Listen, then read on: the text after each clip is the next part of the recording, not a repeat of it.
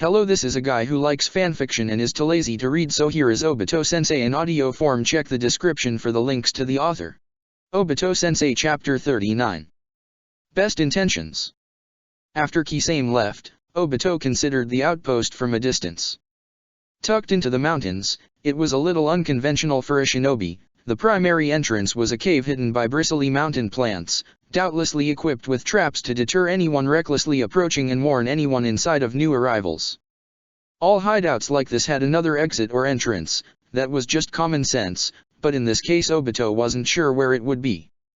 The mountain above was sheer, so any sort of ladder or vertical space meant for wall walking would extend rather far up and make a quick getaway that much slower. A back entrance would have the same issues, which pricked the possibility in his mind that the cave entrance was a red herring, big and obvious and defendable, but not the actual way into the outpost. But Kisame had seen the Cloud team, 2 men and 2 women, enter the cave, not some other secret entrance, so Obito had no choice but to confront the fact that no matter how much everyone wished otherwise, sometimes things just weren't made perfectly. This outpost probably did not get much use. Frost was the only land border with lightning, true, but it did not have any shinobi of its own. Any large-scale shinobi movements towards Cloud would be detected long before they reached a runty outpost like this by sources within the nation's various governments, so it was hardly an important listening post. It probably did just have a crappy evacuation route that had never been sincerely considered as useful. After a minute of thought, Obito stood up with a sigh and shoved his hands in his pockets. An old and insincere trick, but it had come in handy a couple times, so there wasn't any reason not to use it. Even shinobi were less paranoid if your hands were clearly occupied. He ambled towards the cave entrance, keeping a careful eye out for any hidden ninja or traps. His Sharingan burned in the night, finding nothing, and after a second of hesitation he slipped through the brambles and branches blocking the entrance. The cave was warmer than the brisk mountain air, and Obito took a breath in, smelling rot. It went deep, he thought, peering into the impenetrable darkness as his Sharingan rendered it with supernatural clarity. There were probably several branches, and at least one of them had mold in it. Most likely, the outpost had been set up inside of an existing cave instead of some earth jutsu user making one. As he soundlessly walked forward, he noticed a wire strung across the ground and rolled his eyes. An amateur trick that could only deter any non-ninja who wandered this way. His foot passed through it and he looked from side to side, looking for anything more. The passage was growing broader and taller, all natural light obscured at this point. And yet, there was still some light. So faint that only the Sharingan could detect it, spilling from one of the smaller caves that branched off to the left. Obito continued wandering, following the faint light, and it grew brighter. As he walked through the dark, he wondered what his team was up to. They'd been in this country just recently, after all. Were they happy? Were they healthy? Had they learned anything new? If they were trusted enough to leave the nation, even with company, they must have been doing well in their mission, but were they just being strung along or was it true success? He didn't know, and it filled him with a tremendous frustration. He hadn't regretted his decision yet, but moments like this midnight introspection made him want to burn the world down. Minato was the best of the cage, he was sure. And yet, the best of the cage had put this in motion, given away children, to find out if another war was necessary or not. It made his gut twist. He never had heard from his sensei about the hunter team sent after Sakura. Had they given up, or been chased off? Obito was so absorbed in thought that he almost missed the source of the invisible light, silently padding right past a stone that was flush to the wall. He stopped, backing up a couple steps, and followed the play of dust particles dancing in the air to the top of the stone. It was a separate piece, he realized. The outpost was hidden behind it, and lit by what was almost certainly torchlight. He pressed his ear against the stone, closing his eyes and focusing. He was rewarded with a murmur. 1, 2, 3 voices, quietly speaking behind the wall. The words couldn't be distinguished from each other, but they sounded relaxed. They should have. Obito understood now that the outpost's location was focused on concealment, not escaping an engagement. It was no wonder they'd stopped here instead of pushing on back to Cloud. This was a place where you could bunker up and never be found by most ninja. But Obito wasn't most ninja, so he just stepped through the wall. The stone wasn't too thick, a little more than a foot, and the transition from darkness to light was near instant. Obito found himself in a small and Spartan room with bunks lining the walls, a circular table surrounded by chairs in the center, and a single adjoining room connected by a rough-hewn door. There were 3 people seated at the table, 2 of them wearing Cloud's symbols, a woman with dark skin and purple hair, and a pale, tall man with knives strapped to both his shoulders. The last was a young man with square glasses and a squarer face, his features jovial and bright. The Cloud Shinobi had impressive reflexes. Before Obito had even fully cleared the wall, they leapt to their feet, eyes wide with fear. One of them tugged the knives from his shoulder, holding both in a reverse grip. The other ran through 5 hand signs and slammed both her palms to the floor as the man with glasses tripped backwards in his chair and sprawled across the floor. Obito watched the sequence with interest. He knew most of this jutsu.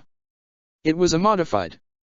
The roof collapsed, dumping several tons of stone directly on top of his head, and Obito felt a sick, squirmy feeling in his chest that was something between nostalgia and agony.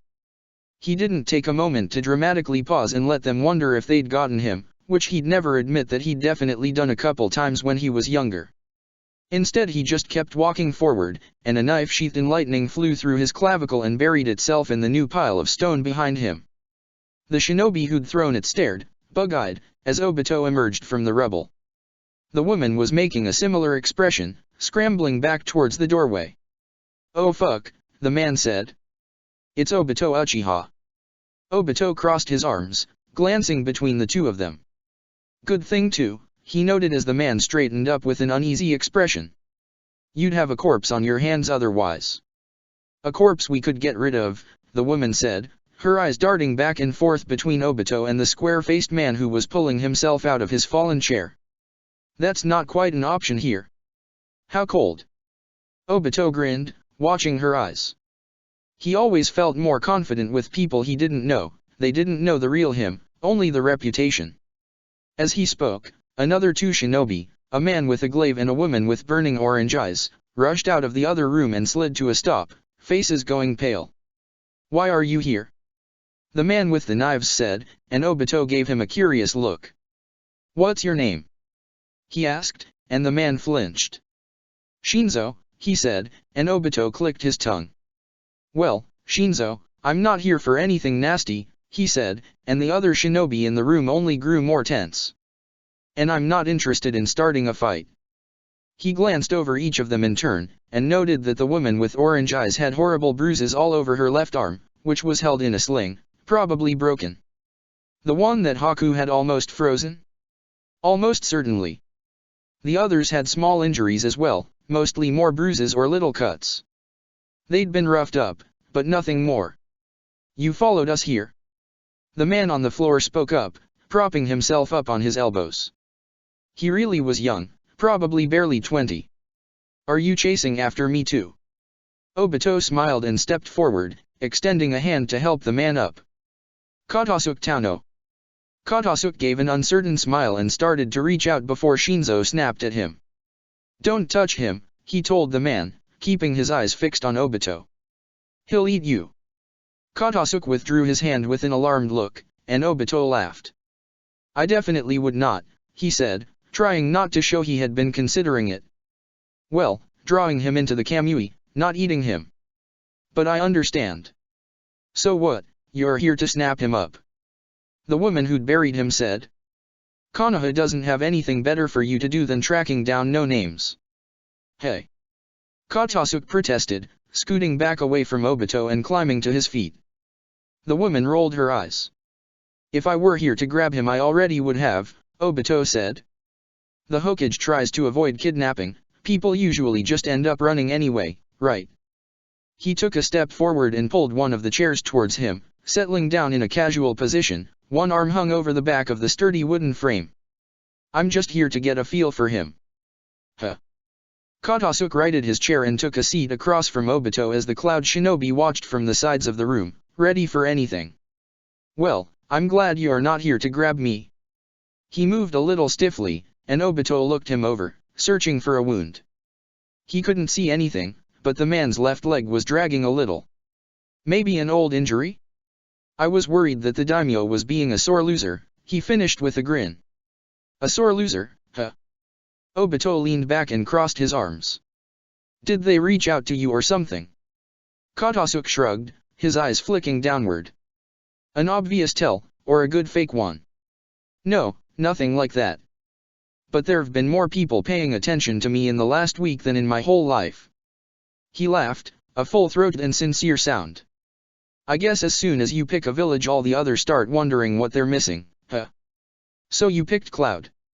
Obito asked. I was told the Land of Lightning reached out to you. The flick downward again. Unless Katasuke was so good an actor that he could fool even the Sharingan, the uncertainty was real. It was half and half, I guess. Why do you care? He tried to imitate Obito, to lean back and look at ease, and failed miserably. Like I said, I was sent to get a feel for you, Obito said, scratching at his scar. The Hokage is very curious why Lightning would reach out to you, especially when Cloud has been so focused on building its strength internally in the last couple years. He glanced around, gauging the other shinobi. They all were frozen, entirely unsure what to do. He couldn't blame them. He'd caught them off guard, tracked them down. He was calm now, but Obito Uchiha was still the Hokage's personal hitman, the man who had bathed in the blood of 100 ninja from stone before he turned 15. They probably thought that if they intervened, he'd bury their bodies beneath the mountains. Katasuke gave him a doubtful look. Even I've heard of you, he said instead of answering Obito's implied question. I guess I'm just shocked I merited this. Obito shrugged. I had a quiet week, he said with a grin, and Katasuke chuckled. Okay, well, hey, if you're just here to understand. He said, glancing at his Cloud escort. Shinzo pursed his lips and nodded, and Katasuke reached down, grabbing the hem of his pants. Obito cocked his head as the man rolled his pant leg up, exposing the skin of his left leg. Except there was no skin. Instead, there was dirty metal in the shape of a leg. Obito leaned in, resting his elbows on his knees as he peered at Katasuke's leg, fascinated. It was like tarnished stainless steel, with cables running above and below it like muscles, an unerring facsimile of a real leg. More than that, his Sharingan saw what someone else could not. Katasuke's chakra was running through his leg, just like it would a normal limb. The artificial leg had an artificial chakra system. Wow, he whispered, and the look of pride that crept across Katasuke's face was unmistakably genuine. Thanks, he said, rolling his pant leg back down. It's my pride and joy. I'd bet, Obito said, blinking. A completely artificial leg, and all he had was a little stiffness. He couldn't believe it. You made that? I've never seen a prosthetic like it. Ninja and civilian alike lost limbs as a fact of life, but the most advanced Obito had ever seen were plastic and polycarbonates that could never fully mimic a limb, and even those could only be afforded by the rich.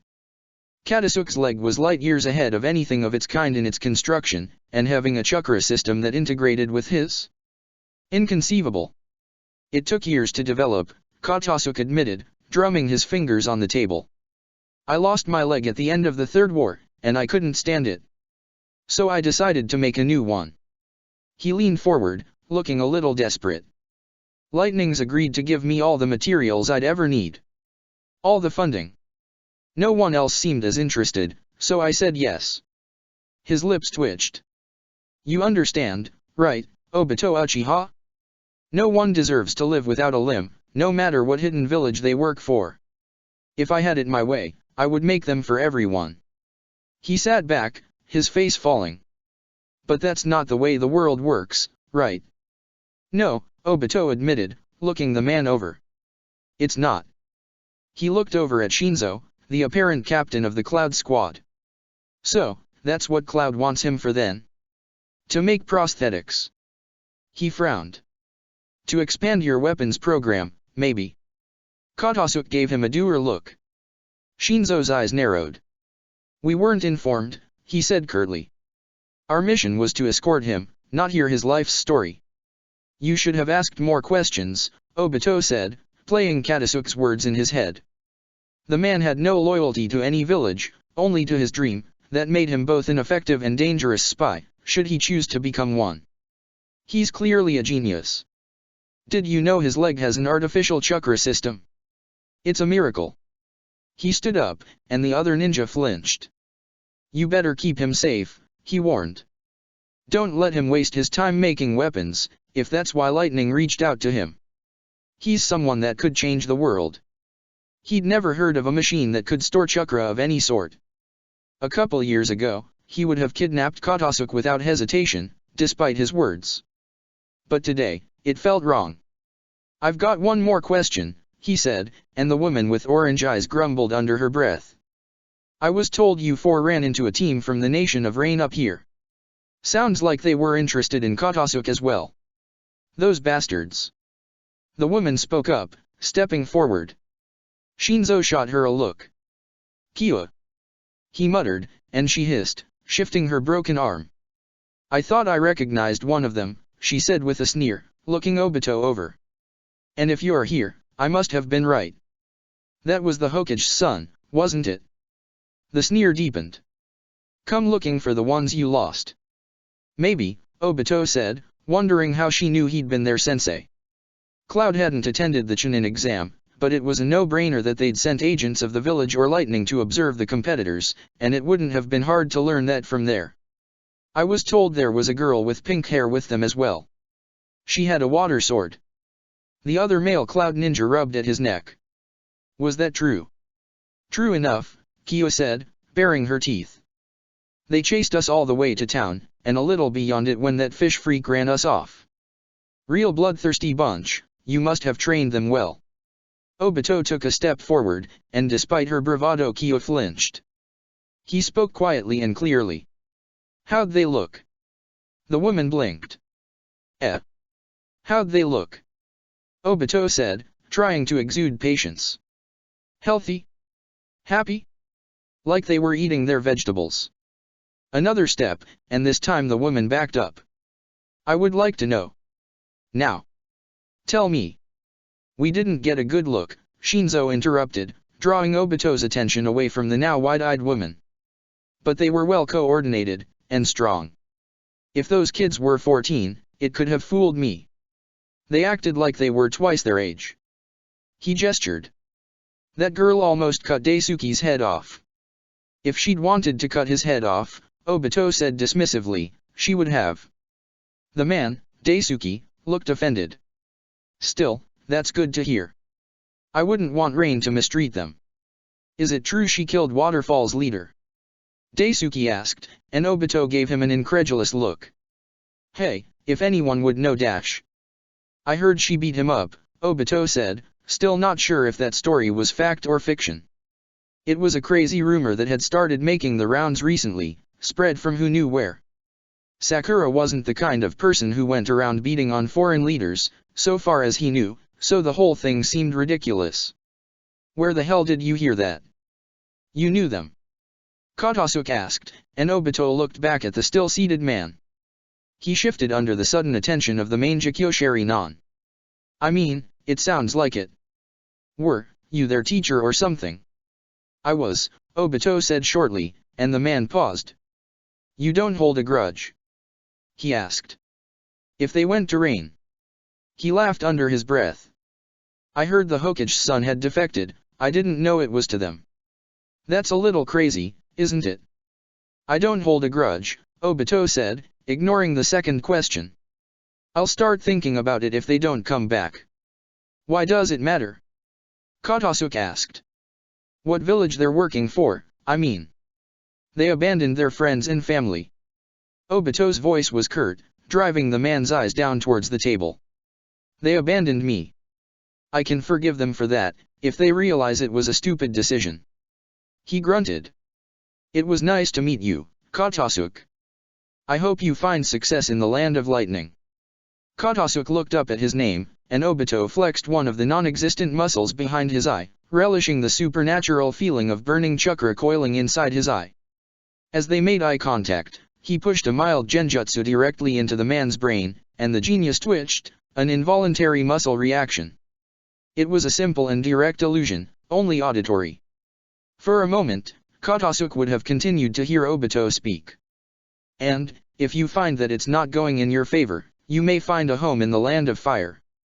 With that, he stepped backwards through the wall, out of sight, and immediately whipped himself away into the kamui. That one always freaked people out, he thought. He looked around his inner world, reaching down and picking up a candy bar wrapper with a frown. He'd dropped this miles away, but a gust of wind must have come through his kamui and thrown it all this distance. Probably bad luck to litter in your private dimension, he thought, looking around and wondering how much junk there really was sitting around in here. It wasn't something he'd ever cared about, but that had been when he was young and convinced he would die an early and blind death. He just hadn't modified his habits since then, like so many other things. He sat down, crossing his legs and propping his chin on his knuckles. Katasuke had surprised him, he had to admit. And why not? He said to the emptiness inside his eye. He's a good guy. A shame that lightning reached out before fire did. He scratched his chin. Or that fire's offer wasn't good enough, maybe. Prosthetics. That was a thorny issue, he thought. Benign on the surface, but he knew many shinobi who'd consider that an unacceptable escalation.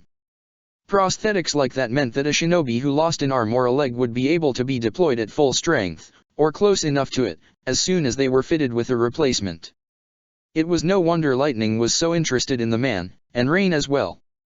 Technology had never been able to keep pace with chakra. Obito had seen experimental technology before, flamethrowers that could mimic fire jutsu, mechanical contraptions that could detonate like explosive tags, but nothing that was as convenient as a ninja or as easy to mass produce.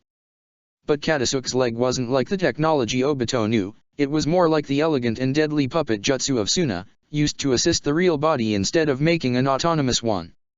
Perhaps a puppet master could do the same thing, he wondered, making an artificial limb or even body for themselves, but it would be the result of a lifetime of work. Katasuke was young, not even 30, and his limb had been a seamless integration of his body's chakra system. It was unbelievable. He probably should have grabbed the man, what he'd said be damned. He could go back and do it now. But kidnapping someone just because he'd be useful wasn't the kind of person he was. Or, he amended, wasn't the kind of person he was trying to become. Sensei had understood that when he'd sent him, if he'd want Katasuke taken no matter what, he would have sent someone like Guy, who would have done it with a smile and an apology. Obito sat there in the dark for some time, pleasantly losing track of time in the dim and silent malaise of the kamui, staring out into the endless abyss. It mirrored the real world, so far as he knew. If he walked far enough, he'd circle around and come back to this exact point. No matter how far you moved forward, eventually you'd arrive at where you began. Eventually, thousands of moments of introspection and mindlessness combined later, Obito stood up. His mission was complete, but he didn't want to head back quite yet. He wanted to visit the coast first. ####. 9 days later, Rin Nohara was in her office, watching the sunset and wondering where the hell Obito was. It had been a pretty long day, even by the standards of medical administration. Nothing too dramatic in terms of injury, but there'd been a goddamn heart attack of all things that had been rushed in the door afternoon, and dealing with that had taken the rest of the day. How any shinobi could slack off hard enough to get any sort of heart disease boggled Rin's mind, but she'd long ago given up on trying to understand people's unhealthy habits. The paperwork hadn't been terrible today either, only boring, and boring she could handle. She sighed and sat back in her large and uncomfortably comfortable chair, glancing up at the clock. She could afford to leave now. She'd gotten enough of her stack cleared, enough that she wouldn't feel guilty leaving it. Requisition, treatment approvals, drug experimentation. Rin's position as a head medical ninja sounded like an exciting one, but she was always more jealous of the people actually doing that sort of stuff, creating new treatments instead of rubber stamping them. As she started to sit up, a young man stuck his head through her office door, fixing his ice blue eyes on her. Tanjiro Tanaka, one of her many assistants and a competent doctor in his own right, if a little too nervous for his own good. "Lady Nohara," he said, and she glared at him. He swallowed. "The Lord Hokage's wife passed a message to me. She wanted to meet you after work." "Oh." Rin twisted her frown into a smile, apparently unsettling the man. "Thanks, Tanjiro. Did she give a place?" "Her home," he said, bowing and retreating. Rin let him go and then sighed, finally pushing herself up and from behind her desk. Even if her last mission outside of the village had ended in a minor village burning down, she found herself thinking she'd rather have another one like that than another week of sitting behind a desk. Kushina, huh? She wondered what the woman wanted to talk about as she organized her desk a final time and left her office behind. Maybe Obito. There hadn't been any word from him in 8 days, and even that had just been him dropping a note in Minato's office. Didn't know when he'd be back, is what he'd said, and Rin snorted at the memory as she made her down the halls of the hospital. Obito had probably thought finding Miyaboka would be just another jaunt for him. He'd been able to teleport wherever he wanted for more of his life than he hadn't been able to, and she was positive it had twisted his sense of time. But apparently, the hidden mountain of the Toads was a little trickier to find than a hidden village or a cowering clerk. Knowing Obito, he'd be far too stubborn to return before he found it. He could be gone for a while. It was funny. He'd never shown any interest in acquiring a summoning contract before now. As Rin took the stairs, she stared out over the bustling village and smiled. Even if Obito hadn't admitted it, the reason was obvious. Just like everything else, he'd been devoted to working alone. Like he'd said up on the Hokage monument, he was a ghost, relying on others would only put them in danger, he thought. Summons wouldn't have fit that style. And maybe, she thought, just maybe he'd been moronic enough to think he didn't deserve it. He was definitely thick enough. She still found herself remembering the night before he'd left with an embarrassed, disbelieving clarity. Had he really not seen what she was doing? Or had it been a polite rejection? She had no idea, and that fact scared and amused her in equal measure. Obito could look at a prepared position and instantly pick out everywhere a ninja could be hiding or a trap could be laid, could flawlessly keep track of 30 shinobi attacking him from every angle, but God forbid he notice someone taking an interest in him. Why had that happened anyway? Just from their conversation on the monument? It was a little sad, Rin thought. Obito had only had eyes for her when they were young, but she'd been interested in Kakashi, not the klutzy Uchiha. Then, afterwards, she'd been too hurt and he'd inherited too many responsibilities, becoming too strong too fast for the both of them. They'd continued that dance for more than a decade now, never mentally in the right place at the right time, and now, when he'd reawakened the version of himself she was interested in as more than a friend, he couldn't take the hint. Her own fault just as much as his, she chided herself. If she wanted him, she'd have to catch a ghost. That was a little exciting, right? There were other reasons he was on her mind, Rin thought. The note he'd left had included details about the work of the man he'd been sent after, Katasuke Tano. A rogue ninja born in the Land of Fire, but who'd never been a shinobi of Konoha. Chakra conductive prosthetics were something that Rin had considered in the past. She'd had to make battlefield amputations before, and tell several ninja that no matter what she did, they wouldn't be getting that limb back. But from what Obito had written, Katasuke's work was unbelievably, unfairly advanced. A metal limb with an artificial chakra system was a game-changer in every sense of the word. Rin was a little irritated that Obito hadn't dragged the man back, or taken his leg, a cruel thought, but the idea that Cloud of all villages would be the one to get their hands on such technology was crueler. They'd certainly never share it. Kyumo was always interested in military superiority over every other consideration. Their best hope was that the man would defect, or that the opportunity would arise to take him. Rin would kill an arbitrary amount of people to acquire prosthetics like the Katasuke had, the suffering it would prevent was incalculable. But then, she thought, maybe Sensei's plan would eventually come through, and even a place like Kyumo would see there was more to gain from sharing technology like that rather than hoarding it. It was a pleasant and idyllic thought, and it carried Rin down the rest of the stairs and out into the street. Once she was there amidst the pleasant bustle of Konoha, her thoughts drifted once more. Still stuck on the subject of limb replacements, they wandered over to her last teacher. How long had it been since she'd seen Tsunade Senju? 5 years, Rin was pretty sure.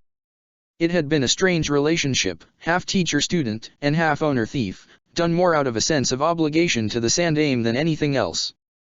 What Tsunade hadn't been willing to teach her she'd stolen, and she honestly couldn't tell if the woman had ever forgiven her.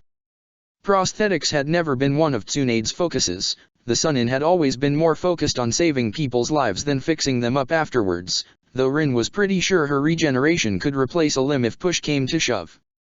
Hopefully it never would. Rin wondered where Tsunade was now, if she was still traveling with Shizuan. The level-headed girl would keep the older woman safe, she thought, but it was still a tragedy for such an incredible medical ninja to have cut herself off from the world that had created her. She was sure the only thing that could possibly bring the Sunin back to Konoha would be a war, and even that wasn't a sure thing. Rin had helped cure her fear of blood, but it was more than just phobia that kept Tsunade from coming home. Halfway between the hospital and Kushina's home, she spotted a familiar face in the press of the crowd. Kurenai Yui made eye contact with her from across the street, and Rin refused to look away, pinning the woman with her eyes. Kurenai blushed, and altered her path to intercept her. There was someone with her. Hinata Hyuga, a little taller than last time she'd seen her. Girls grew so fast at that age, Rin knew she had. Rin, Kurenai said as they met up in a LUL in the crowd and moved to the side of the street, Hinata trailing them with a curious look. I'm so sorry. About Asuma. Rin crossed her arms. You don't have to be sorry if he's learned his lesson, she said. Kurenai frowned. It won't happen again, she said. We made sure of that. But you have to understand what he was feeling. I don't, Rin said, unimpressed. This is what she'd been taken aside for? More half-assed excuses? None of this was Obito's fault. If you blame him for it, you're only showing your own mediocrity. Kurenai's gaze went cold. They were his responsibility. It can only be his fault, she hissed. She glanced back at Hinata.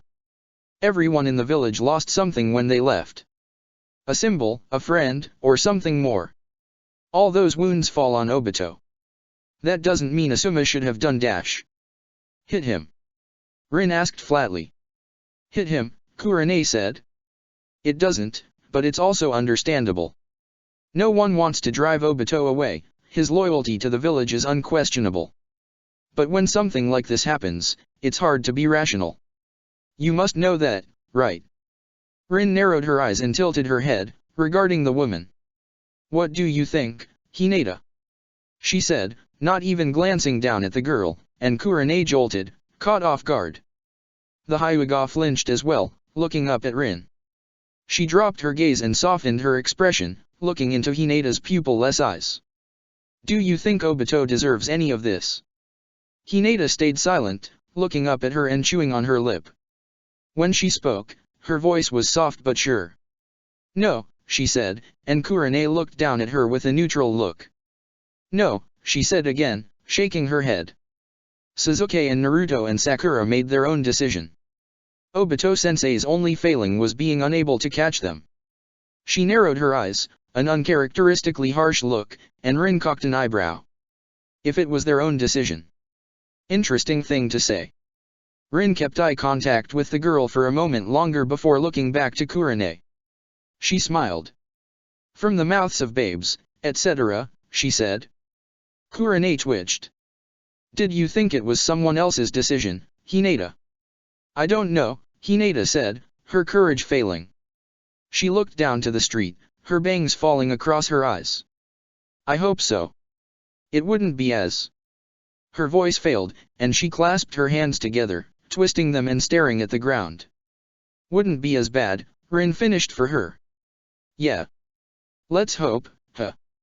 She strode past Kurenai, turning to fire a last volley over her shoulder.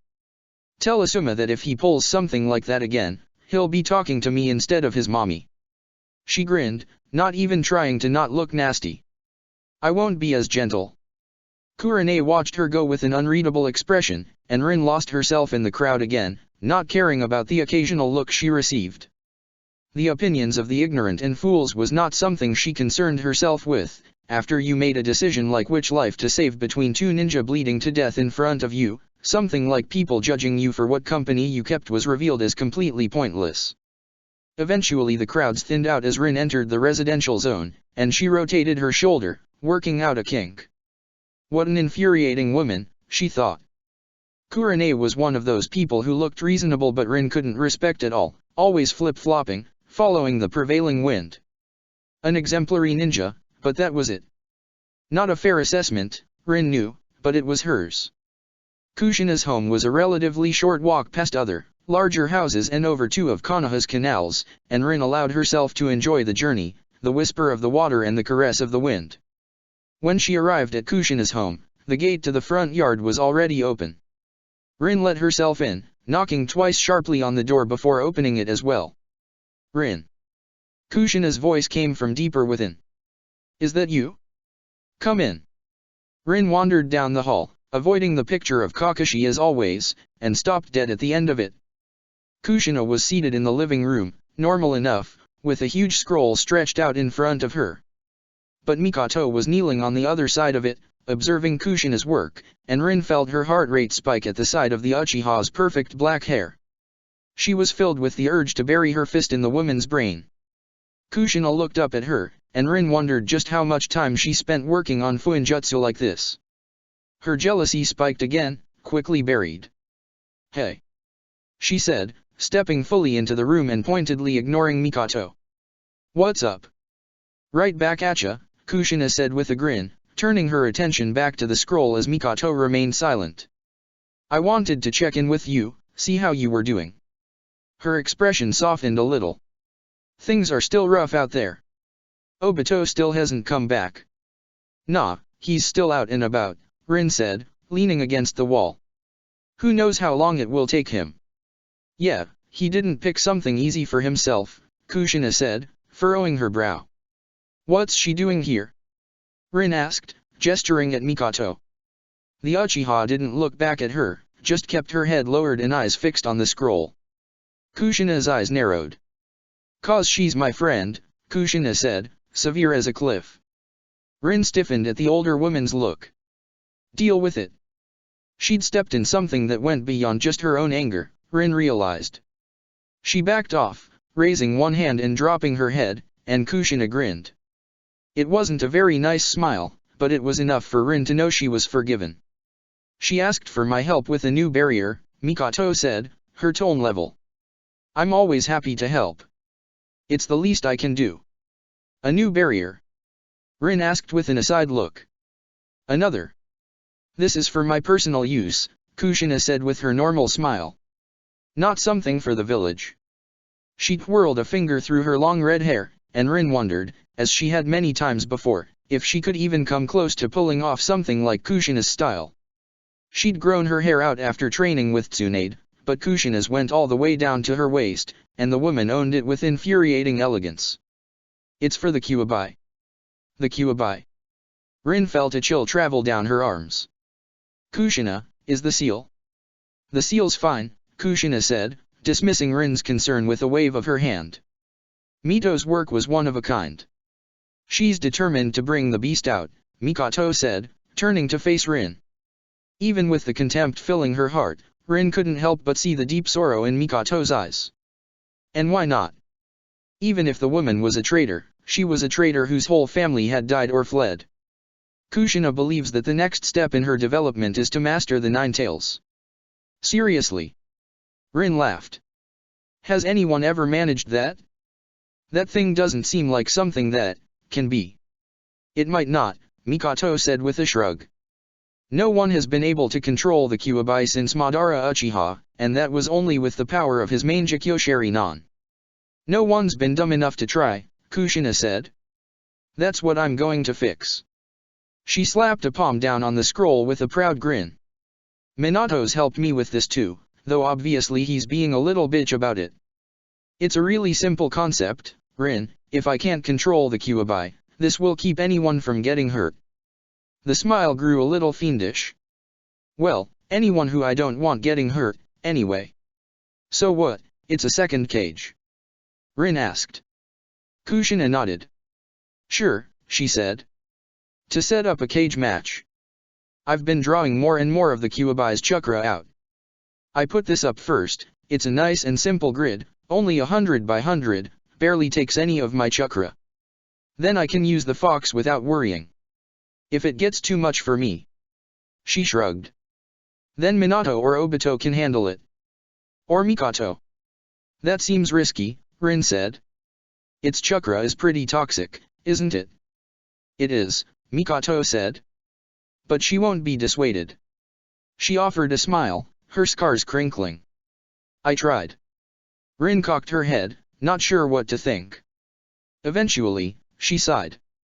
I miss him, she said, and Kushina gave her a funny look. Hey, don't give me that. I'm worried about him. I don't know what he's up to out there, beyond looking for the toads. She scratched her temple. And I'm surprised at how well he's handling everything. When he told me he'd let them go. Obito had more faith in our sons than anyone else, Kushina said. And he still does. So long as he's got that faith, it doesn't matter how much of it the village loses in him. He'll stand by it. Her eyes faded a little. But it's getting hard. Not knowing how they're doing. She rubbed the back of her neck. I wonder what he's learning there, you know? I hope it's good lessons. Mikoto started to speak, paused, began again. I'm sure they're fine, she said, clearly not believing it. Suzuki would. She stopped again, looking fragile. It made Rin uncomfortable. Mikoto Uchiha wasn't supposed to look fragile. They'll keep each other on track. That's why they went together. They'll come back together too. Of course, Rin said, feeling insincere even if that wasn't her intent. It's what he trained them to do. And Naruto and Sasuke will always have each other's backs. You two made sure of that. And Sakura. She hesitated. And Sakura, right? But for a long time, Sakura had been the only one of the trio that unsettled Rin, and so for a second she found herself doubting her words. A girl who Obito had transformed from a meek and humble child into an ambitious and angry teenager. Rin didn't know Sakura well enough to know if the potential had always been there, though it must have been. But at the core of it, Sakura freaked her out. Maybe because she reminded Rin of herself, or a version of herself she could have been, or maybe just because of the influence the girl had had on Obito's life in such a short time. She had near-perfect chakra control, Rin thought. That was the core of it. Sakura Harino was a born medic, the once-in-a-generation kind who could have helped an incredible amount of people. She still had that potential, of course, but Rin could never escape the feeling that Sakura had chosen a path of violence. She'd turned her perfect control into a literal sword. She'd never told Obito about just how much that distortion of talent disconcerted her. What point would there be? It was just a gut feeling, and a silly one that didn't respect the realities of Sakura's life. She'd been pushed down that path by the Chunin exams, and Gaara of the desert. Where she might have ended up if she hadn't had to fight for her life in a battle before the entire village was immaterial, it hadn't happened and never would. And yet, every time she saw Sakura, thought about her and the rest of Obito's team in the Nation of Rain, Rin couldn't help but see that scalpel transformed into a sword. Sakura will finish her mission and bring them home, she finished, her pause barely more than a half-second. Mikoto gave her a smile. I hope so, she said, and Kushina nodded at her side, both of the women subdued and gray. It's all I'm waiting for now. Every day, we're waiting for them to come home. Obito Sensei Chapter 40. Mount Miyaboku. When the small voice disturbed his focus, Obito jerked up, the sand around his hands flying in every direction. For a second, he thought he might have had a breakthrough. Or maybe a breakdown. What are you doing? But when he swiveled his head to the right, Sharingan flashing, all he found was a little boy, maybe 8 years old, in a bright blue bathing suit. The kid was staring at him, arms crossed imperiously, and to Obito's surprise didn't jump back at the sight of his eyes. He blinked, obviously surprised, but stood his ground. Kneeling in the sand as the tide licked at the leg of his pants, Obito stared back. What? He asked. It's rude to say what, the boy said, trying to sound older. You should say pardon. Or excuse me. My mom taught me that. Well, my mom's dead, Obito grunted, shifting to face the kid and looking around. He really had been zoned out. When he'd arrived at the beach a couple hours earlier, it had been completely empty, but now it was full of bustling people, dozens of families arrayed across the sand under tons of multicolored umbrellas. And you're the rude one for sneaking up on me like that. I didn't sneak up on you. The kid said, sounding genuinely offended. I made a bunch of noise. Obito said, scanning the beach. If the kid's parents were nearby, they weren't paying any attention to him. After a second, he caught a glimpse of a gaggle of slightly older children farther down the beach staring and giggling. He nodded in their direction. "Did they put you up to this?"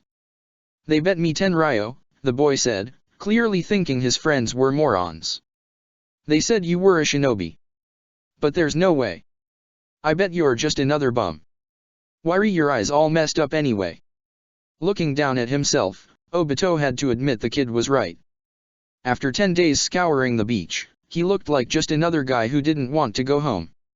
His outfit was covered in dried sand and seawater, his hair was stuck up in bizarre patterns, and he probably didn't smell too great either. He'd barely slept, chasing after an insubstantial feeling. His sensei had been right. Obito's Sharingan had let him track the play of natural energy across the northern coast of Frost, and eventually he'd been able to discern a pattern in it. The dark sea was swimming with it, but the unrefined energy twisted and turned in ways that resembled exactly what Minato had called it, paths. Like a tangle of roots competing to come out on top for the most nutrients, the serpentine energy was in constant, violent competition. So, seeing that was easy. But finding the path to Miyaboku was harder. Obito had seen it, or at least thought he'd seen it, 3 days ago on this very beach. There'd been a twist in reality, like a desert mirage, and a toad that had swam out to sea without a care in the world, a complete incongruity in the dark sea.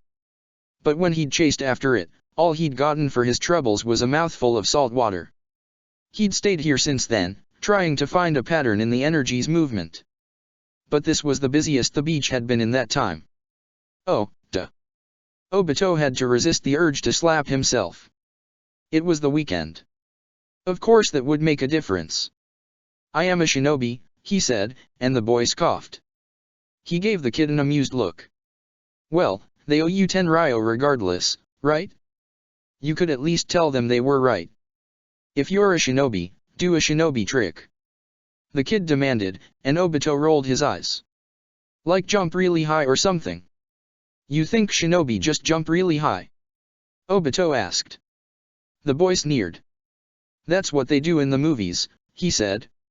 "You know they just do that with wires and stuff." "Nuh-uh. They hire real shinobi. Plus if there were wires then you could just see them." The kid looked at him incredulously. "Man, you really are just a bum. I bet you're on drugs or something." He turned and ran back to his friends, and an enormous amount of bickering ensued. Obito, feeling not the slightest need to prove himself to a literal child, turned his attention back to the sand. He'd been getting somewhere before he'd been interrupted, he was sure. The invisible energy coursing through the beach jumped from each individual grain of sand to the next with unmistakable intent, swelling like the tide. But that was the frustrating part. Even if he could see the intent, he couldn't divine the timing, or the location. This beach was a nexus for at least one of the paths to Miyaboku, but right now Obito was like a worm trying to figure out what a hotel was. To him, it was just another large space, but there was a construction here that he had not and maybe could not understand. He closed his eyes, trying not to rely solely on his Sharingan, and reached out with his chakra. The sounds of the beach, screaming children, arguing adults, joy and frustration and anger and boredom, all faded away, leaving only the waves. They were almost deafening by themselves, a constant series of crashes and withdrawals like two warring armies. Obito focused, the sound of the waves almost painful as the water skittered across countless grains of sand, destroying and reforming the beach with every repetition. He pressed his hand deeper into the sound, grasping at something that didn't exist. No wonder no one found this place. Who had the patience for this bullshit? Who in their right mind would come to a place like this and sit around all day listening to the sounds of the world?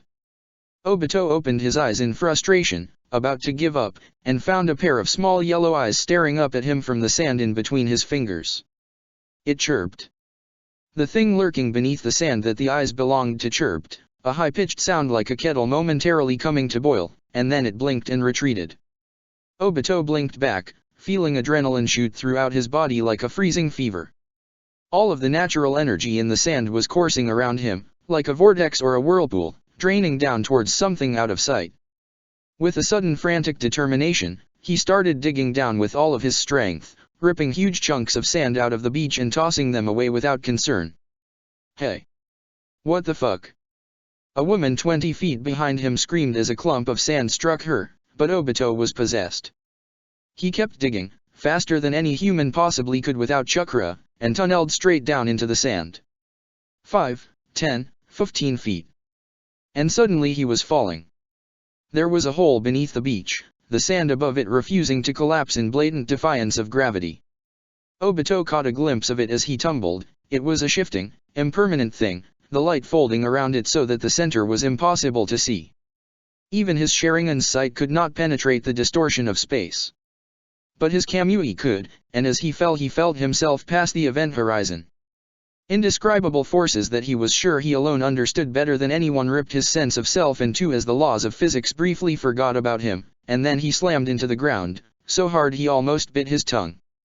It was like a fall from 100 feet instead of 5. Obito gasped and scrambled to his feet, nursing his bruised side. He didn't know where he was, the place defied easy description. It was a tunnel, but there were no walls or ceiling. Instead, there was a swirling typhoon of natural energy surrounding him, a hurricane of every color and some that did not exist which hurled itself all in one direction. Without conscious thought, Obito started running. When he looked back a moment later, he realized why. The tunnel was collapsing behind him, the hurricane crashing down and erasing everything in its path. Without the Kamui, he would have no idea what he was looking at, but the unfortunate truth was obvious to him immediately. He was in a superposition of two realities. The natural energy was creating a unique dimension of its own inhabited solely by the raw energy of proto-chakra, carving through the world like water would stone, and the physical world wasn't happy about it. As soon as the energy passed, the basic laws of physics resumed and crushed anything that remained, eliminating the sudden vacuum of matter. All of it was being drawn inexorably in one direction, towards the largest vacuum of all. As Obito sprinted at full speed, he realized that he'd probably fucked something up. He doubted this is what his sensei had been envisioning. It was way too dangerous. His entire body was screaming. He had no doubt that even with the Kamui, if he was caught in the point where the superposition collapsed, he'd be annihilated. He threw himself forward without another glance back, following the same twisting path as the energy. It was all going towards one point, and he had no choice but to make that his destination as well. The Kamui was helping him along, he realized. The space he was crossing was not purely physical, and the Kamui was moving even faster, providing yet another dimension imposed over the top of this one.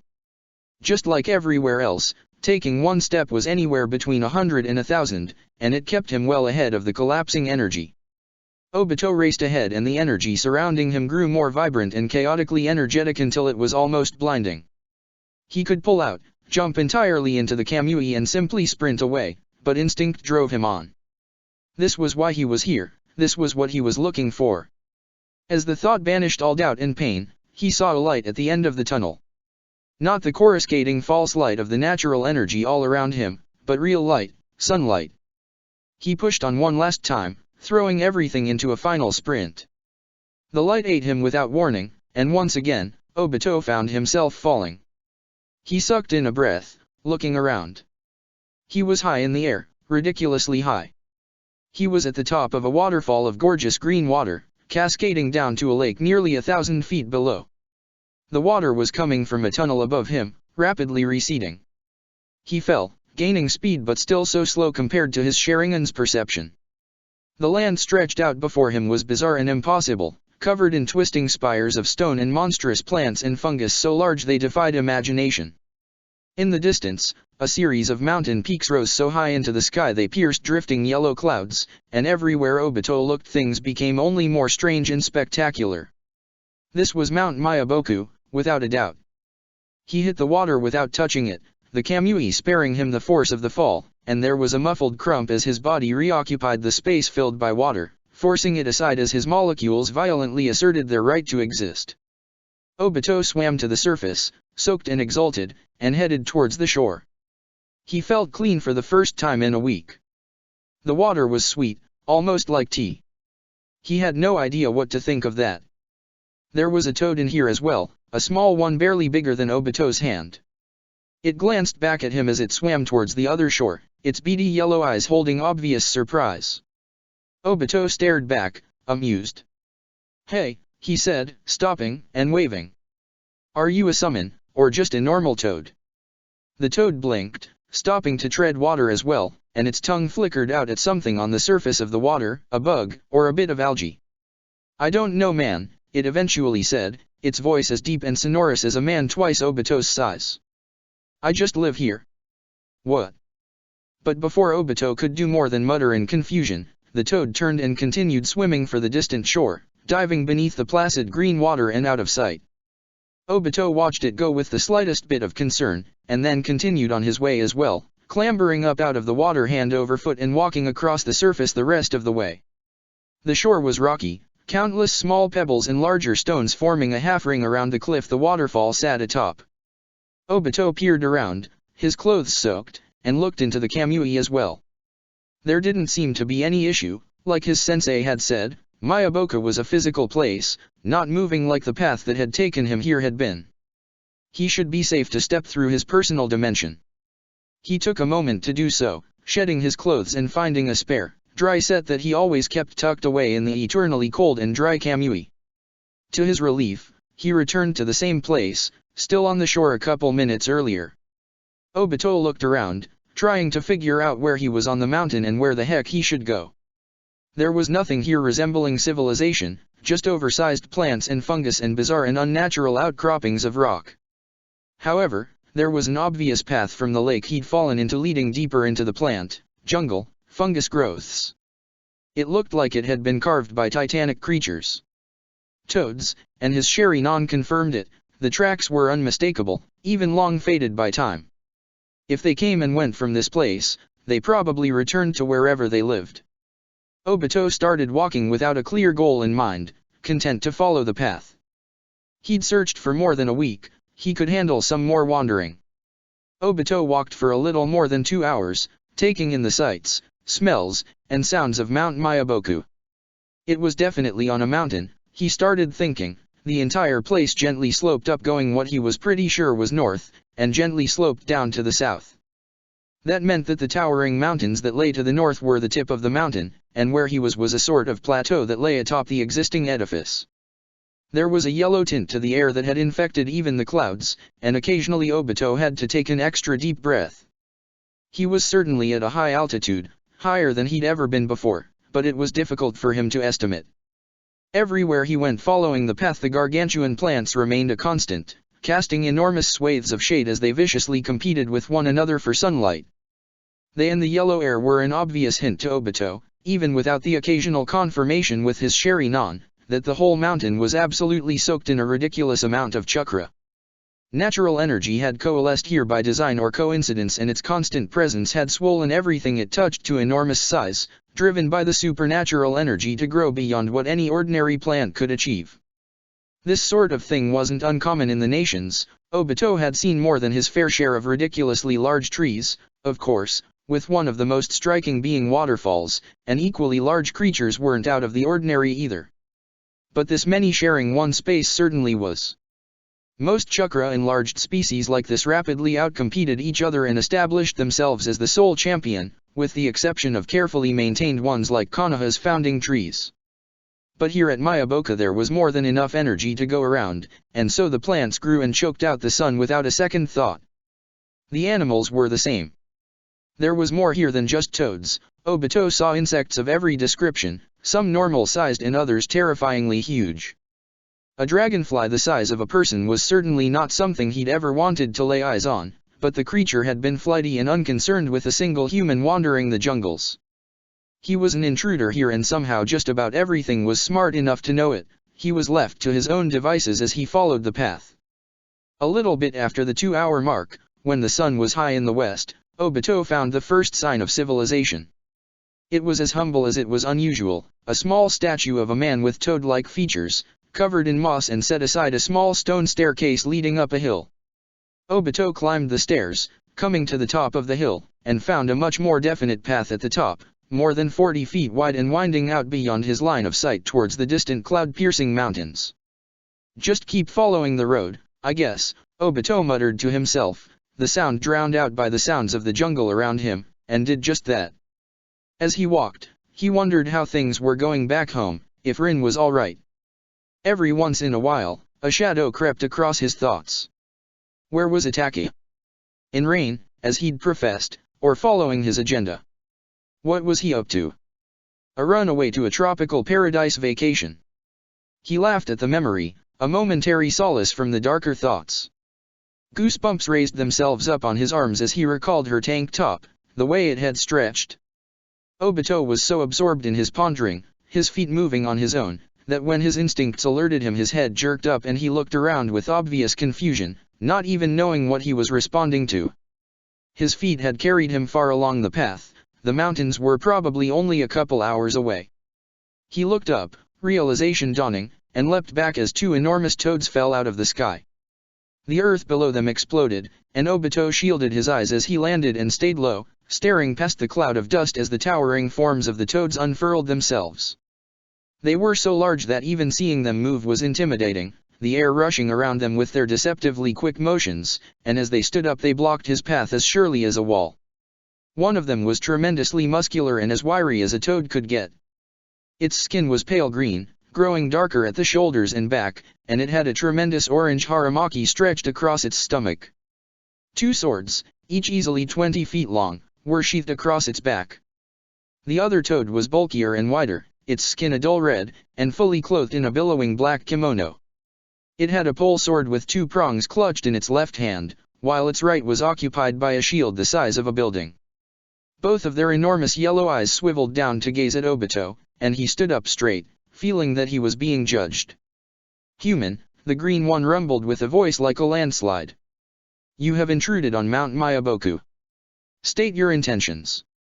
"Hey," Obito said, deciding to give a little wave. The toads did not blink, just continuing to stare. "I'm Obito Uchiha. I came to make a contract with the toads of Mount Myaboku. A summoning contract." The red one rumbled, and Obito nodded. To his shock, it inclined its head. "Forgive me for clarifying, for I am clumsy with words." "A summoning contract," the other toad repeated, sounding a little incredulous. "You traveled all the way to the mountain of toads for a mere contract?" Yes," Obito said, and the toads glanced at one another and grumbled in low, incoherent voices. As one, they readied their weapons. Obito blinked. Any human who requests a summoning contract without the consent of a current summoner must pass a test, the green toad said in an authoritative voice. "Had Gamabunta been here, it would be your duty to defeat him. But since he is occupied, we shall be your opponents." Two swords 4 times Obito's height thunked into the ground, sinking several feet into the thick dirt, and the toad crossed its arms imperiously. "I am Gamahiro." The other toad slammed its catch pole into the earth as well with the force of a small earthquake. "And I am Gamaken. In the boss's stead, we shall be your opponents today, Obito Uchiha." "Seriously?" Obito said, looking between the two gargantuan creatures. "Would I make the contract with you afterwards?" "That would not be our duty," Gamaken said. "My apologies, we did not explain it." It gestured with the pole to the northern mountain peaks. "The great toad sage would determine the final contract, we are merely his guardians. It is confusing, for which you have my condolences." "So I'd have to beat you and then talk to him?" Obito asked, feeling a little irritated.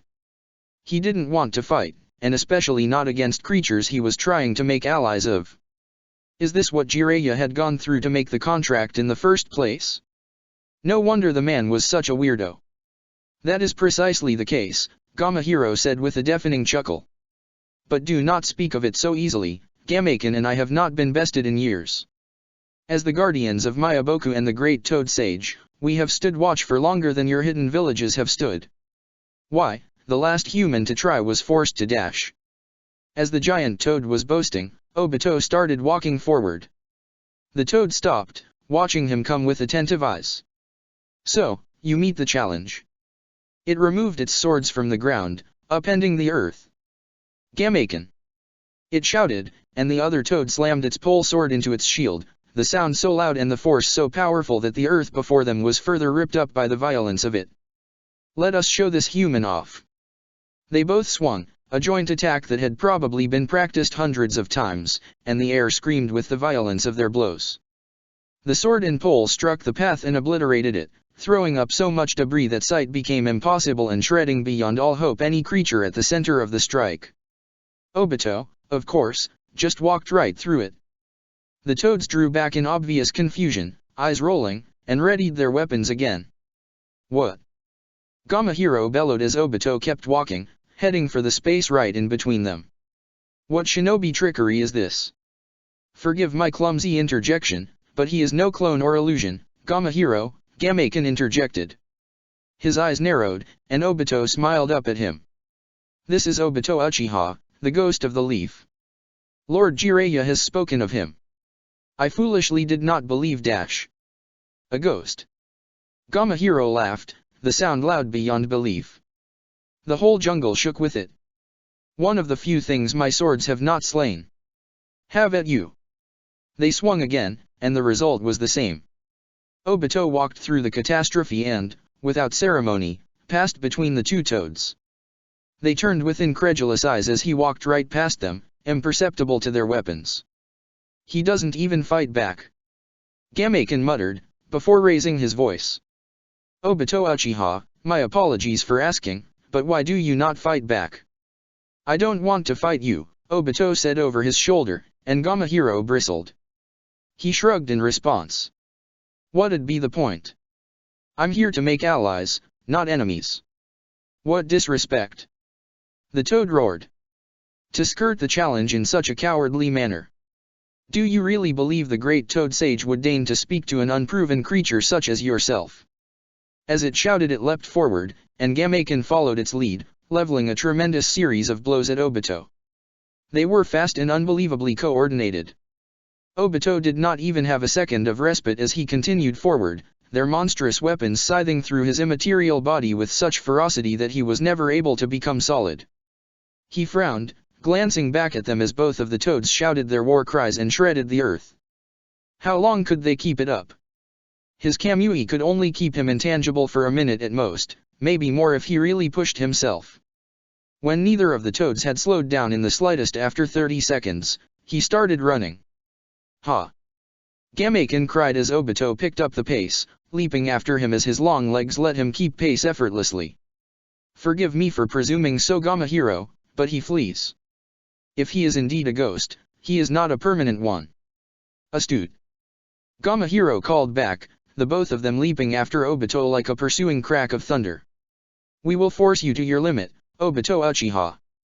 Such a technique will be exhausting, no creature alive has more stamina than the toads of Myaboku. Obito grit his teeth as he picked up the pace. Shut up, would you? He shouted back, and the toads laughed as they continued their relentless assault. I don't want to hurt you. Then we will put that to the test. Gamahiro exulted, and the chase continued. Obito retreated back into his mind as he passed through countless attacks and began dodging several more. He was running at full speed now, but the toads could keep up indefinitely. Every time his Kamui was brought to its limit, he returned to the real world, just barely dodging a blow that could crush him or send him flying. He was already sweating, the exertion of running, dodging, and keeping the Kamui constantly running working down into his core. Despite that, he squashed the urge to turn and beat their faces in. His stubbornness was stronger than his instinct, and perhaps for the worse. No matter what, he thought, he wasn't going to give these jackass animals the satisfaction of a fight. And so he ran, the toads pursued, and the mountain drew closer. ####. 3 hours later, Obito collapsed. Gamahiro's blade whickered right over his head, the air pressure decapitating a distant toad statue, and the swordsman rasped in horror. Oh goodness, Gamaken said at his side, looking down at Obito. The other toad was gasping and crawling. He had shed its kimono and left his shield behind earlier in the chase, and his hands could barely grasp its catch-pole. Its skin had gone pale. Toads couldn't sweat, Obito was pretty sure, but he had no idea how they regulated their temperature otherwise. You've removed Master Murayama's head. We can put it back on. Gamahiro gasped, his whole body shaking and his chest and stomach flushed and pale. He sucked in another desperate breath, sounding like it would be his last. You've finally fallen, ghost. And at the steps of the mountain. It was true, Obito thought, looking up. He'd made it all the way to his destination, and the relief had made him weak. His legs were burning, his heart pounding so hard it hurt his ribs, and his eye ached. He'd never pushed the Kamui this hard, and it felt like his Sharingan was reaching down into his body and scooping out his organs in recompense. His legs shook as he tried to force himself to his feet, but he collapsed once more. He growled, furious with himself, and started crawling forward. There were countless huge steps made for a creature of the toad's size that led up the side of the mountain to a cave a couple 100 feet above. He was right there. It's pointless, Gamahiro gurgled, trying to lift his sword and barely managing it. The blade dipped, the toad unable to hold it fully aloft. You're caught. He swung down, and Obito rolled out of the way, the blade sinking deeply into the ground. He looked left at the shining steel, unmarked by the exhausting chase, and kept hauling himself forward.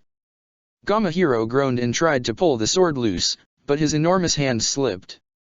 With a cry of alarm, he fell forward, slamming into the earth with a crash that bounced Obito's body several inches into the air. His other sword skittered away, out of reach. Damn you! He cried, reaching out for Obito, but the Uchiha had crawled just out of reach. Gamaken watched the both of them, sinking down and clutching his pole catch like a cane to keep himself upright. Don't think you've... Gamahiro gasped for air, his eyes slipping closed. Won. Didn't I? Obito flipped over on his back, his vision swimming, and grinned. He propped himself up on his elbows to get a look at the toads. Looks like... He coughed, and was alarmed to find blood in his phlegm. He must have bitten the inside of his cheek. Looks like...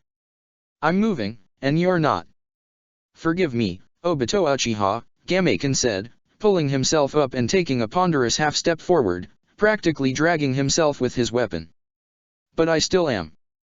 Obito collapsed on his back, staring up at the sky and far too tired to move. Gamaken's shadow fell across him, entirely blocking out the sun. The toad stared down at him, his weapon slipping from his grasp. Well, shit, Obito grumbled, and then passed out. ####. Rough sheets, rock hard mattress. Obito grumbled and rolled over, pulling them farther over his shoulder. His sheets at home were silky and cold, but these were rough and warm. Total downgrade. He should lodge a complaint. He froze, slowly opening one eye. He wasn't in his bed. He was laid out on a stone slab with a brown taupe covering him, like a corpse in a morgue. He looked around, his brain trying to catch up to his eyes. Small room, very low ceiling. A short wooden table set in the center, no chairs, nothing on it. Door leading into another room, and a little beyond that, the sounds of a waterfall. There was still daylight coming in from that door. Mount Miyaboku, toads, the 3-hour chase. Obito blinked, smacking his lips and realizing how dry his mouth was. He'd either been asleep for just an hour or almost a day. Neither option was good, if he was being honest. He tried to pull himself up off the slab and found his arms and legs shook with the effort. He'd been hollowed out and filled with a dull, aching pain. A short toad with purple splotches on its head and pale white skin wandered into the room on 2 legs, muttering something under its breath, and stopped in its tracks when it made eye contact with Obito. They stared at each other, neither sure what to say, and then the toad huffed. Well, finally. She said, her voice high-pitched and unmistakably female. Up and at it, sleepyhead. Obito said, turning to face the toad. When both his feet met the ground he felt a little more sure of himself, being upright, even if he was still sitting, got the blood rushing the right ways. Chakra exhaustion was never fun, but it had been a while since he'd felt this messed up. How long was I out? The toad frowned. Not even a thank you. She asked slyly, and Obito laughed, his throat hurting. Even little Jiraiya was more polite than you. I have trouble believing that, Obito muttered, and the toad laughed. But thank you for bringing me here, I guess. What happened to the others? Gamahiro and Gamaken. The toad laughed. Prostrating themselves before the great sage. They can barely walk, the poor dears. She looked Obito up and down with an obvious bob of her head, and was apparently satisfied. We haven't met, Obito Uchiha, but little Jiraiya and Minato have told us about you. She inclined her head, very slightly. I am Shima. I'm here to escort you. Shima. Obito didn't know the name, but he didn't know the names of most of his sensei's toads, so that didn't mean much. What did have some meaning was the toad's obvious authority, and how it addressed Jiraiya and one of the 6 Kage. Familiar and diminutive, Shima was doubtlessly ancient. It's a pleasure, he said, standing on unsteady feet and bowing so low that his head was almost level with the toad's. He looked up just in time to catch an amused smirk slipping away. Escort me to where? Well, you came here to make a contract, didn't you? The toad asked with an incredulous look. Where else would you be going? We were told you were bright, you know. Obito chuckled. Lead the way, then. He paused. Though seriously, how long was I out? Only a couple hours, Shima said with a wave of her hand, turning to leave the room. Obito followed after her, stooping over to avoid hitting his head. You've had a busy day, so I suppose there was nothing for it. They passed through what was unmistakably an entryway sized for creatures barely higher than Obito's knee, and then another door. It's not far, don't worry. Obito straightened up as they cleared the door, looking around. The home they'd just left was compact but wide, stretching out away from this for a fair distance, and was set inside a small lichen-filled cave. They were in the mountain, he was pretty sure. The air was even thinner, and the sunlight that streamed in from the many entrances to the cavern was starting to turn a peculiar purple color. Looking out of one of them, just about the size of his leg, Obito could see Miyaboku stretching out below him in a colorful tableau, and the dark blue ocean beyond it. The sound of the waterfall was even louder here, but he couldn't locate it. There was a stream bubbling past the home, its water filled with oil-like droplets of some vibrant green liquid, but it didn't seem to come to a sheer fall at any of the entrances. Without a word, Shima led him deeper into the cave, over the bubbling stream and past the glowing lichen that covered the walls. Obito looked about in wonder, his thoughts foggy and unfocused. The tunnel twisted and turned, growing wider and splitting in many places, but Shima always followed the widest and most obvious path as they traveled higher and deeper into the mountain. The air was sweet and thin, and Obito drank it like water as he followed the little toad. Through here, Shima said, ducking through a smaller passage, and Obito shuffled after her, always conscious of the size difference. However, the passage quickly widened into a huge cavern, the ceiling so high that it vanished into the shadows. Obito came to a stop, struck by the atmosphere. The cavern was tremendous, with a single towering entrance and exit to his right, tall enough to admit a building. That was the top of the steps, he realized with a start. He could just barely see the path he'd followed over the lip of it. The lair was filled with deep shadows cast by the purple light and choked with incense and other scents, absolutely overwhelming to every sense.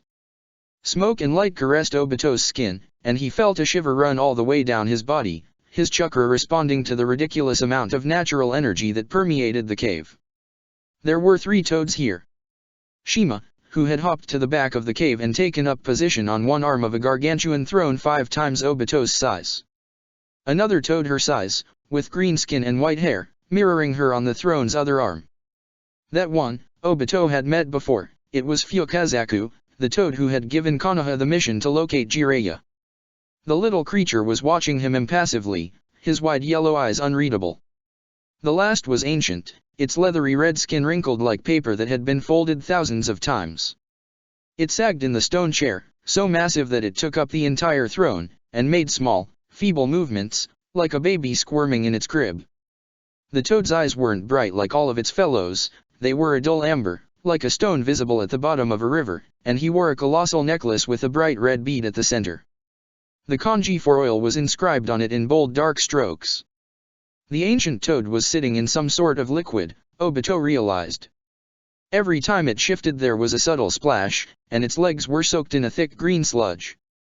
Oil, he realized after a second, the same kind that had been carried in globs by the bubbling stream.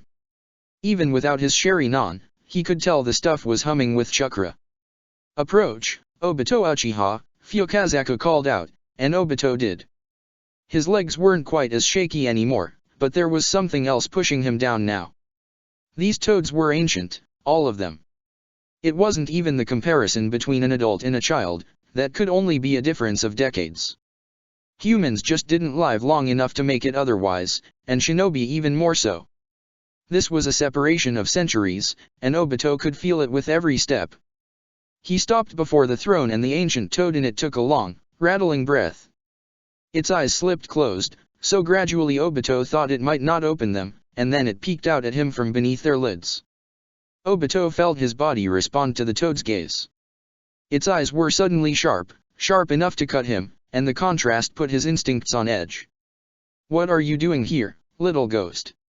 The great toad sage whispered, and Obito stood stock still, carefully weighing his words. This creature predated him, Konoha, and perhaps even shinobi themselves. It was the least he could do to think before he spoke.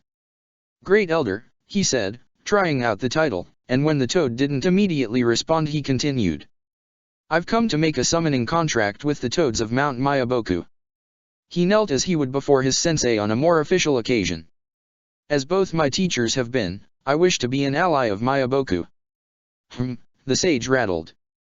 Fukazaku and Shima were like statues at his side. "But why are you here?" Obito blinked. "Well, this is where you all live," he said, and the ancient toad chuckled, a wheezing sound that made Obito's chest ache in sympathy. "I wanted to seek you out." "But why?" The sage paused, shifting, and some oil spilled out of its throne, running in thick rivulets down the sides. He sighed. "Why come to Myaboku at all, little ghost?" He continued, his voice deep and soft.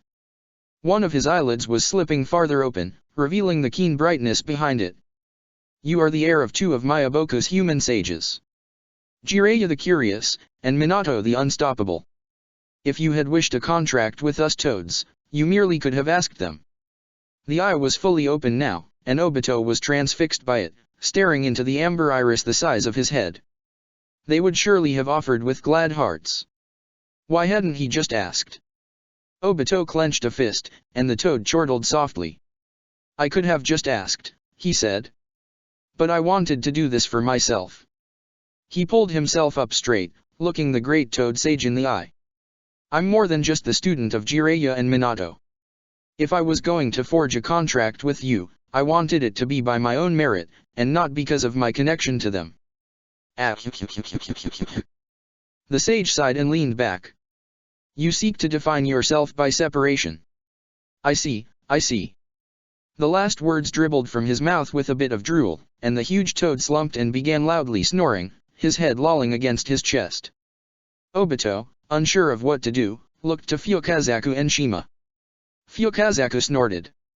"You were a real moron," he said, and Obito raised an eyebrow. "It doesn't matter who you are or who you came from, Gamahiro and Gamaken would have cut you down if you'd failed the challenge. That was their duty. And that was how I wanted it," Obito shot back, and the toad gave him a mean grin. "Everywhere I go, I am Obito Uchiha, even here. If someone was willing to treat me as just another jackass, that was exactly what I came here for." He paused. "Are they all right?" "Of course they're all right," Shima said dismissively. "It's their job, you know? And besides..." Her eyes narrowed. "You didn't lay a finger on them. Why was that? You could have beaten them, and probably come out better than the pathetic mess you were by the end." "I thought it'd be stupid," Obito said. The toad laughed. "I came here to make allies, not prove I could beat them in a fight." "And yet by doing that you proved you didn't need them at all," Fukazaku said sharply. "What is the purpose of a contract when you have no use for their power? You claim you came here to separate yourself from your teachers, but why choose us toads at all then?" He squatted, propping his fist on his chin. "There are countless summon clans in the world, and you chose your teachers while refusing the easy path." Obito dove deep, trying to dig up every ounce of sincerity that the world had pressed out of him. "I trust Myaboku," he said, and Shima tilted her head. "The toads have served both my teachers well, and been served well in kind. I'm not the kind of guy who needs help in a fight, that's true. I doubt I'll ever summon Gamabunta because there's something too big for me to handle by myself." He sat down, crossing his legs. But I've spent the last decade relying only on myself, sure that if I asked for help other shinobi would only get in the way and be put in unnecessary danger. He laughed. Maybe for you a decade seems silly, but that's almost half my life. It took a lot for me to even think about changing myself. He shrugged, a helpless gesture. I wanted to make a contract so I would know that no matter where I was, what I was doing, I could ask for help. Both of the toads regarded him with curious eyes, and Shima started to speak. Gah! As she did, the great toad sage jerked awake, thrashing slightly in his throne of oil. It croaked, looking around with foggy eyes, and then refocused on Obito, its sharpness returning. The sage took a deep breath, his chest rattling. A commendable pursuit, it muttered, and Obito leaned forward. I will be more than happy to authorize this contract. Fukazaku, Shima, fetch the scroll. At once, great sage, Fukazaku declared, and then he and Shima both vanished from the throne's arms. Obito watched them depart with curious eyes and then turned back to the sage as the giant toad titled his head, watching him with tired, amused eyes. It is ironic that your students leaving would inspire your own separation, the sage mused, and Obito's blood ran cold. But loss often recoils, and shinobi either shatter or redefine themselves. In that, they are just the same as toads. He sank back in his throne, eyes clouding over.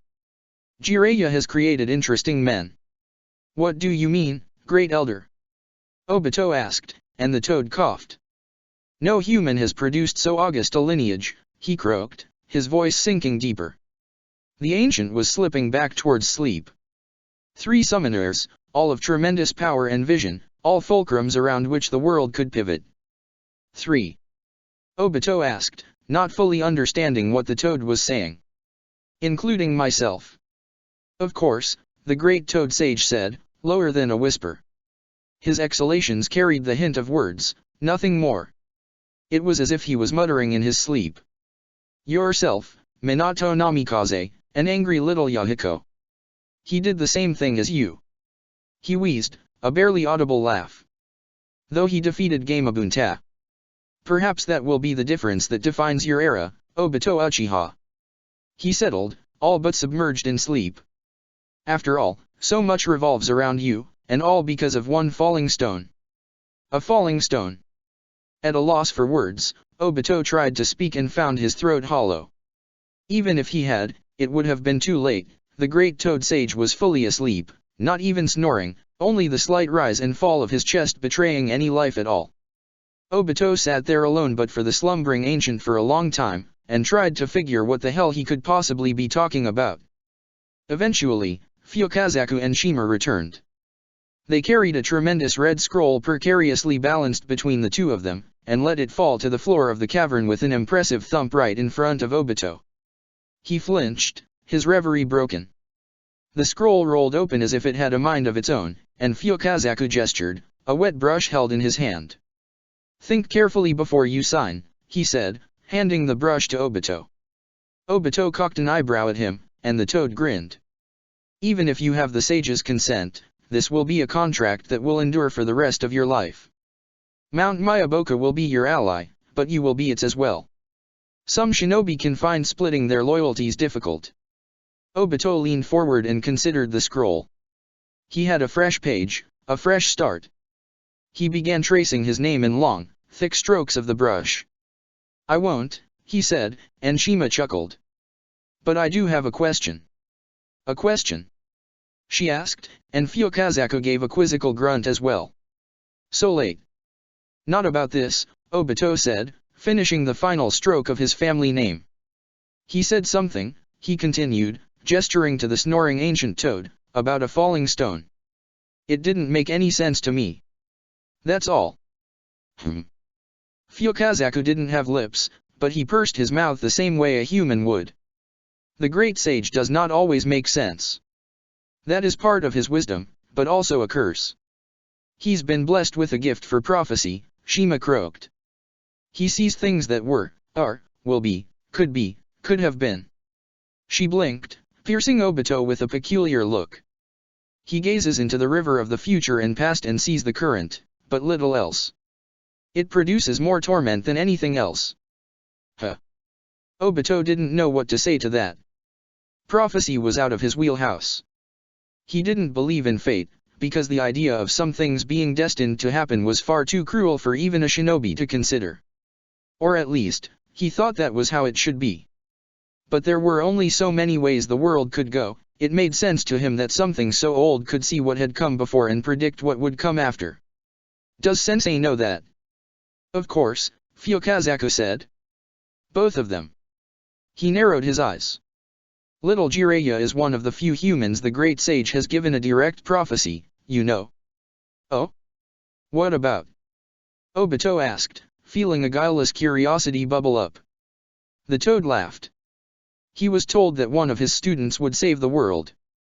That they would bring a great revolution that would change everything. When Obito blinked, his lip curling back in the beginning of a grimace, Fukazaku's laugh tapered off into a chuckle. Don't look so serious. That's the amusing thing about prophecy, Obito Uchiha. The scroll rolled closed, the ink drying supernaturally fast. They rarely end up so straightforward. Obito Sensei Chapter 41.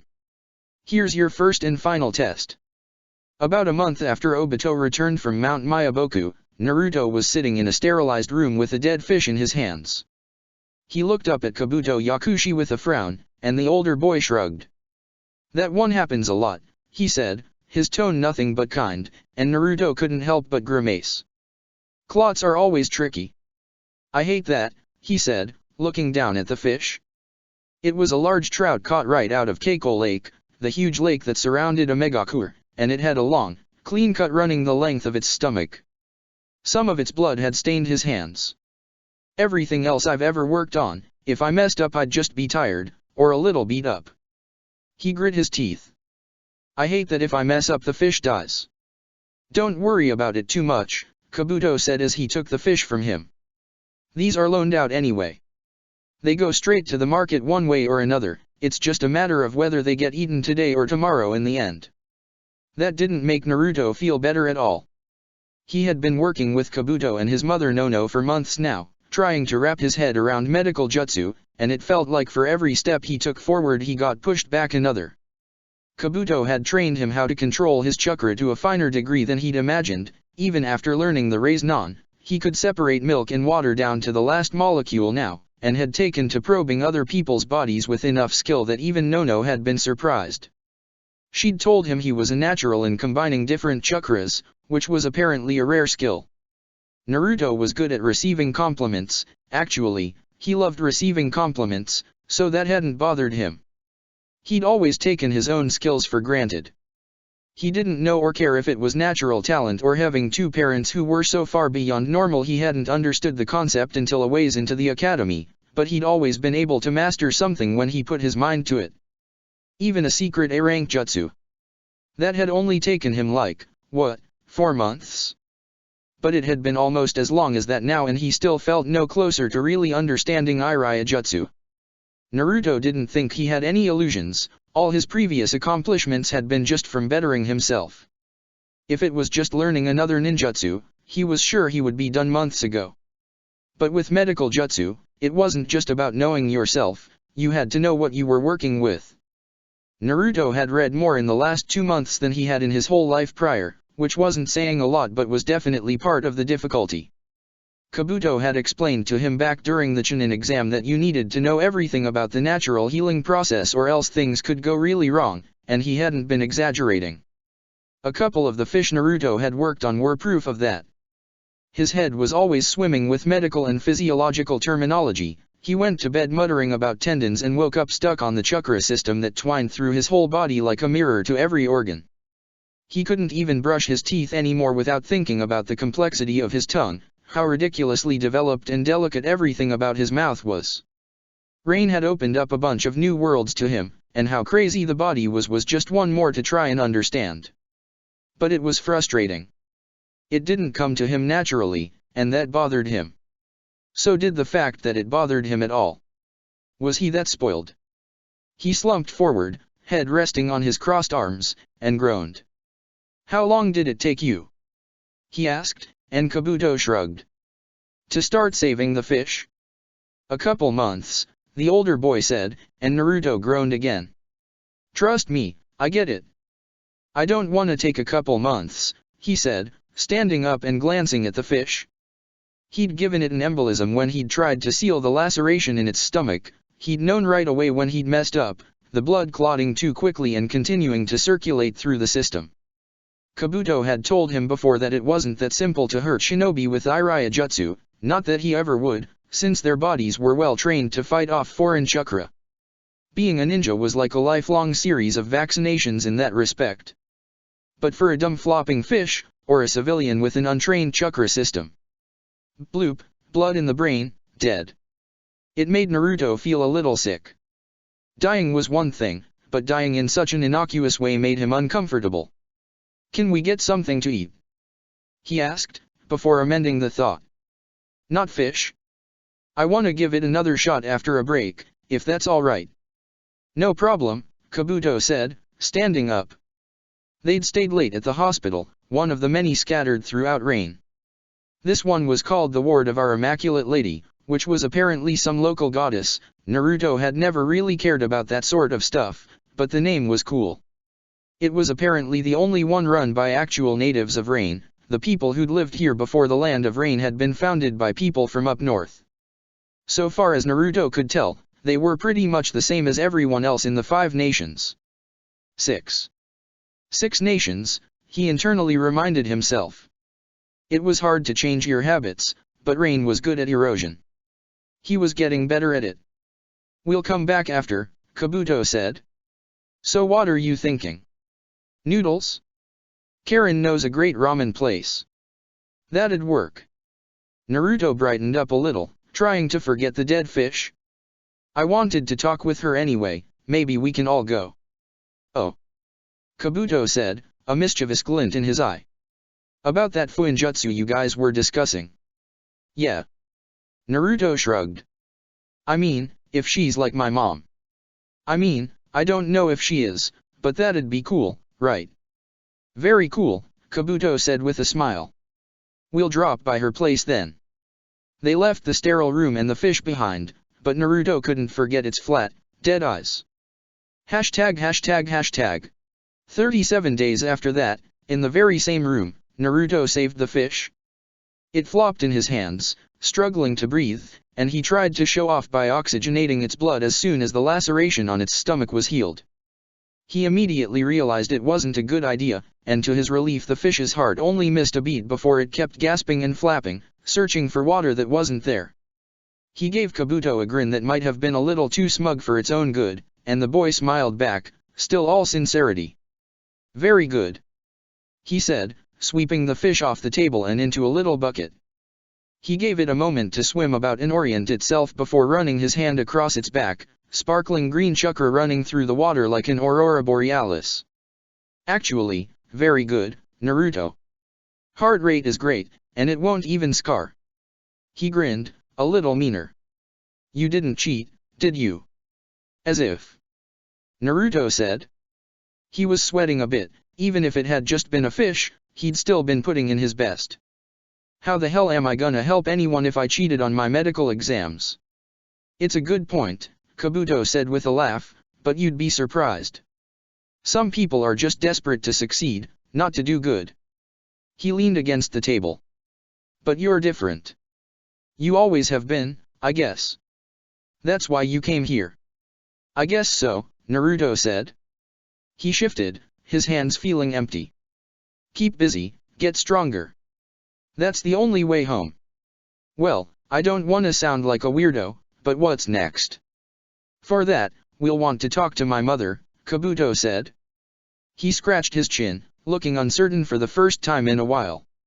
I moved on to working with humans at this point, but I was unusual in that respect. Why unusual? Naruto asked, stepping up and out from behind the stainless steel desk. Kabuto started moving towards the door, and he shrugged and followed. Apparently they were just gonna leave the fish here to the mercy of the ward. I mean, why were you unusual? Cause I didn't have much regard for myself or others, Kabuto said. He shrugged and flashed a grin. To me, there wasn't really a difference between working on a fish and a person, or myself. I don't think you'd be the same way. Naruto frowned as they worked their way through the corridors of the hospital, saying their goodbyes to the staff. He smiled and waved at the receptionist at the front door, a girl with auburn hair and bright blue eyes, and she blushed. No difference? He asked. I don't really get it. I don't really get it either, Kabuto said as they stepped outside. It was late and cold, but the weather was mild and there wasn't a cloud in the sky. Still, AIM's light pollution hid all but the brightest of stars through the gaps in the buildings, turning the sky pure black. Or more than that, I don't really understand how most people see other people, Naruto. Huh? Naruto asked intelligently, and Kabuto continued. As like, more than meat. He looked around at the street, gesturing at the people who were still out this late as they made their way down Ames. Okay, that's a little repulsive to say, putting it like that. But that's what we all are, Naruto. Meat machines being driven around by a brain and a soul.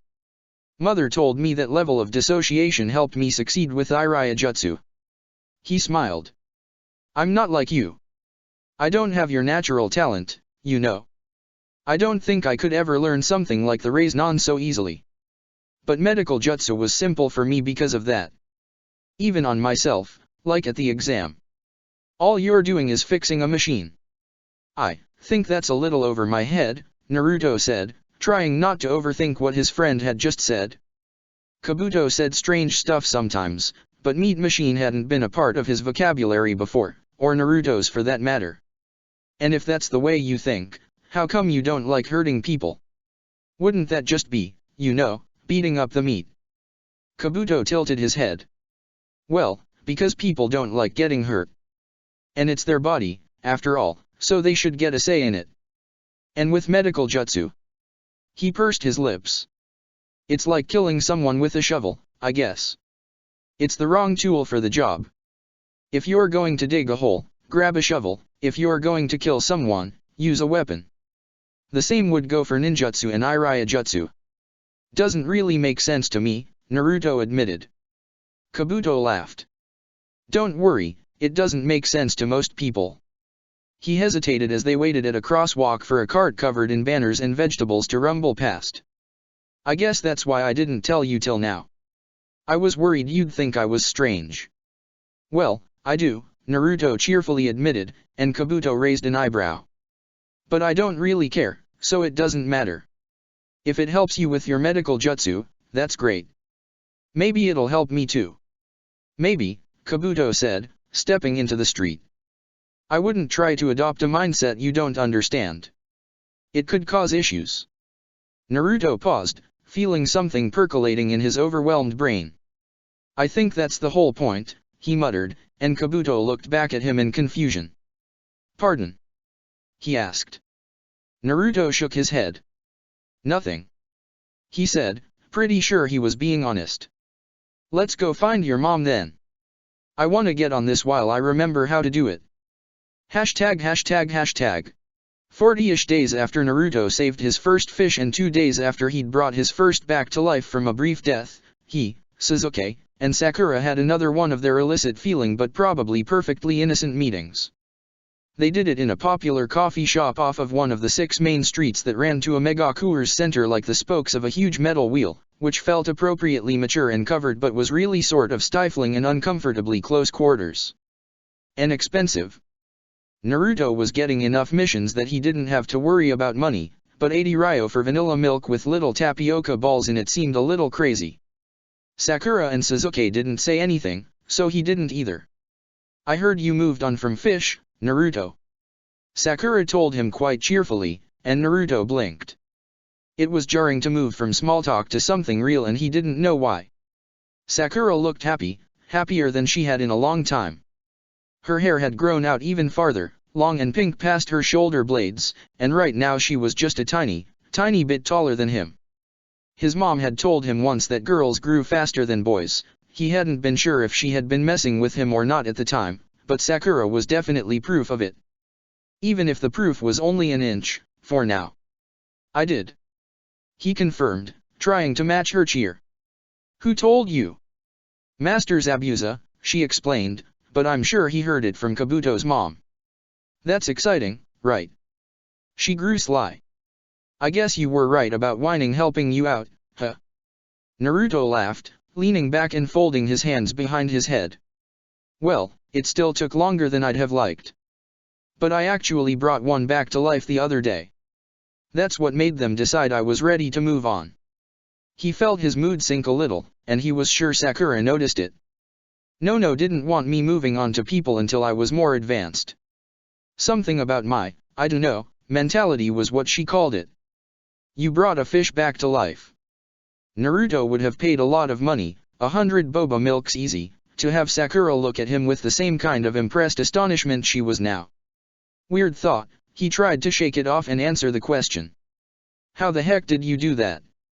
Well, it wasn't dead for too long, Naruto explained, leaning forward with a grin. Only 4 minutes.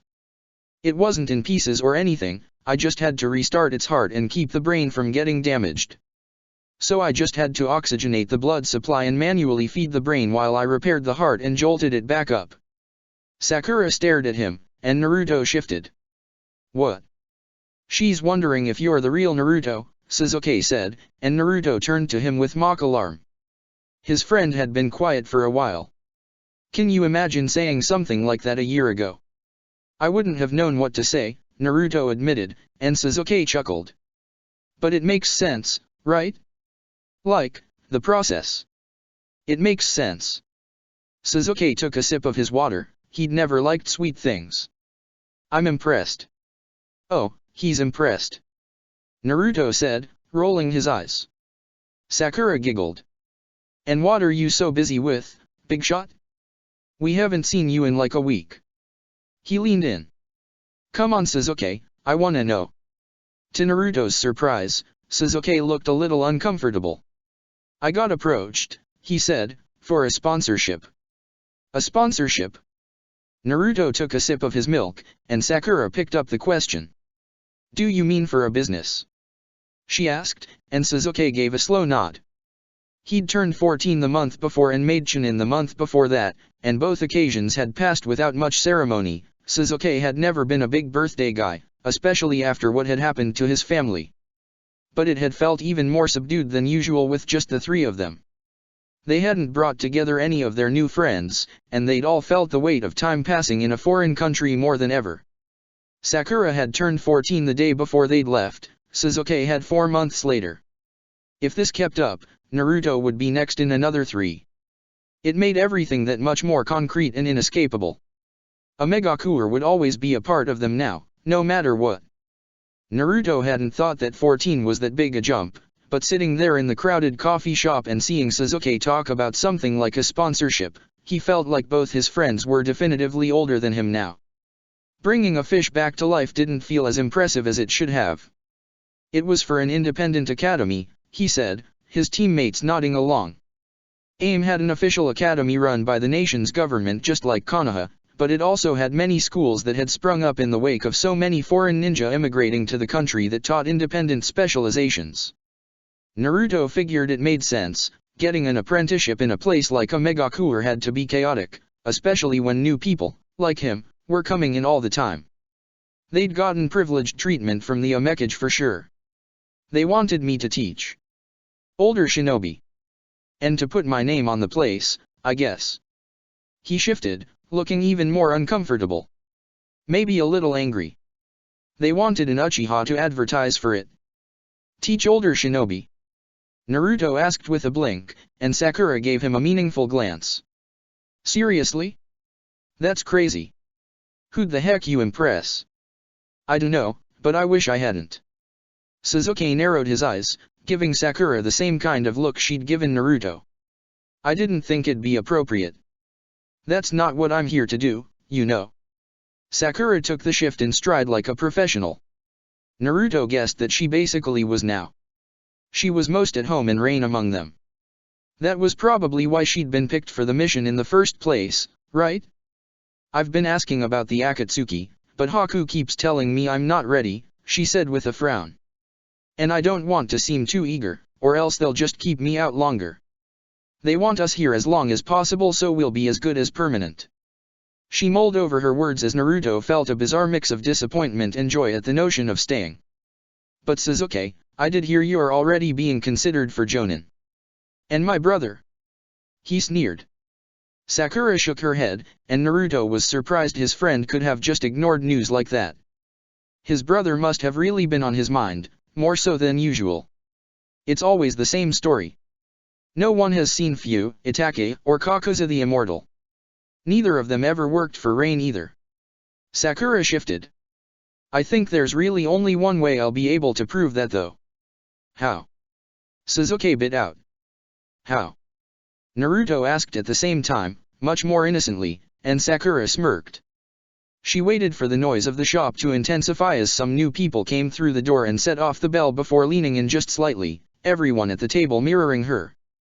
There's only one person in Rain who can prove if something's true or not beyond a shadow of a doubt, and that's Nagato Uzumaki, she said, and Naruto found himself nodding along.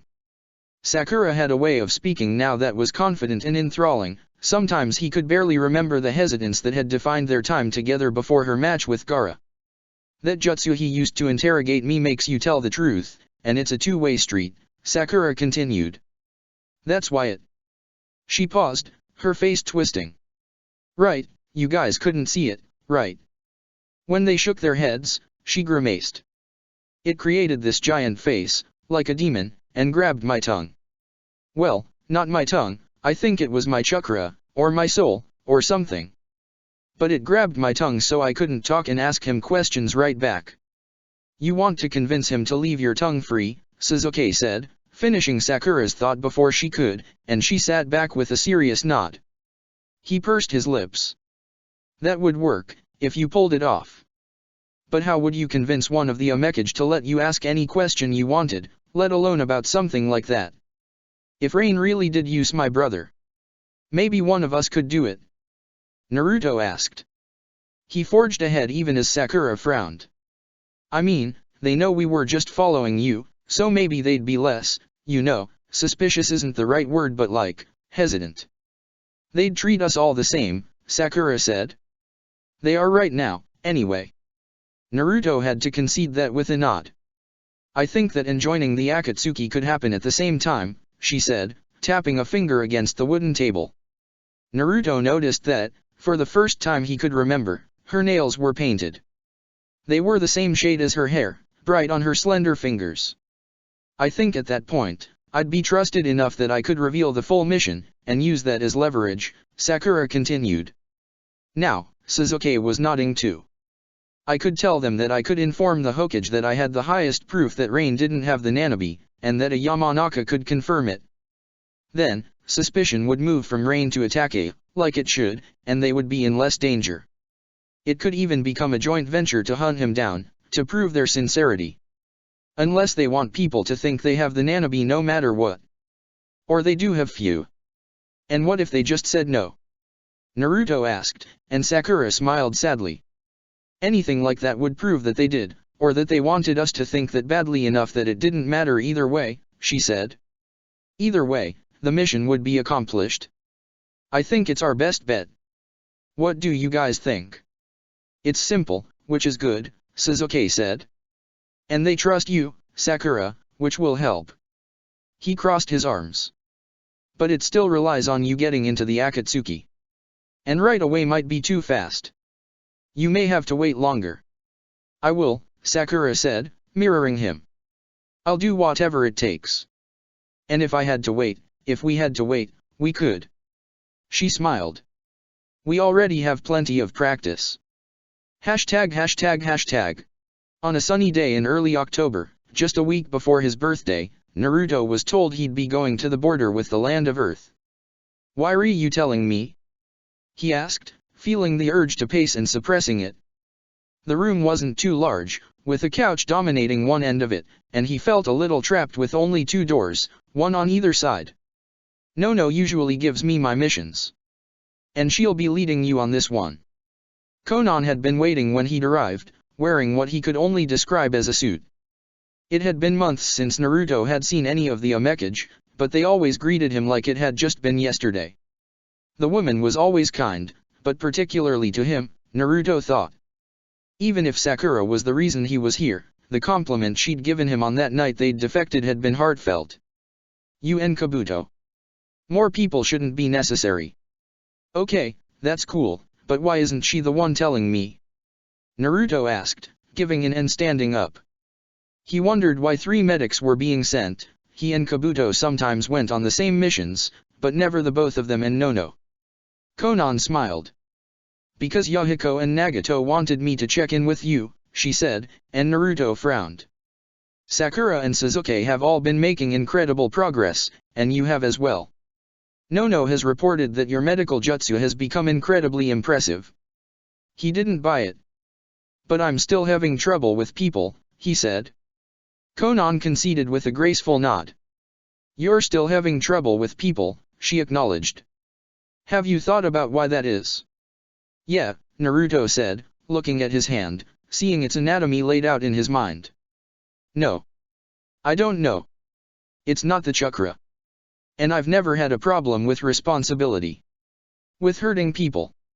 He remembered the rogue ninja in Waterfall, the way he'd slammed the raise-non into her hand and destroyed her arm, bones exploding out of her jacket as her entire body twisted, ribs and spine probably snapping beneath the skin.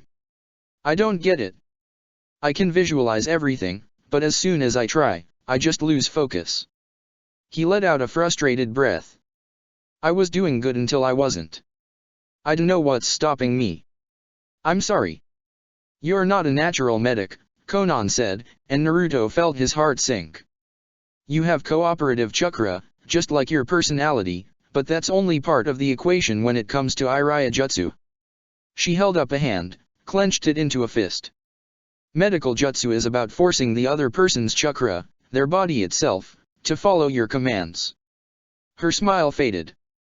Don't take this the wrong way, but I believe it's the same reason you're still a genin while Sakura and Sasuke have both already been promoted. You're not good at asserting yourself, Naruto. Well, that's a bunch of bullshit, Naruto groused. Konan laughed. I used to bust in on my dad all the time. Obito was always complaining about me putting my nose where it didn't belong. You were asserting your privilege, the woman said patiently. You were the son of the Hokage, and acted with surety. But you never pushed beyond the pale.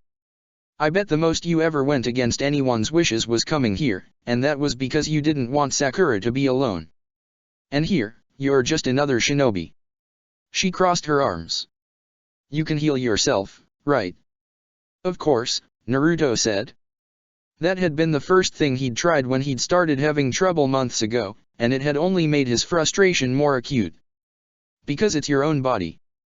But when it comes to others, you don't like forcing them to do what you want. You prefer to convince them. You've got the charisma for it. Now, Konan's smile was a little fierce. But you're a shinobi. You're the son of the fourth. That's a bad habit to have in your position. Break it. You're saying I can hurt people but can't heal them, Naruto said. It doesn't make any sense. It doesn't, Konan said, sweeping around the couch and pinning him with her golden eyes. People like to pretend chakra is a science, and it can be seen that way. She let part of her hand morph into a butterfly, flapping once before it returned to its normal form. But at its core, it's an expression of our bodies and souls. Even if it can be studied and replicated countless times, there will always be an individual element that cannot be accounted for. Her gaze grew heavy. That was what ninja was, that individuality. Ninjutsu is its replication. Iraya Jutsu stands on the line between the two. Even if its principles can be taught, no one will heal the same way. Naruto shifted, uncomfortable with Konan's intensity, and the woman broke eye contact. You'll figure it out, she said, quiet and confident. For now, be ready for your mission in 2 days. Yeah, Naruto said, turning to leave. I'll be ready. ####. 4 days later, Naruto Namikaze was stalking a woman who was probably only a little older than him.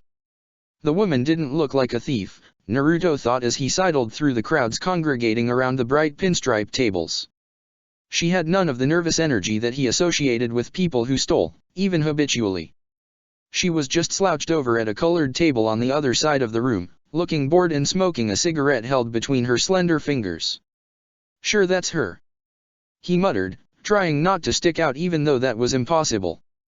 He was a kid in a literal casino. Even if he was wearing casual clothes, black shorts, and an orange t-shirt, he was still getting weird looks from some of the adults around, trying to figure out if he was going to be a problem or just someone looking for his parents. Someone laughed and gestured at him, and he tried to melt into the background, keeping the woman in his peripheral vision. The floor was long and wide, and there was a sweeping balcony made of dark wood overlooking it from the second floor. Absolutely. Nono's voice was quiet in his ear.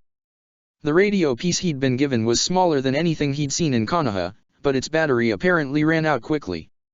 He'd only switched it on 5 minutes ago and the woman's voice was already getting tinny. She's got the scars. She did. Naruto could see the mottled tissue twisting in a curve from below the woman's ear to the edge of her lip, and another on the side of her neck. I thought the Kagaya clan had rapid regeneration capabilities. Kabuto's voice was clearer than his mother's, probably because he was closer. Naruto didn't glance his way, but he knew his teammate was just across the floor on the other side of the building. That's a gift reserved for those who've awakened the bloodline, Nono said, like Kimimaro. The rest scar like anyone else. Naruto hadn't known that, and judging by his silence Kabuto hadn't either. They and Nono had been sent out here in search of the woman with a scar, and Nono had only told them more about the VIP when they'd arrived in the city of Ishima. The city was small and new, and sat right on the border with the land of Earth. Everywhere Naruto had looked there was new construction. He got the feeling this place had been knocked down a lot in the past, and now Rain had the money to put it back together. Right now, it seemed to be a tourist town with lots of hotels, restaurants, and casinos, with a lot of them advertising tours of the nearby mountains. The city was set in a valley surrounded by towering mountains, like sharp stone teeth, and that was pretty cool.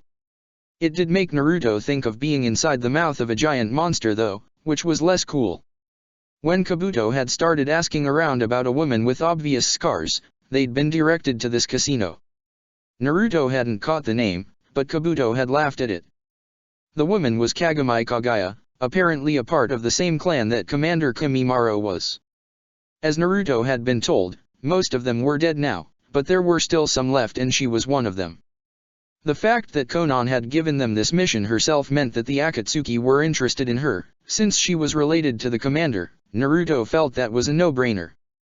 But if bringing Kagami back was their goal, they were definitely going about it in a really suspicious way. Naruto had the feeling Nono was worried the woman would run for it the second she knew she was being followed. There were other shinobi here, Naruto was sure. He'd seen one young girl with dark hair and a hidden stone headband loitering near the door, but she hadn't seen him.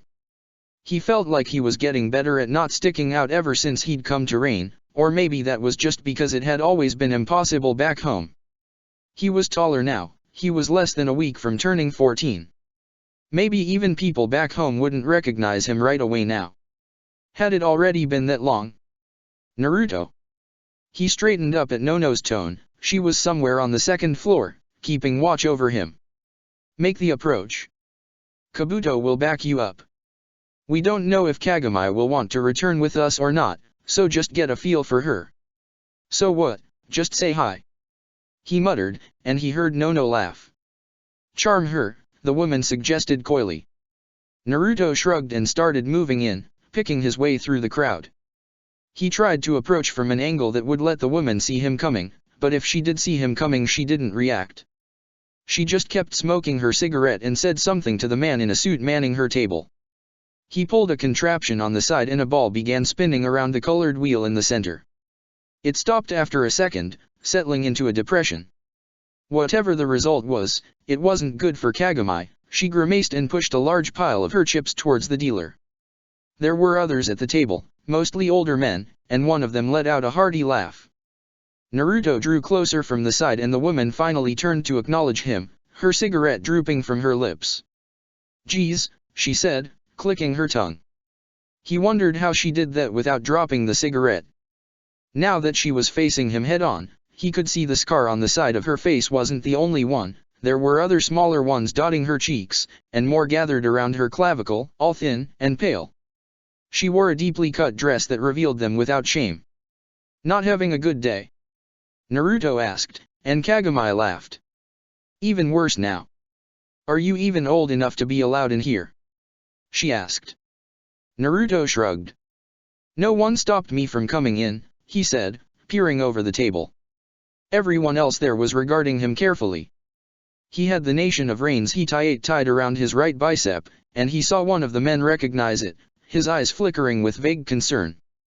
What kind of game is this? It's a roulette wheel, Kagami said. It's pretty simple. You make a bet on where you think the ball will land. What, that's it? Naruto cocked his head. The woman wasn't surprised by him approaching, she might have noticed him a while ago, which meant if she hadn't run then, she wouldn't run now. He wondered how old she was, it could have been anywhere between 20 and 30. What kind of bets? You know, colors, numbers, evens, odds, that sort of thing. Kagami put out her cigarette in a nearby ashtray, shifting to glance at him. She had short white hair, and it made her look older than she was. Why are you here? You're a shinobi with rain, right? I don't know, Naruto said, standing beside her. The table had turned away and back to the wheel, apparently losing interest in their conversation. Two ninja muttering to one another wasn't worth worrying about apparently to talk to you. I didn't get much else. Talk to me about what? The wheel spun again, the ball fell into a 00, and the whole table groaned. About coming back to reign with us, I think, Naruto said. You're a Kaguya, right? Someone from your clan is already big news there. I bet they'd be happy to see you. The woman stared at him, her pale eyes unreadable. Do you believe in luck? She said, the question sudden and nonsensical, and Naruto cocked his head. Well, yeah, doesn't everyone? He said. She snorted. There's people who believe in luck and there's people who believe in random chance. In other words, there are people who understand how things work and there are people who are fools. She glanced at the table. Make a bet, why don't you? I don't have a lot of money, Naruto said, and the woman scoffed. He grinned. How about, if I win, you've gotta keep talking to me. That's not worth much, the woman noted sourly, and Naruto didn't let his smile falter. He examined the wheel. Part of him was looking it over with an eye for how it tilted, where it was most likely in terms of the speed of the rotation for the ball to end up given where it was inserted. But Sasuke had always been better at that sort of stuff, so Naruto ended up going with his gut. Red 28, he declared. It was a lucky number and a lucky color, after all. The dealer shrugged, the wheel spun, and the ball clattered. It landed right on the red 28, and Naruto blinked. He turned back to Kagami, not even trying to hide his surprise, and found her just as shocked as him. Geez, she muttered again. She scooted back, making more room for Naruto to sit beside her. Now I'd be stupid not to. Just cause I got lucky? Naruto asked, plopping down on a stool and stretching his arms, and the woman gave him a wry look. I've been unlucky my whole life, so maybe you'll cancel it out, she said. Naruto couldn't tell if she was joking or not. Is that why you're here? He asked.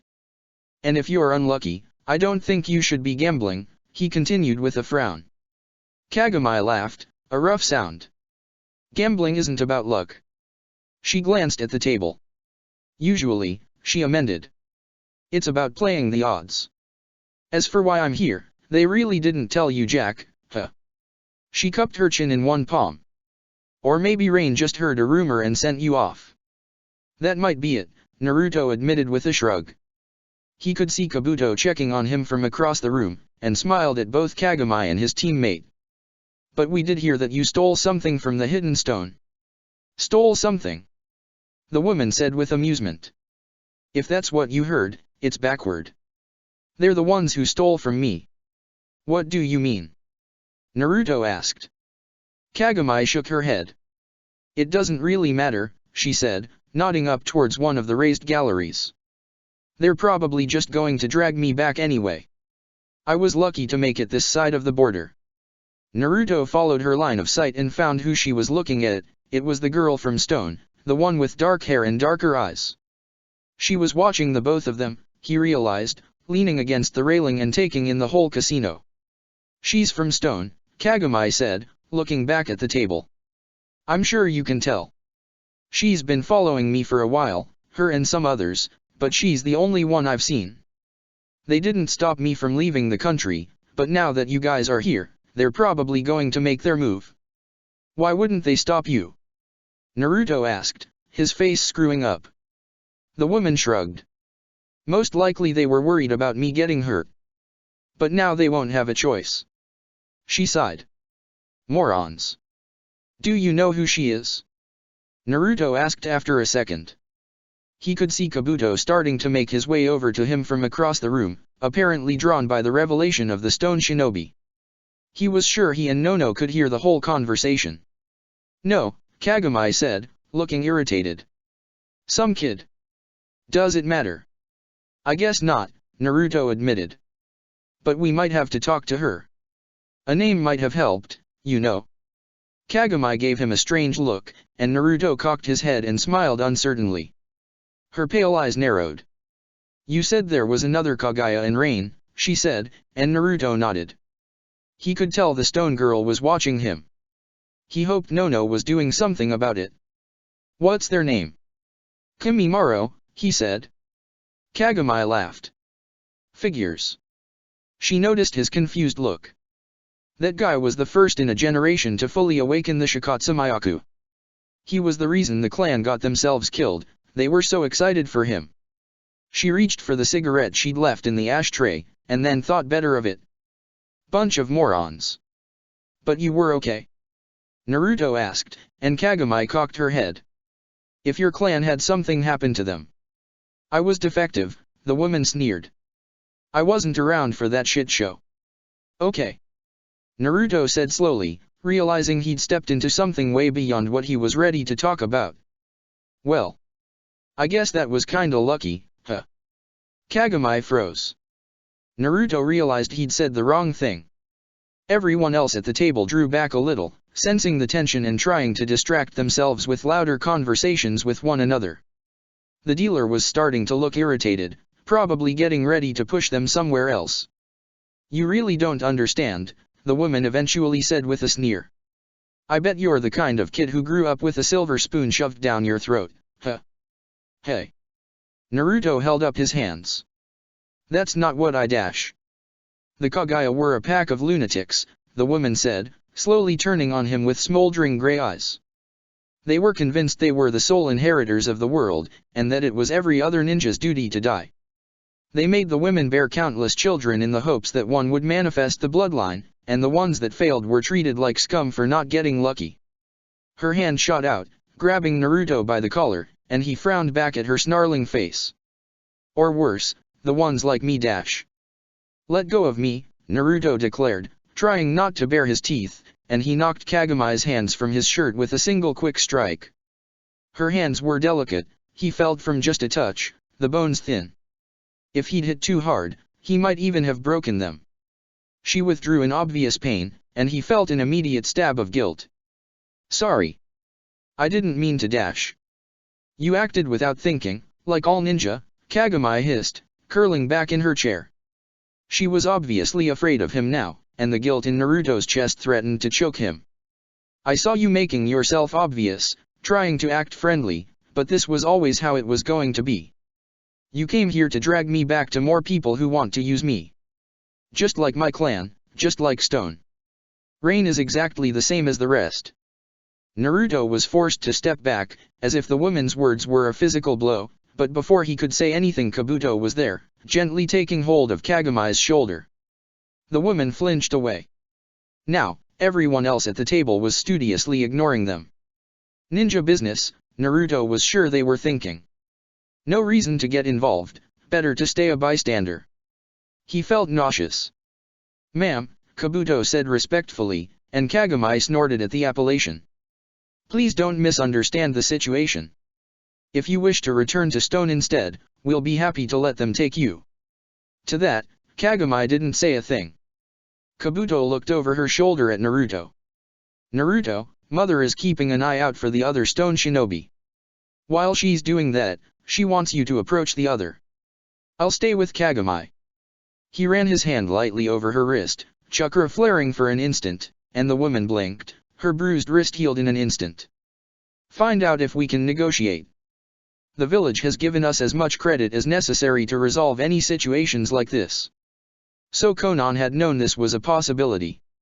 Naruto didn't know what Kagami had been up to in the land of Earth, but the Omekage clearly had. He nodded, once, curtly, trying to quell his nausea, and turned and walked away, searching for a way to the second floor.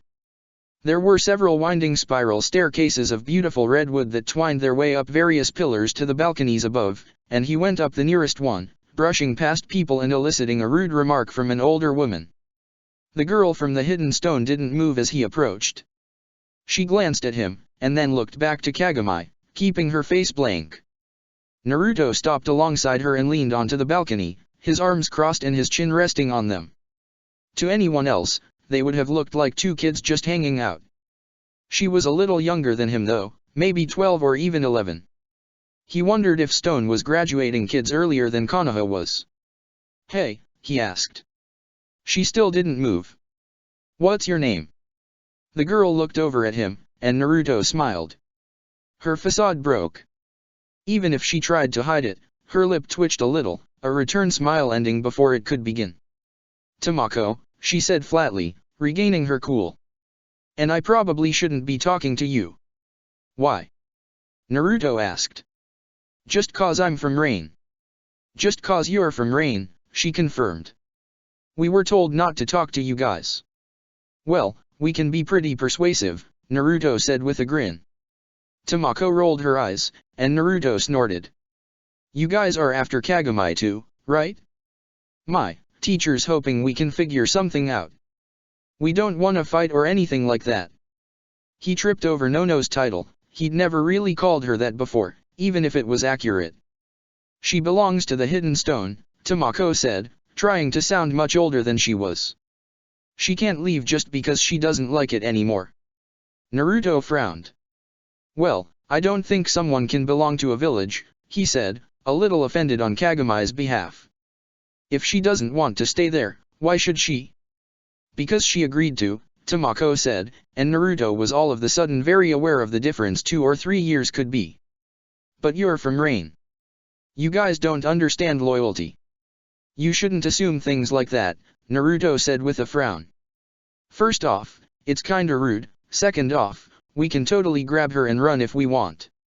It's just you here." He smiled, trying to look smug and stupid. It worked. The girl rolled her eyes again. "Yui Sensei would catch you guys in a second," she said, before she blinked, realizing her mistake. "Yui Sensei?" Naruto asked innocently. "Who's she?" "She sounds cool."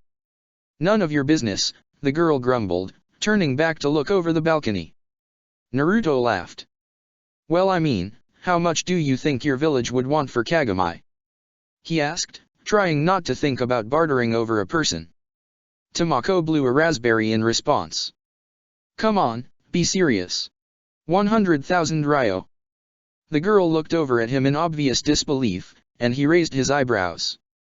"What, too low? What about 200,000 then?"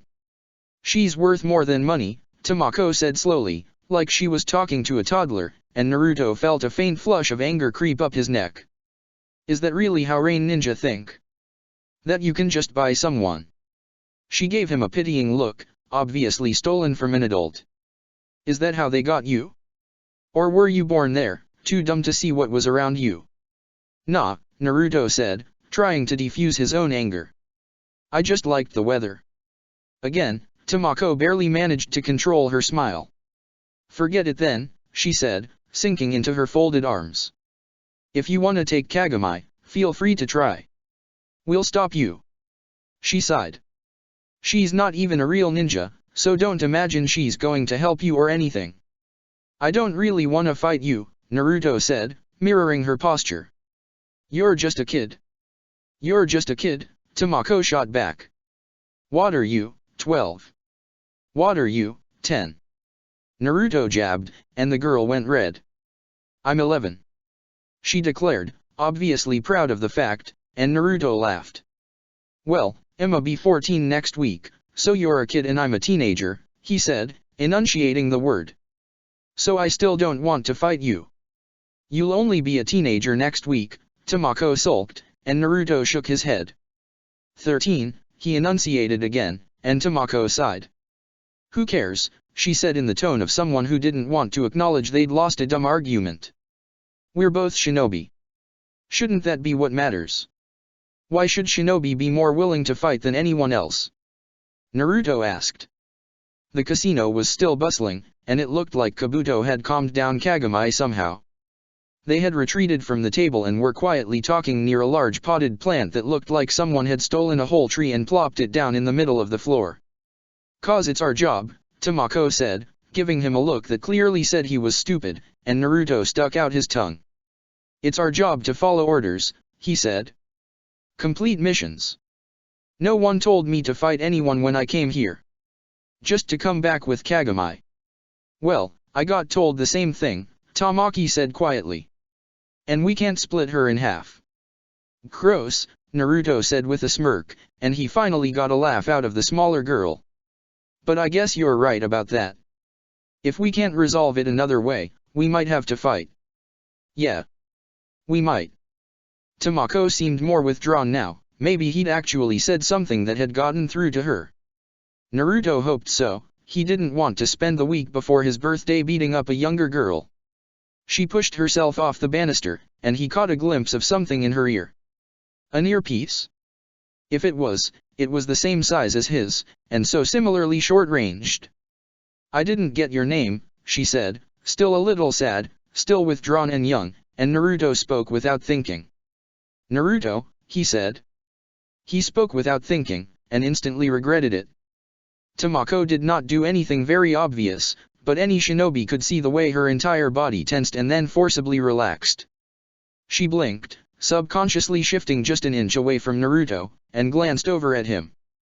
He mutely watched as she scanned his hair, his face, his eyes. "You look just like him." The distant words, delivered with such hatred almost a year ago, made Naruto's entire body squirm. It wasn't true. He looked like his mom. But he did have his dad's hair and eyes, and he could see in an instant that Tamako had seen it. "I have to go," she said. She sounded scared. As she turned, Naruto reached out. "Wait," he started to say, but it was far too late. Tamako practically ran from him, bowling over a younger guy in a suit who was making his way along the balcony. He snatched after her as well, hopelessly slow, and scowled in her wake. "No," Naruto said, pressing his finger to his ear with a grimace. "I fucked up." "I heard," Nono's voice came through even quieter. "Kabuto is securing Kagami. Meet up with him. We should leave. I'll keep watch on you two." He looked around the casino, not seeing her. Nono had a way of melting into the background that was outright supernatural. Naruto made his way back downstairs. Stupid, stupid, stupid. He couldn't stop thinking it the whole time. "You remember what happened last time you met people from Stone, right?" Kabuto and Kagami were still by the tree, both subdued. "We're leaving," he told them, and Kabuto nodded. Kagami just stared at him, mute. "I messed up." "Let's hurry then," Kabuto noted, and he and Naruto began pushing towards the exit. In the crush of the crowd, Naruto felt a bit more secure. Kagami walked between the two of them, he could tell she was taking long, deep breaths, and shot her a questioning look. "You all right?" he asked, and she rolled her eyes. "I'm being kidnapped," she said. Kabuto chuckled. "Yes, but very politely," he said, steering them between a row of garish slot machines covered in mostly nude women. Naruto tried not to stare. "Hopefully that takes some of the sting away." "It really doesn't," Kagami said. Naruto could feel her clenching and unclenching her hand rhythmically, like she was trying to keep her arm under control, the same as her breathing. "You don't understand what you're doing. I'm not worth taking." "Stone has a team watching you," Kabuto said, still all smiling sincerity. "So I doubt that's completely true." "She's following," Nono noted over their headset. "Naruto, stay calm. I'm on her. Keep an eye out for the other one, you two." Naruto nodded, and Kabuto gave him a concerned look. You didn't know her, right? He said, speaking over Kagami's shoulder. That shinobi? No way. His throat was dry. It's my dad. I've met, it's just like that team in the exam. Remember them? He laughed, trying to relax but keenly aware that he might have started a stone rolling that he couldn't stop. Shouldn't have told her my name. Your father? Kagami asked. They were close to the exit now, and she looked him over more carefully now, her eyes growing just a little wider. Who's your father? Does it matter? Naruto muttered, pushing them all out into the sunlight. It was barely past 2 and the sun was only just heading for the horizon, casting short shadows through the city streets. Ishima was covered in towering traditionally constructed buildings and gleaming new concrete and glass structures standing side by side with empty lots and half-built piles of concrete and rebar, and Naruto glanced around, trying to figure out the best way to go. The street was mostly empty. Right now, that was actually really bad. I didn't see the other, Kabuto noted. Mom will be fine, we should start running. He released Kagami's sleeve, turning to her. Are you going to try and escape? How far would I get? The woman asked bitterly, and Kabuto shrugged. That depends on how fast you are, he said guilelessly, and the woman let out a choked laugh. Maybe they'll chase you, she told Naruto, if they care about your father that much. Give your friend here a better chance to carry me off. That'd be a bad idea, Naruto grunted. And I don't talk to my dad anymore. Ha. The same choked laugh, but it was filled with genuine amusement.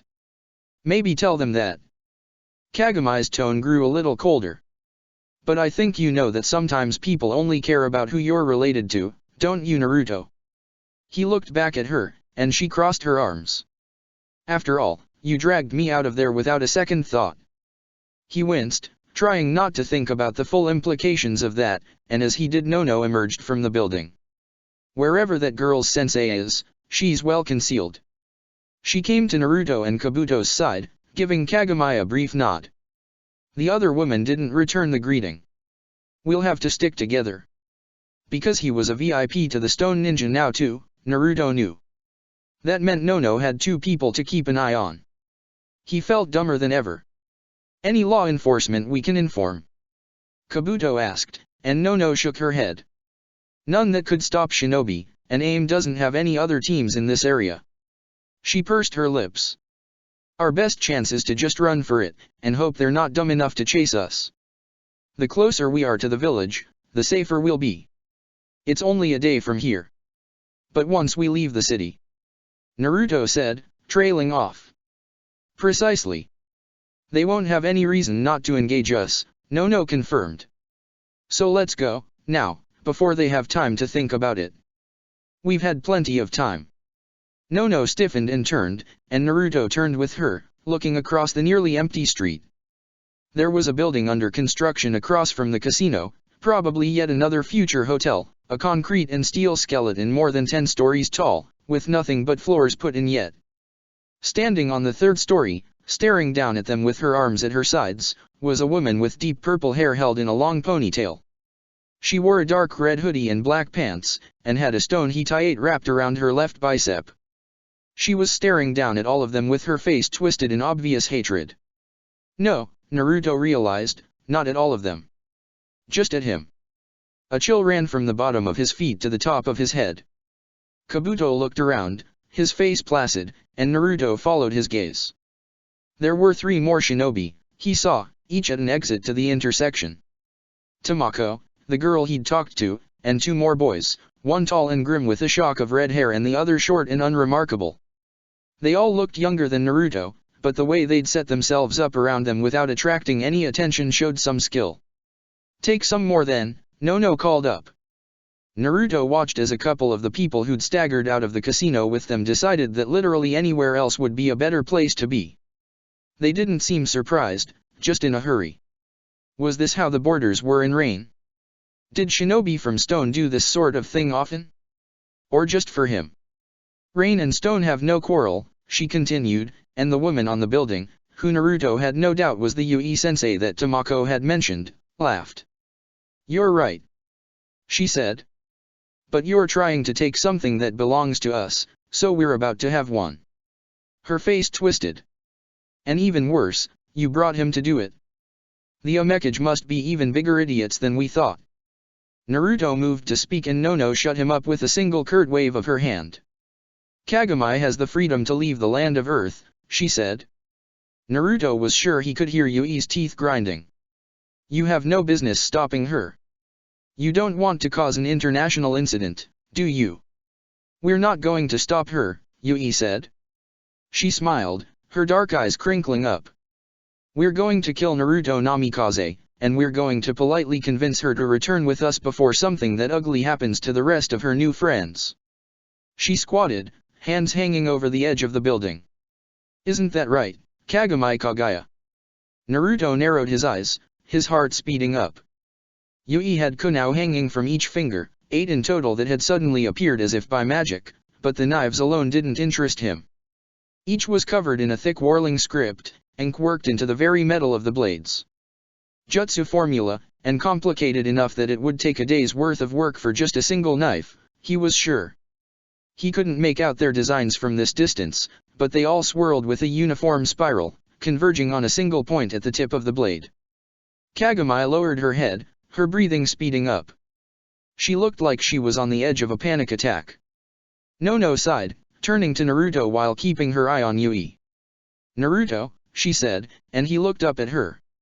She gave him a cheerful smile. Behind her, Kabuto was slowly rotating, watching the other stone ninja. He gave Naruto a half grin as he completed his spin, pulling a kunai and some ninja wire from his pocket. Nono's smile faded.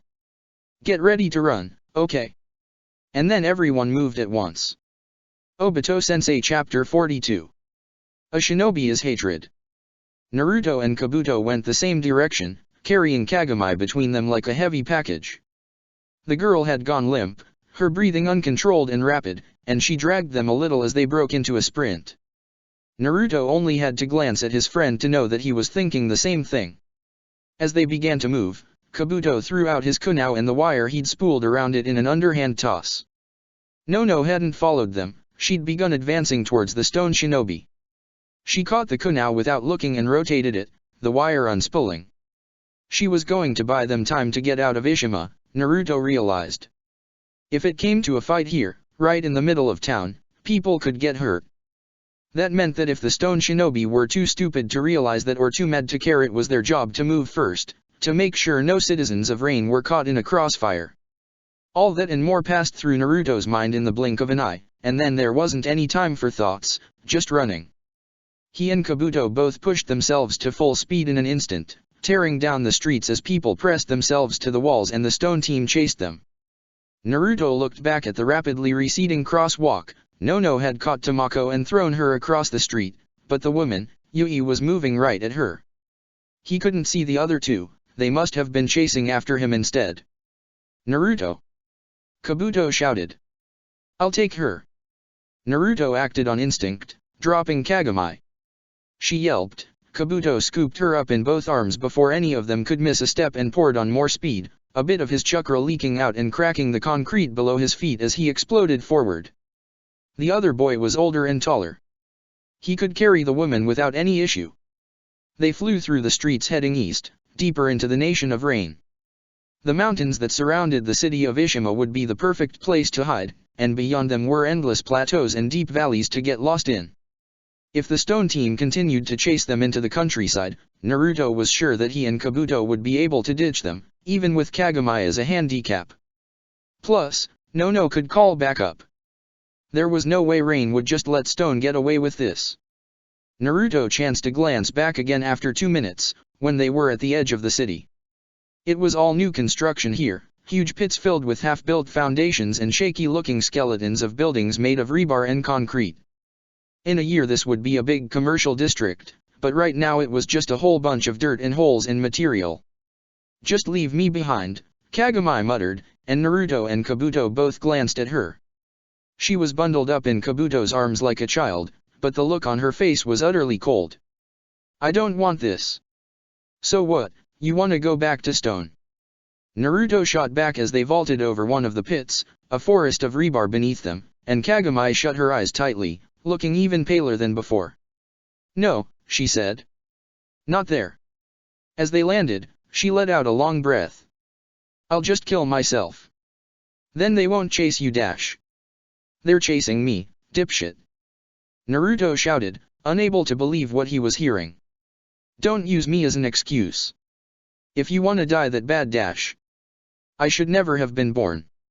Kagami screamed, loud enough that Kabuto almost missed a step. "You couldn't possibly understand." As Kagami screamed in Naruto's face, there was an even louder boom from back in Ishima, and he and Kabuto both glanced back. Naruto blinked. A building had collapsed in the middle of the city, throwing up a thick plume of smoke and dust.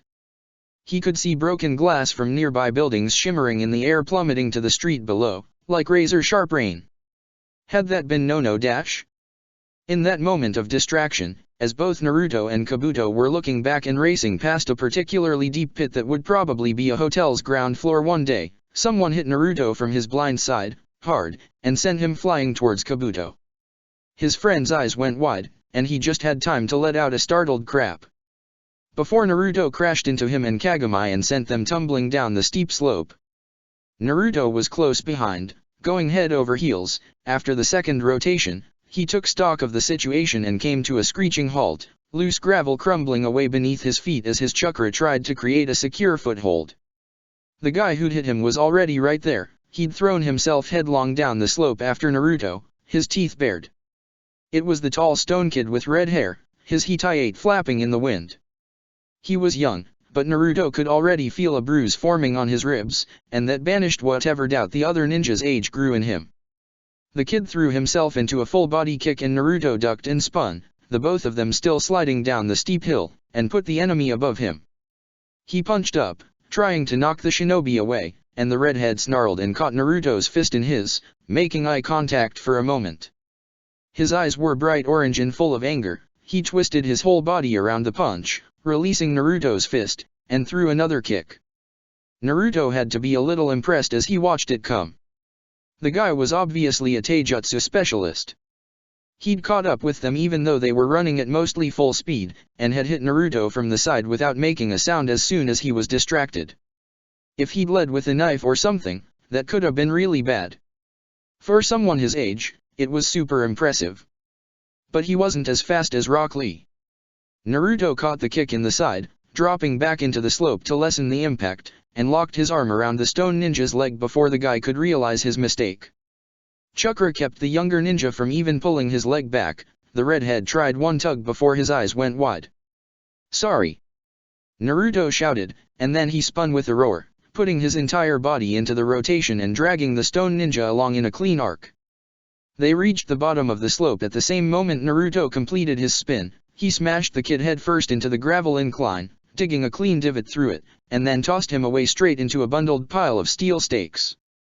The bundle came apart with a loud crack as the shinobi smacked into it, and he lay there for a moment, obviously dazed, as stakes skittered away from him across the dirt. Naruto took a second to take in the situation. He and Kabuto were at the bottom of the pit, half-laid foundations and construction material all around them. It was a square, each side about 30 feet, with a 20-foot climb out.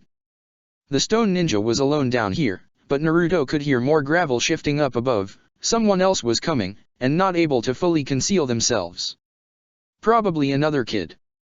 Kabuto was on the ground, Kagami on top of him. He'd shielded her with his body. She really wasn't much of a ninja, Naruto realized. The gravel had cut up one of her arms, and she was bleeding from a dozen scratches. By the time Naruto made his decision, his body was already moving. He charged the kid on the ground as he was unsteadily rising to his feet, determined to lay him out before he could collect himself.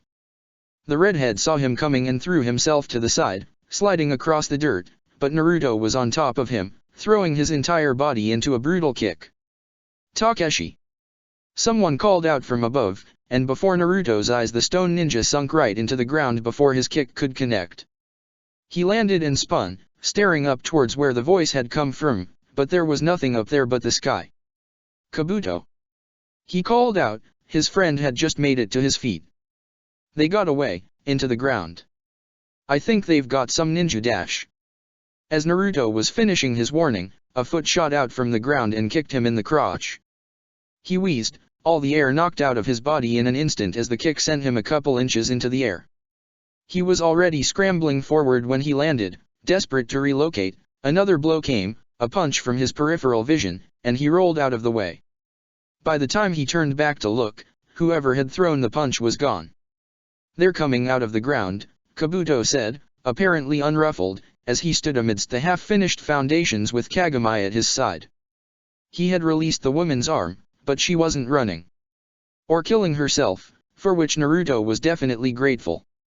They both stood stock still, waiting for the stone ninja to make a move. Like a mole. He frowned. But it's strange, they're not dash. As Naruto watched other stone ninja, the short and unremarkable boy with black hair and black eyes, leapt from the ground behind Kabuto and stabbed him in the back. Kabuto swung back, but the boy ducked and was back underground in the blink of an eye. It was fast, Naruto thought. Way faster than he'd ever seen before. Even Obito had never been that fast. So how the hell was a kid like that doing it? "You okay?" Naruto called out. He had a couple bruises, but nothing serious. Kabuto coughed and yanked the knife out of his back, waving Naruto off as Kagami looked back and forth between the two of them with frightened eyes. "Fine. I got it," he said. The older boy took a deep breath, apparently waiting for something. Then, he sneered. Naruto cocked an eyebrow. It was a weird look for Kabuto. He spent enough time smiling that an expression like that looked fake on him. "They're just children, after all," he said, the sentence so unlike his friend that Naruto almost laughed. As he did, the redhead emerged from the ground behind him once more. Naruto twisted, kicking out at him, but the younger ninja dodged the attack with the same impossible speed his friend had. He returned the favor with a punch to Naruto's gut, and he fell back, feeling his whole torso curl up with the force of the blow. "Kai," Kabuto muttered, and then as Naruto leapt back from the other stone ninja spun towards something Naruto couldn't see.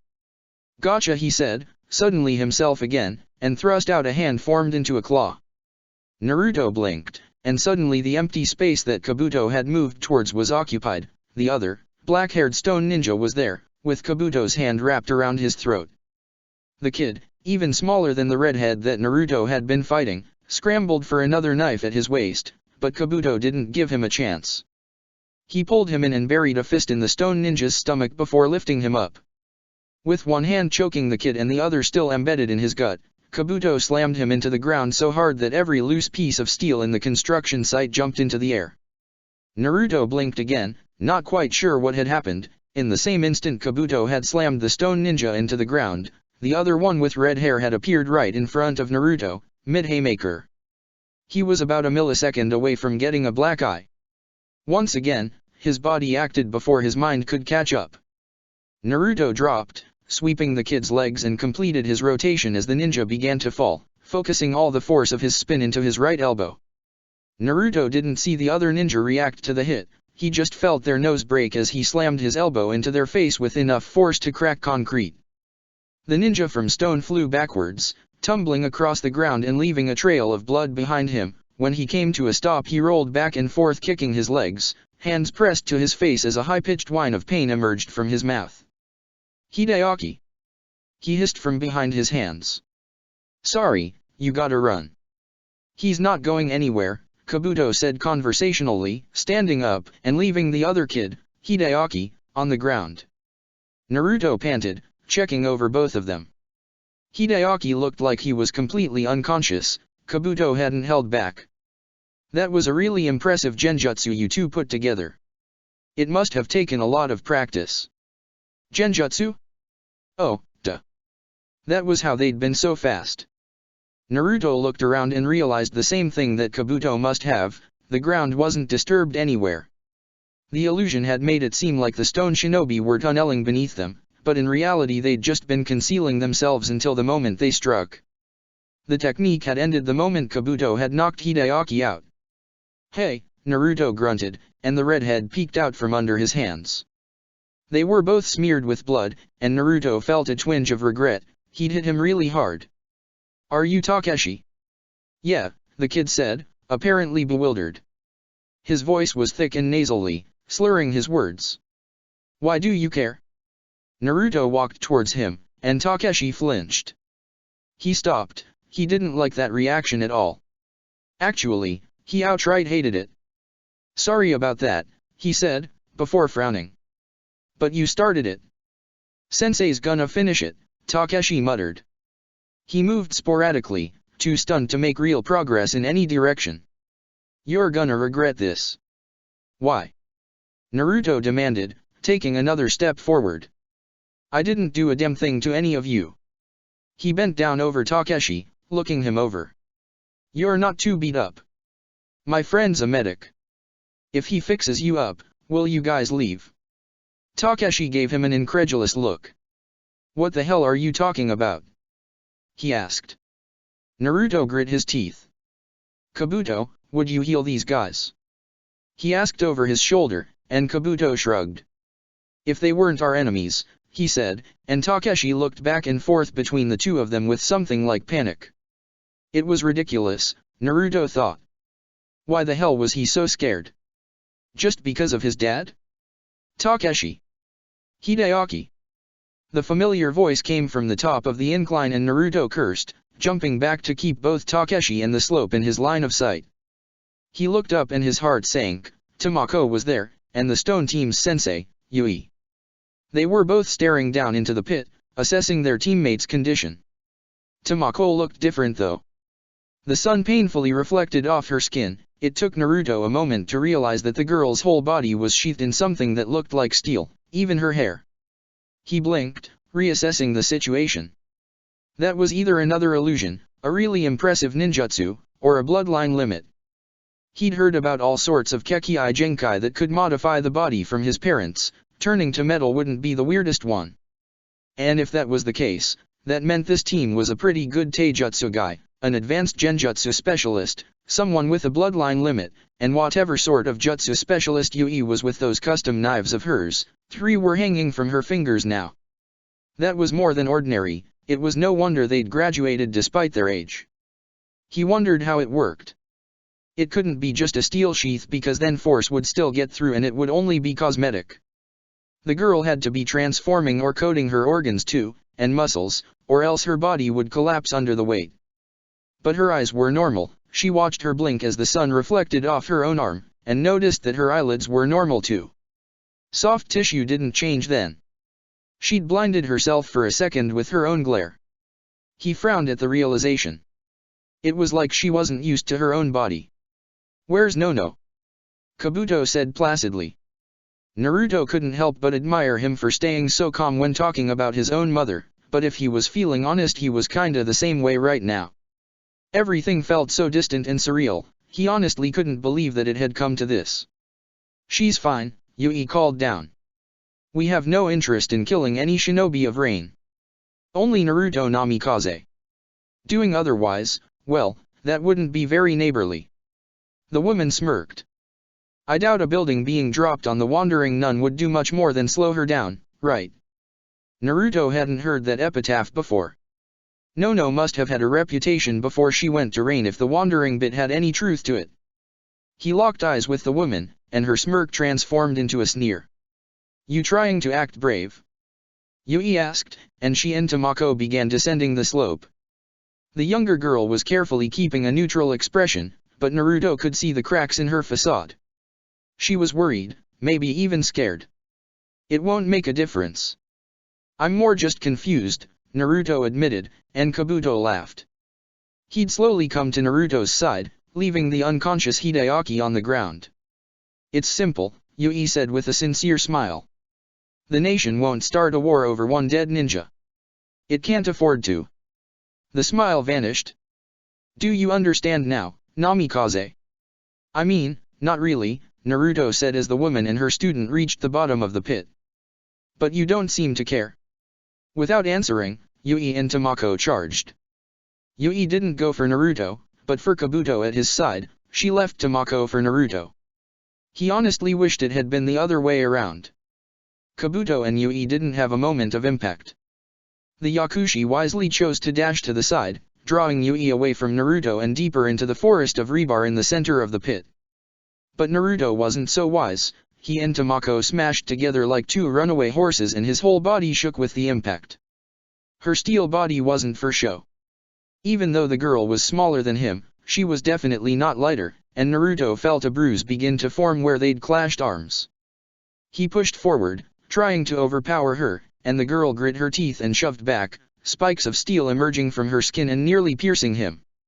Naruto blew out a breath and jumped back. He'd been trying to save Chakra for their escape, but they were way past that point now. If they wanted to run, they'd have to win the fight first. Cage Bunshin. As Tamako ran forward, her arms forming into swords, Naruto created another 10 of himself. He glanced over at Kabuto. His friend seemed to be fending for himself in a brutal taijutsu duel with Yui. The woman was fast, but so was Kabuto, and every blow that landed on him healed with supernatural speed. They could do this. They only had to hold out for Nono. Naruto refocused on his opponent.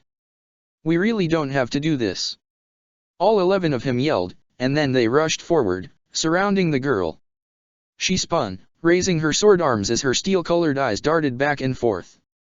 She had good awareness, Naruto thought. Even surrounded, she was managing to keep tabs on all of his clones. That's where you're wrong, the girl said, her young voice desperate. She was scared, more than he was. I'm a sword of the hidden stone, and the village wants me to strike you down. She advanced with surprising speed, and one of Naruto's clones was dead before it could get enough distance as Tamako's arm left a swift slash in its chest. The others scattered, some charging in and others falling back. The ones that bought some distance began picking up clumps of dirt bound together by chakra or pieces of loose concrete and chucking them at Tamako as explosive formulas began racing over their impromptu bombs. The other clones pressed in, beating on Tamako from every angle. The whole time, Naruto watched from the back, trying to get a sense for his opponent. Distantly, he heard someone slam into some rebar and knock it out of the ground, Kabuto or Yui, he couldn't tell. The steel girl weathered all the clones' attacks without complaint. Explosions, punches, kicks, kunao and shuriken, all of it was deflected by her metal skin as she shielded her eyes and struck back at every opportunity.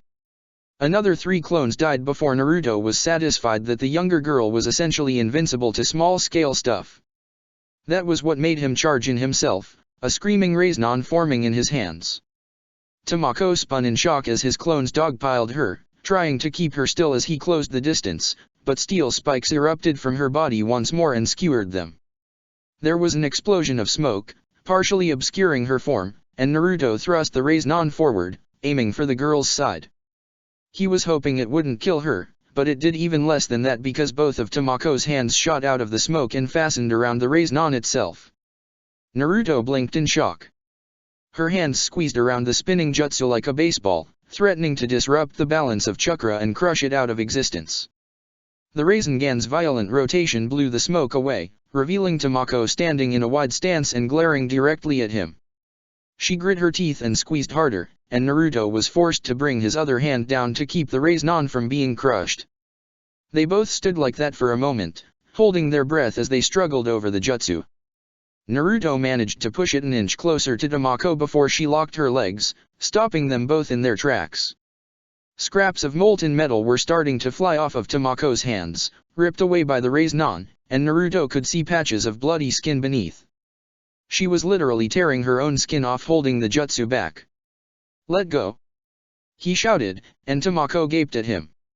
Let go, and I will too. Don't treat me like a kid. Tamako screamed back, pushing forward, and trying to force the Rasengan into Naruto's own chest. He felt his arm buckle as sparks from her hands showered his body, and realized the girl's steel jutsu had to extend even into her muscles. If you were going to use something like this on me, use it. Naruto let out a yell of frustration and let the Rasengan pop. With both hands on it, he had enough control to let it squash as an oval first, going along with the pressure Tamako was applying. The jutsu distended, stretching out, and then exploded, all of the considerable pressure built up inside of it erupting out and slamming directly into Tamako's chest. The girl from stone went flying back as though she'd been shot from a cannon, spinning like a pinwheel the whole way, and smashed through 4 rebar poles before embedding several feet into the gravel of the side of the pit. She sagged and hacked up a gout of blood, bright against her steel skin. Naruto straightened up, his palms were raw, almost like when he'd been burned in waterfall. He healed them with a gesture, replacing the red skin, and resisted the urge to retch. "Sorry," he muttered. "Fuck, what dash?" There was a crash, and Naruto snapped out of his momentary fugue, jerking to look. Kabuto was down, one of Yui's knives buried up to its hilt in his thigh. The woman was pinning him with her knee, one hand free to knock away his counter-attack and the other keeping the knife in. Kabuto lashed out, in obvious panic, and Yui knocked his arm away. The moment Kabuto's arm was knocked aside, she retrieved another knife from her hip pack. "Kabuto!" Naruto started forward as Yui raised the knife. For a single, terrifying heartbeat he was sure she was going to drive it down into his friend's throat, but instead, she threw it to the side. It slammed into a pile of loose concrete slabs and stuck fast. "Don't move!" She barked at the both of them. Naruto, naturally, didn't listen, continuing to charge forward. Yui raised a hand in warning, her fingers wrapping around themselves in what Naruto thought might be a modified one-handed rat sign. There was a small sonic boom behind her, and the pile of concrete slabs collapsed. Naruto stopped, only understanding what he'd seen in hindsight. His whole body vibrated with tension, but he kept himself from moving forward. "Kabuto!" he called out again. "Listen. Don't move." Kabuto looked back and forth between him and the woman who had a knee on his chest, his eyes narrow. He was clearly calculating his odds, but after a moment, his trust in Naruto won out. He slowly dropped his arms to his sides. The kunai had collapsed first, Naruto thought, the moment playing in slow motion in his memory. Ink had exploded out of the formula engraved on it, forming a sphere about a meter in diameter. The formula had expanded across the sphere, something about it had looked familiar to him. Then, the whole thing had instantly decompressed. The kunai, and everything within a meter of it, was gone. No, not gone. His mom had told him plenty of times that no matter what you couldn't destroy matter. That meant that it had been compressed so dramatically that he just couldn't see it anymore, squished down to the size of an ant without regard for its composition. It was a seal, Naruto thought, but with a philosophy like nothing he'd ever seen before. Destruction instead of preservation, and one just like it was in Kabuto's thigh. If Yui activated that, Kabuto would lose everything up to his ribs before he even knew what was happening. The shock would kill him instantly, and even if it didn't he'd just be half a torso and a bit of feet afterwards. "The knife's a jutsu formula for a seal, huh?" he said, shifting a bit to the right as Yui stood up, leaving Kabuto on the ground. The boy stayed still as Naruto scanned the area. All the other stone ninja were down, but Yui didn't even seem winded. Kabuto, meanwhile, had had the crap beaten out of him. He was slowly healing though. Naruto could tell he was running rejuvenating chakra through his core to regenerate his wounds. He had to buy them more time. "That's pretty neat. You know some fuinjutsu?" Yui asked. She didn't seem concerned about Nono arriving soon. Either she'd lied about not killing her, or there had been more to slow her down than just dropping a building on her. The woman sneered. "I guess I shouldn't be surprised." She crossed her arms. "Well, impress me Namikaze. You figure out anything besides that? Will it help me out if I tell you?" Naruto asked, trying to keep his breathing even. The woman was so obviously filled with hatred that it hurt to even look at her. What the hell had he done to deserve anyone looking at him like that? "Probably not," Yui muttered. "But I'm curious what kind of kid Namikaze made." "From the sound of it," Naruto said cautiously, continuing to rotate so he wouldn't have any of the unconscious stone shinobi at his back, "you don't have an issue with me. Just with my dad. Right?" "You're not wrong," Yui said. She stepped away from Kabuto. Naruto was weighing his odds. She hadn't triggered the knife, so she must want something. If she wanted him to just kill himself, she would have told him to by now. So it was something else. But if someone has an issue with your dad, they have an issue with you. Well, that's stupid. I'm not him. I left him and Konoha behind, Naruto said. The woman's eyes narrowed. And your team is pretty beat up.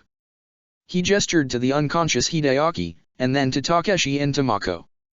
Both of them were still moving, but obviously in no shape to fight.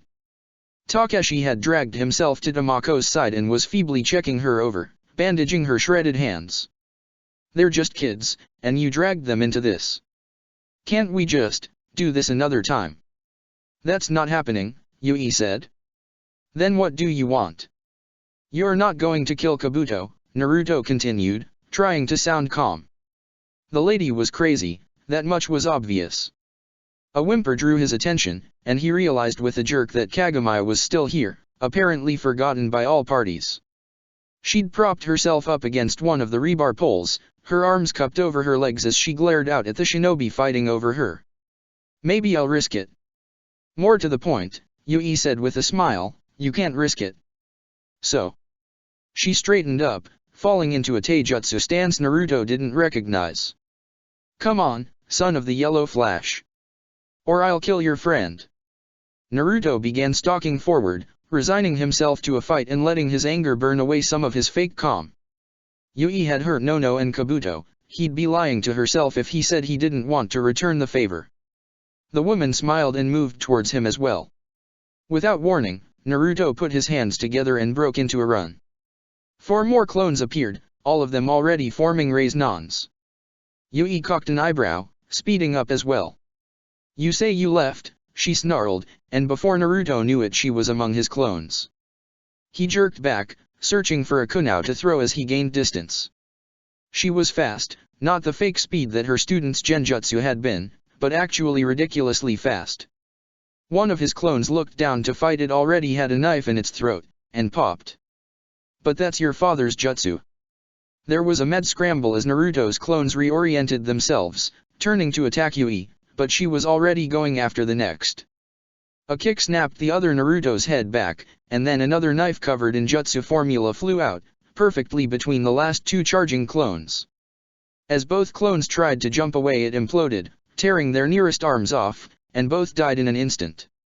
In the time it took all that to happen, Naruto had fallen back, pulled a knife from his pack, and thrown it directly at Yui as an explosive script wormed over the blade. It was a delayed charge, banking on her trying to avoid the blast. As he threw it, he flinched, the pain of his clones being torn to pieces by Yui's seal making him hesitate. He wasn't used to that sort of agony. The woman charged and slapped the blade out of the air, and Naruto cursed. No shit, idiot. She's a Fuinjutsu expert, of course she'd know that the timer was the main weakness. The blast went off, the explosion large enough that Naruto took a step back, but Yui just rode the shockwave forward. He realized it as the woman loomed over him, too close for him to grab another weapon or form a raise-non. She knows you're playing it safe.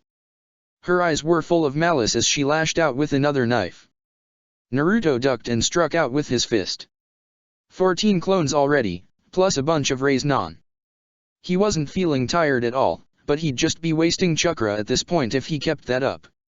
It was obvious Yui was beyond him. But he couldn't help but notice there was a stiffness to her movement. She favored her left side, her hip and shoulder on the right were slower. Not slow, just slower. Her torso was more rigid than it should be. An old injury? And there was something else about that seal. He needed help. Slow. Yui barked as his blow hit nothing but air. She danced back, in, and hammered a kick into his chest. Naruto went flying backwards, all the air knocked out of him once more, and rolled head over heels. As he righted himself he turned his momentum into a sprint, circling the pit and looking back towards where Yui had been. She wasn't there. His instincts screamed at him and he threw himself back as the woman struck with an axe kick from his blind spot. She was aiming for his neck, and her kick blew a foot-deep divot in the earth. Naruto realized in an unfortunate moment of clarity that he was starting to panic. Seriously? He shouted. He was ashamed to hear his voice break. Kabuto was still on the ground, still too hurt to rise. He must have been hurt more than he looked. Another minute until he was up? More? Naruto's heart and mind were both racing. I haven't done anything to you. You haven't, Yui said, yanking her foot out of the earth and turning to face him. I don't care about you at all. Then dash. The seal, it looked familiar, that was the thing. Children never leave their parents' hearts, Yui said. Her voice was so cold Naruto thought he might freeze. Even if they run away.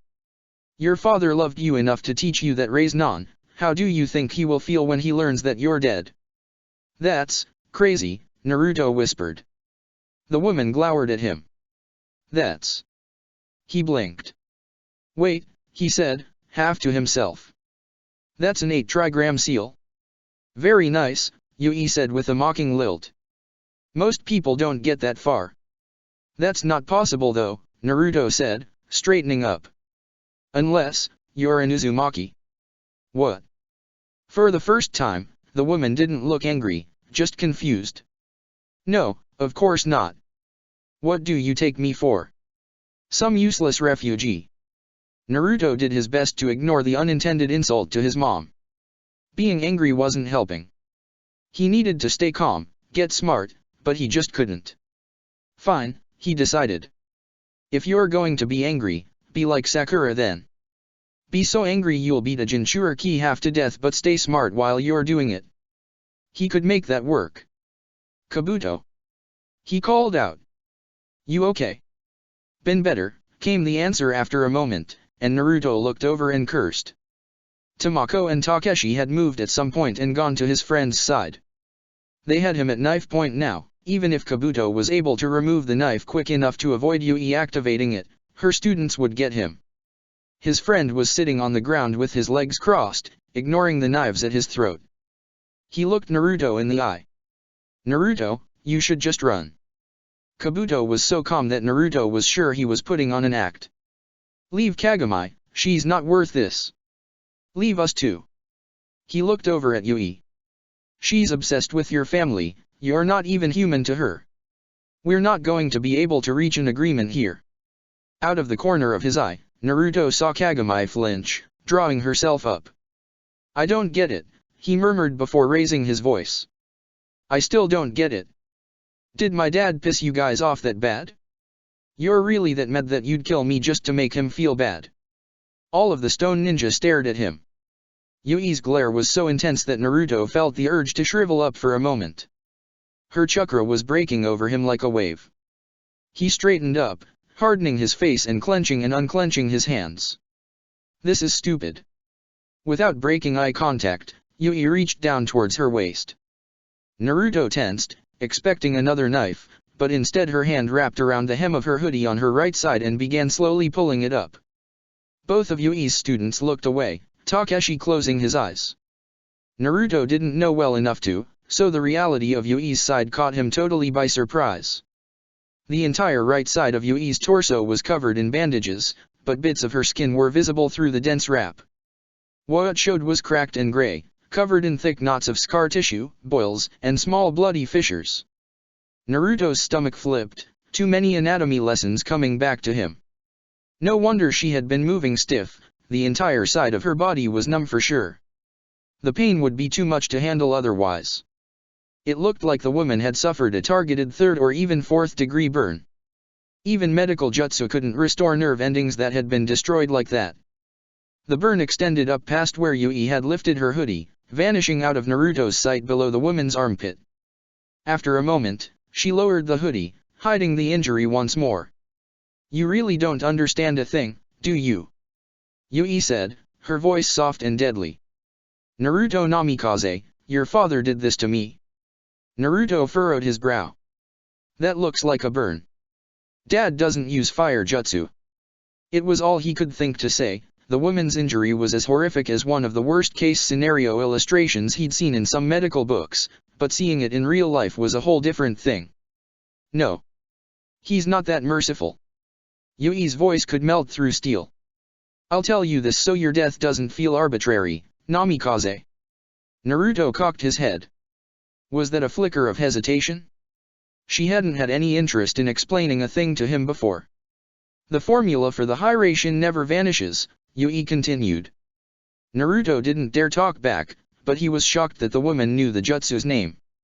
It's a jutsu formula that burrows into the flesh and chakra system alike, a curse mark that cannot be removed without destroying everything that was connected to it. She laid her hand against her side. 15 years ago, I received that curse. Your father slaughtered my team and marked me. He let me run. At the time, I didn't understand why. I was young and stupid, and I ran home to the nearest base for the hidden stone. Her lip curled in disgust. Naruto could only stare, feeling his heart beat throughout his whole body. How old would she have been? His age?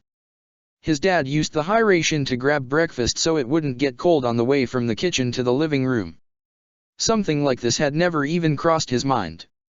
He used me as a knife. Where I went, shinobi died. Almost 30, by my count. I thought the only way out was to kill myself, but my family knew a ninja in the medical division. He risked his life to burn off your father's mark, and all it cost me was my body. Yui was shaking now. Naruto took an involuntary step back. That was the only way I could return to active service. I studied everything I could from the flesh that had been taken from me.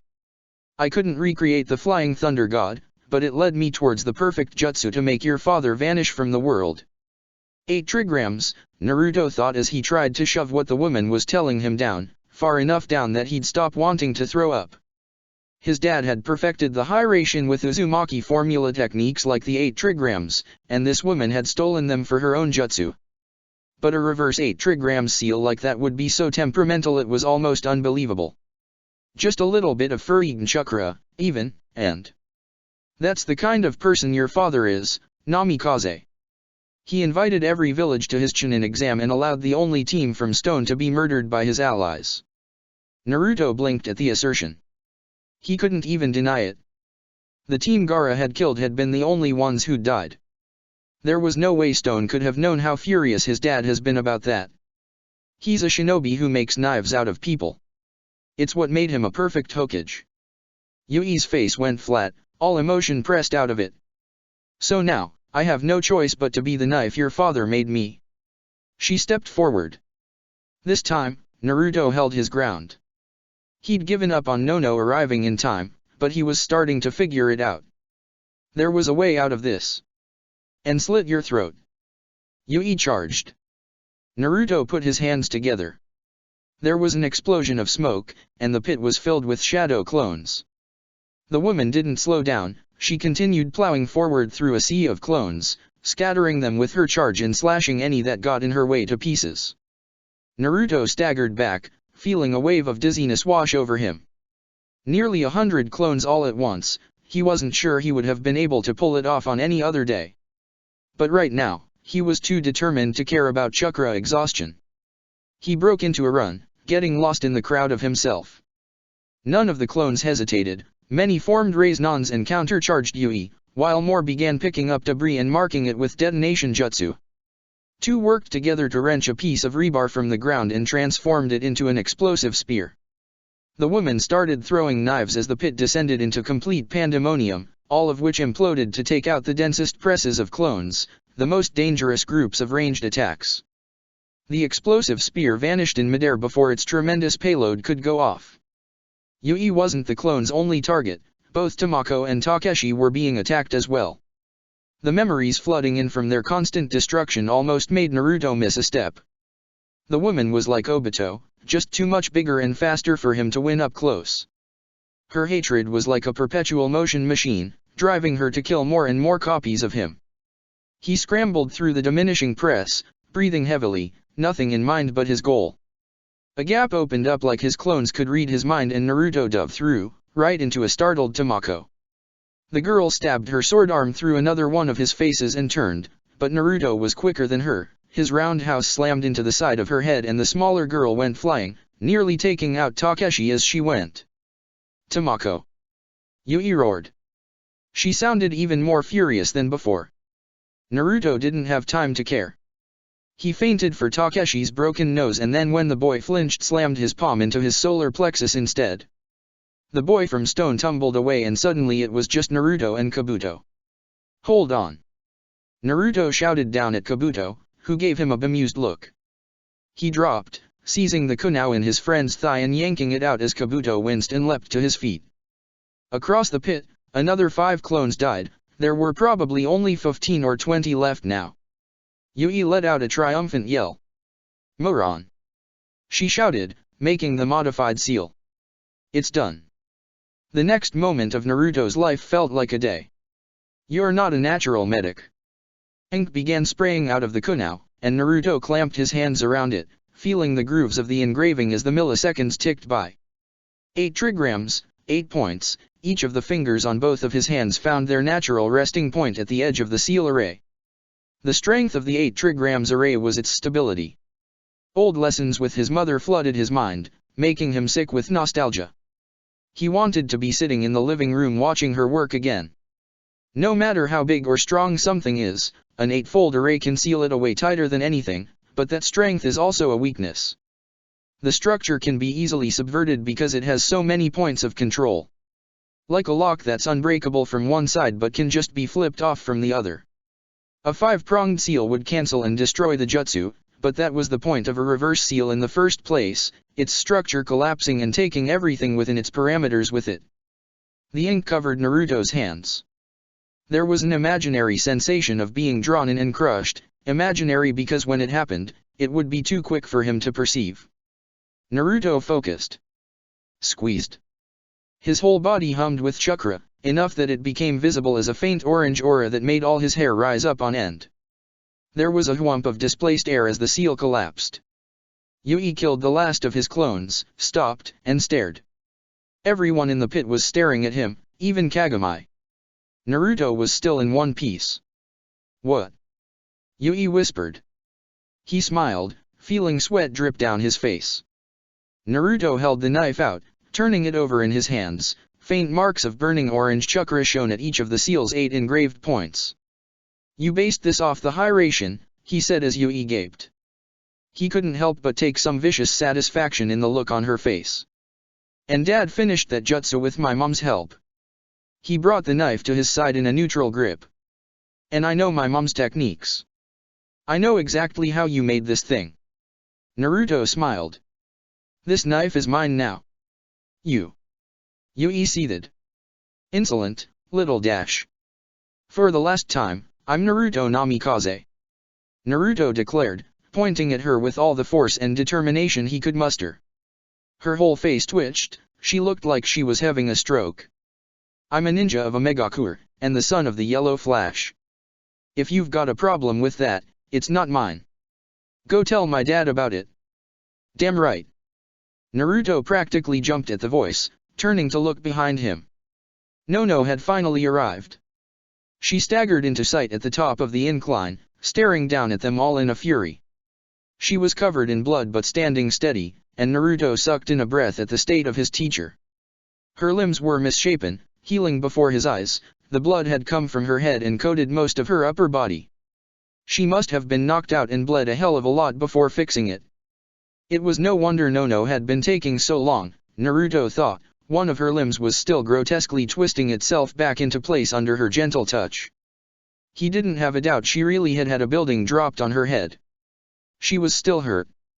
Still slow. She'd come as soon as she could, before she was even close to fixed up. Nono's eyes went wide, and she jumped forward. Naruto spun, realizing what she was looking at.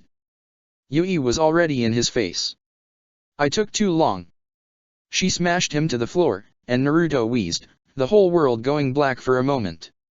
His grip went loose on the knife before he seized it with all his strength. Yui kicked him in the stomach, so hard his vision flashed again, and then in the hand. There was a snap, 2 fingers broke. The knife skittered away. Naruto rolled, not knowing up from down. The next kick got him right in the face. "Takeshi. Tamako." The voice rolled over him, barely comprehensible. 5 seconds. 1.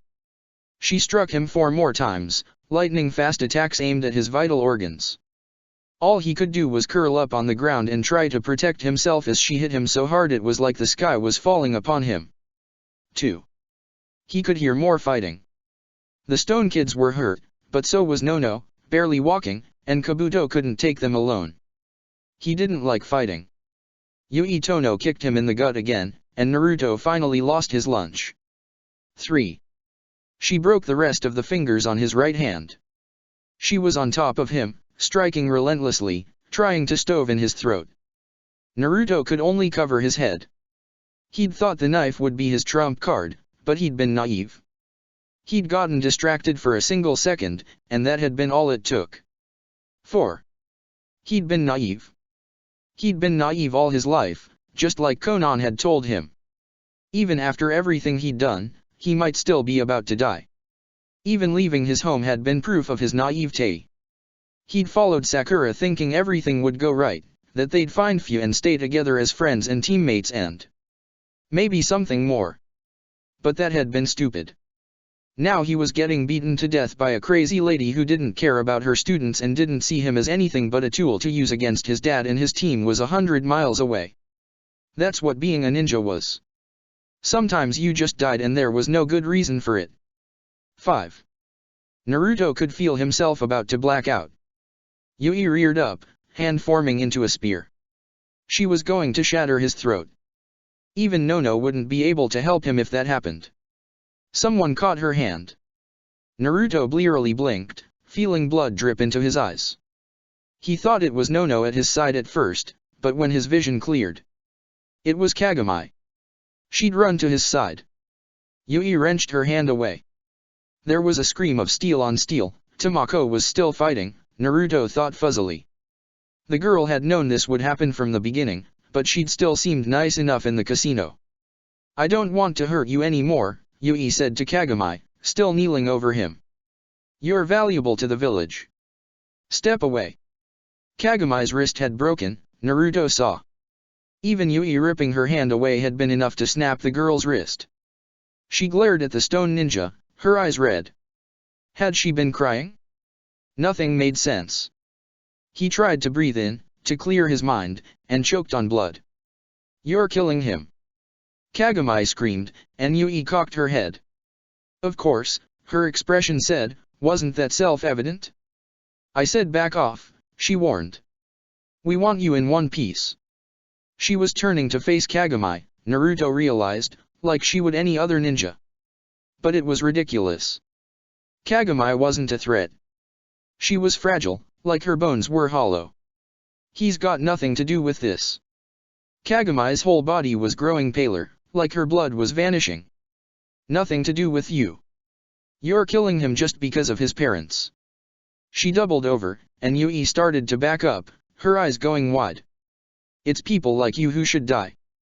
Ah, Naruto thought as he watched, feeling like everything was happening to someone else. His body hurt too much for him to give credence to anything else. Right now, we're the same, right?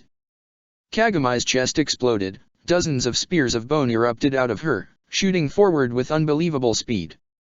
Yui jumped back, but too slowly. Everything was going too slowly, like Naruto was watching it happen underwater. The glistening white bone, covered with mucus and blood, slammed into Yui's right side and arm, skewering her in 10 different places. 1 punched deep into the woman's torso, and 2 went clean through her arm. The woman screamed, so loud Naruto thought the world might split in half. She'd been stabbed in her burned side, even if those nerves were dead, Naruto couldn't imagine the pain. She jumped back, away from the bones, and Kagami pursued her, stumbling forward as more and more bones burst from her body.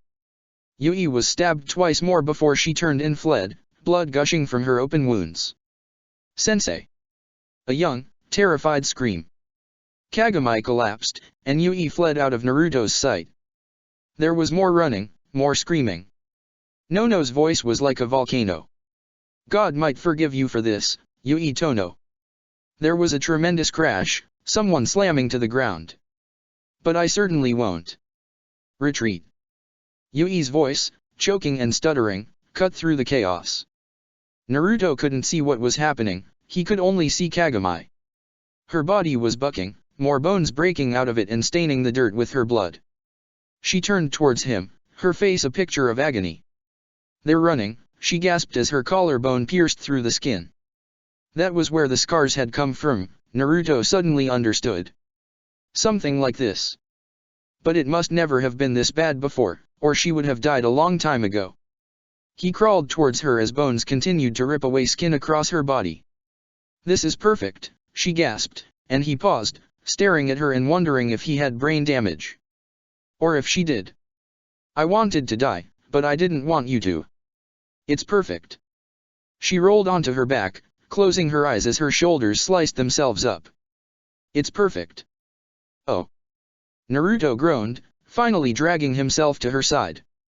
He felt his whole body twitch in pain, defiance, and fury. Just shut up, you moron. Kagami's eyes fluttered back open.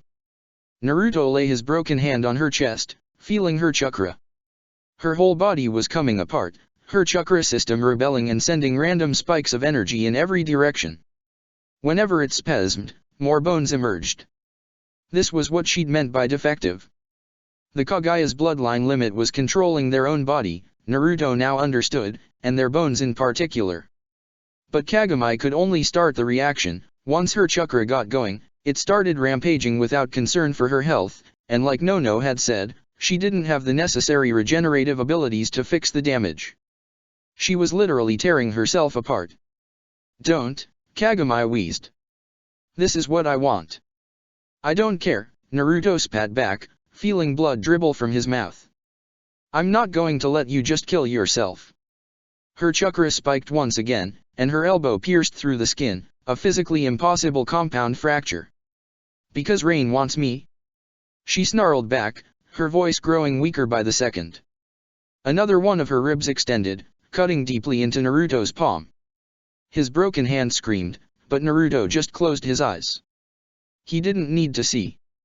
He just needed to feel her chakra. His own pain fell away. All that he cared about was the chakra system he was feeling under his hands. He began massaging it, pouring his own chakra into Kagami's body. No, he said, scared at how weak his own voice sounded. 'Cause you don't deserve to die. There was another spasm, and he seized it like an animal in his hands, crushing it with his chakra. Even if you want it, I can't let you die right in front of me. Not when I could do something about it. He opened one eye to find Kagami staring at him. Blood tears were leaving bright crimson trails down her face. It hurts, she whispered, and Naruto sighed. Yeah, he said. Me too. He didn't know what had changed. Maybe it was because Kagami's suicidal words had pissed him off. Maybe it was because he was in so much pain himself. Maybe it was because she was a Kagaya, and had the potential inside her even if she couldn't use it herself. Maybe there wasn't a good reason at all, and his chakra had just decided that for now it wouldn't jerk him around anymore. But slowly but surely, he rebuilt Kagami's shredded body. The bones protruding from her chest withdrew, some slicked with his own blood, and her ribcage mended itself, returning to something like normal. Her elbow was drawn back up into her body, and her knees as well. Her wrist popped back into place. Her spine, two of the vertebrae popping out into fin-like spikes, straightened out. The internal injuries, pierced organs, scratched and bruised and torn muscles, flattened out like paper and stitched themselves over. Naruto didn't know how long he was there. It felt like the entirety of his life beforehand. There had been all of that, being a kid, playing pranks, spending time with his parents, becoming a ninja, the C rank, the Chunin exam, waterfall, coming to Rain, and then there was this, divided by a perfect line and taking up the exact same amount of time. When he opened his eyes again, Nono was standing over him, still covered in her own blood. Her limbs were fixed now. She looked down at him from under her glasses with an expression he couldn't decipher, and Naruto gurgled. "Kabuto?" he asked. Kagami was asleep.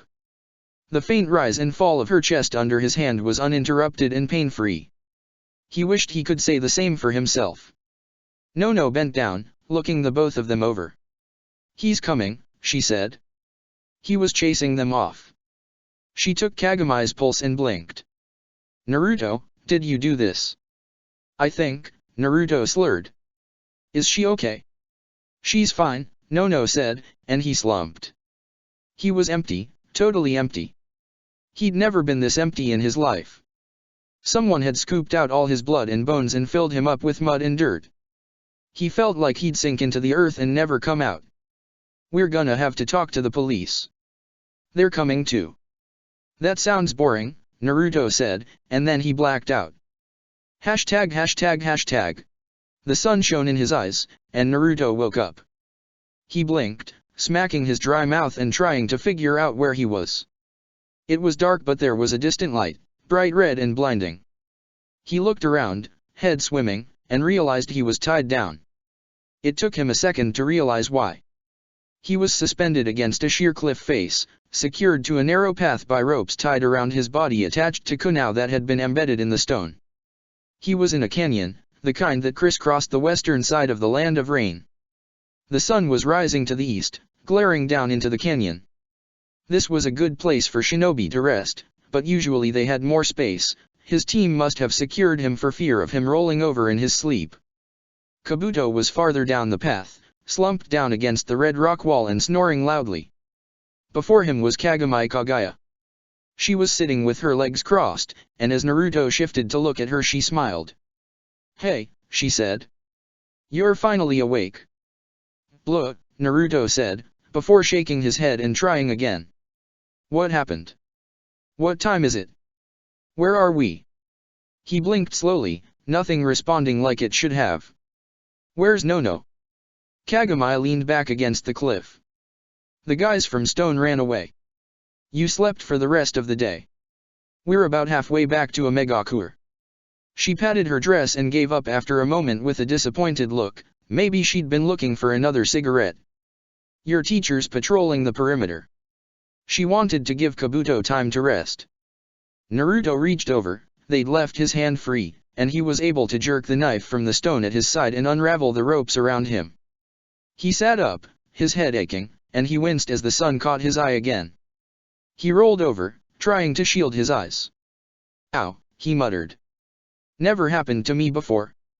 "You've never run out of chakra before?" Kagami asked as she scooted over to see his face. She raised an eyebrow. "You're even more of a freak than me." "Don't be mean," Naruto whined, trying to will the headache away and definitely failing.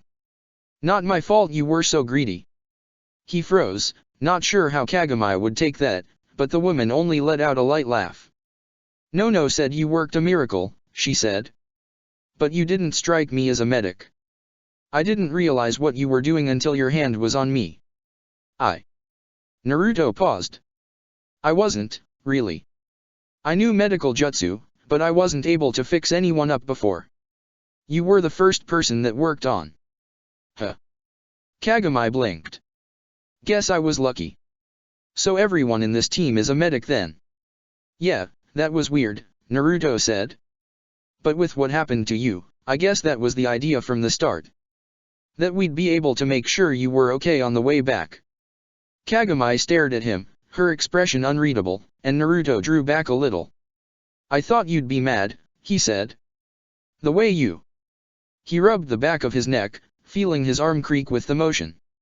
It was like everything needed some oil to get moving again.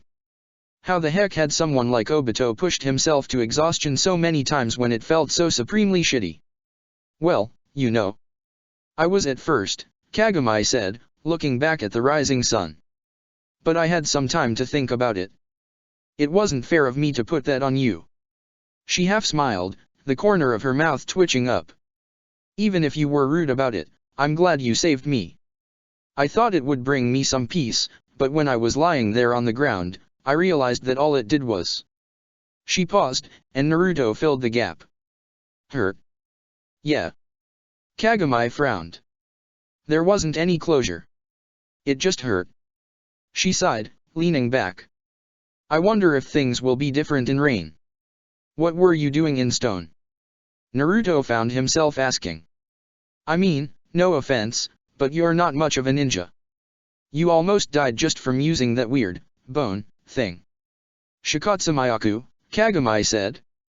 "But they were still interested in me for it, even if I can't use it without, dying." She shifted her legs under her body. "Like I told you, I'm defective. The Shikatsumayaku gives someone mastery of their skeletal structure, but I can't control their production, and my body can't regenerate the damage it causes. Someone like Kimimaro could pull a rib out and use it as a sword. You saw how that would go for me." Naruto failed to hide how queasy that image made him feel, and Kagami scoffed. "Oh, like stabbing someone with a knife is better," she said, and he couldn't help but laugh. Well, if that's the case, how come the hidden stone wanted you back so bad? Naruto said. He twitched. Yui was really strong. That means they thought you were important. Kagami bit her lip. Stone has been really interested in Kekkei Genkai, she said. Old and new, even dead ones like mine. I wasn't the only one from an extinct clan that I met there were others, Iberi, Yada, even an Uzumaki like Yui mentioned. I was paid to provide my body to their medical division. They thought they could fix my defect, or copy it. So they had me donate material, I guess you'd call it. They paid you for that? Naruto said, incredulous. Kagami laughed. 10,000 a week for as long as I stayed, she said. Naruto whistled. 10,000 was really only as much as you'd make on a D rank in Konoha, but getting that every week was still a pretty sweet deal. Hell, he'd probably take that deal if someone offered it.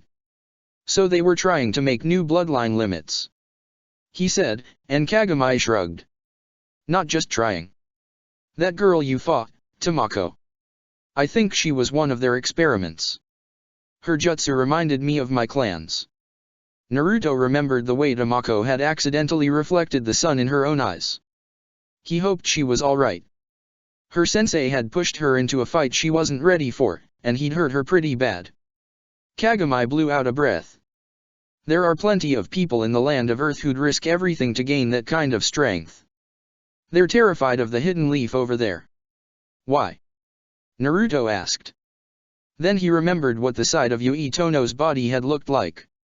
Oh. I guess you're the Hokage's son, Kagami said, sounding like she couldn't quite believe it. So you probably didn't really think about it growing up. But the hidden leaf is the strongest in the world without question. And since you ran away to it, I'm sure you know that a Megakure scares the hell out of people too. I guess so, Naruto said. What are you getting at though? The woman looked at him like he was stupid, and Naruto felt she wasn't wrong. All of the villages are trying to gather more strength to stand a chance, she said after a moment. Stone is full of traditionalists. It probably doesn't help that their cage is older than dirt. I met him. She held her hand up at her seated head height. He's so shriveled up it's a wonder he hasn't been put out to pasture. So because of that, they've turned to traditional shinobi powers. She dropped her hand. To a lot of people in this world, shinobi are defined by their genes. Maybe they're not wrong. But it goes beyond that. In the land of Earth, people are just another natural resource, like the metal in the mountains. What they don't have, they'll import. She yawned, slumping. That was why I left, and why I stopped Yui, and probably why you got told I was a thief. I was sick of people thinking of me, or anyone else, like they were just another tool. Naruto couldn't decide if he admired her or felt pity. He settled for both. It is different in Rain, he said, and the woman shrugged. We'll see. I hope you're right.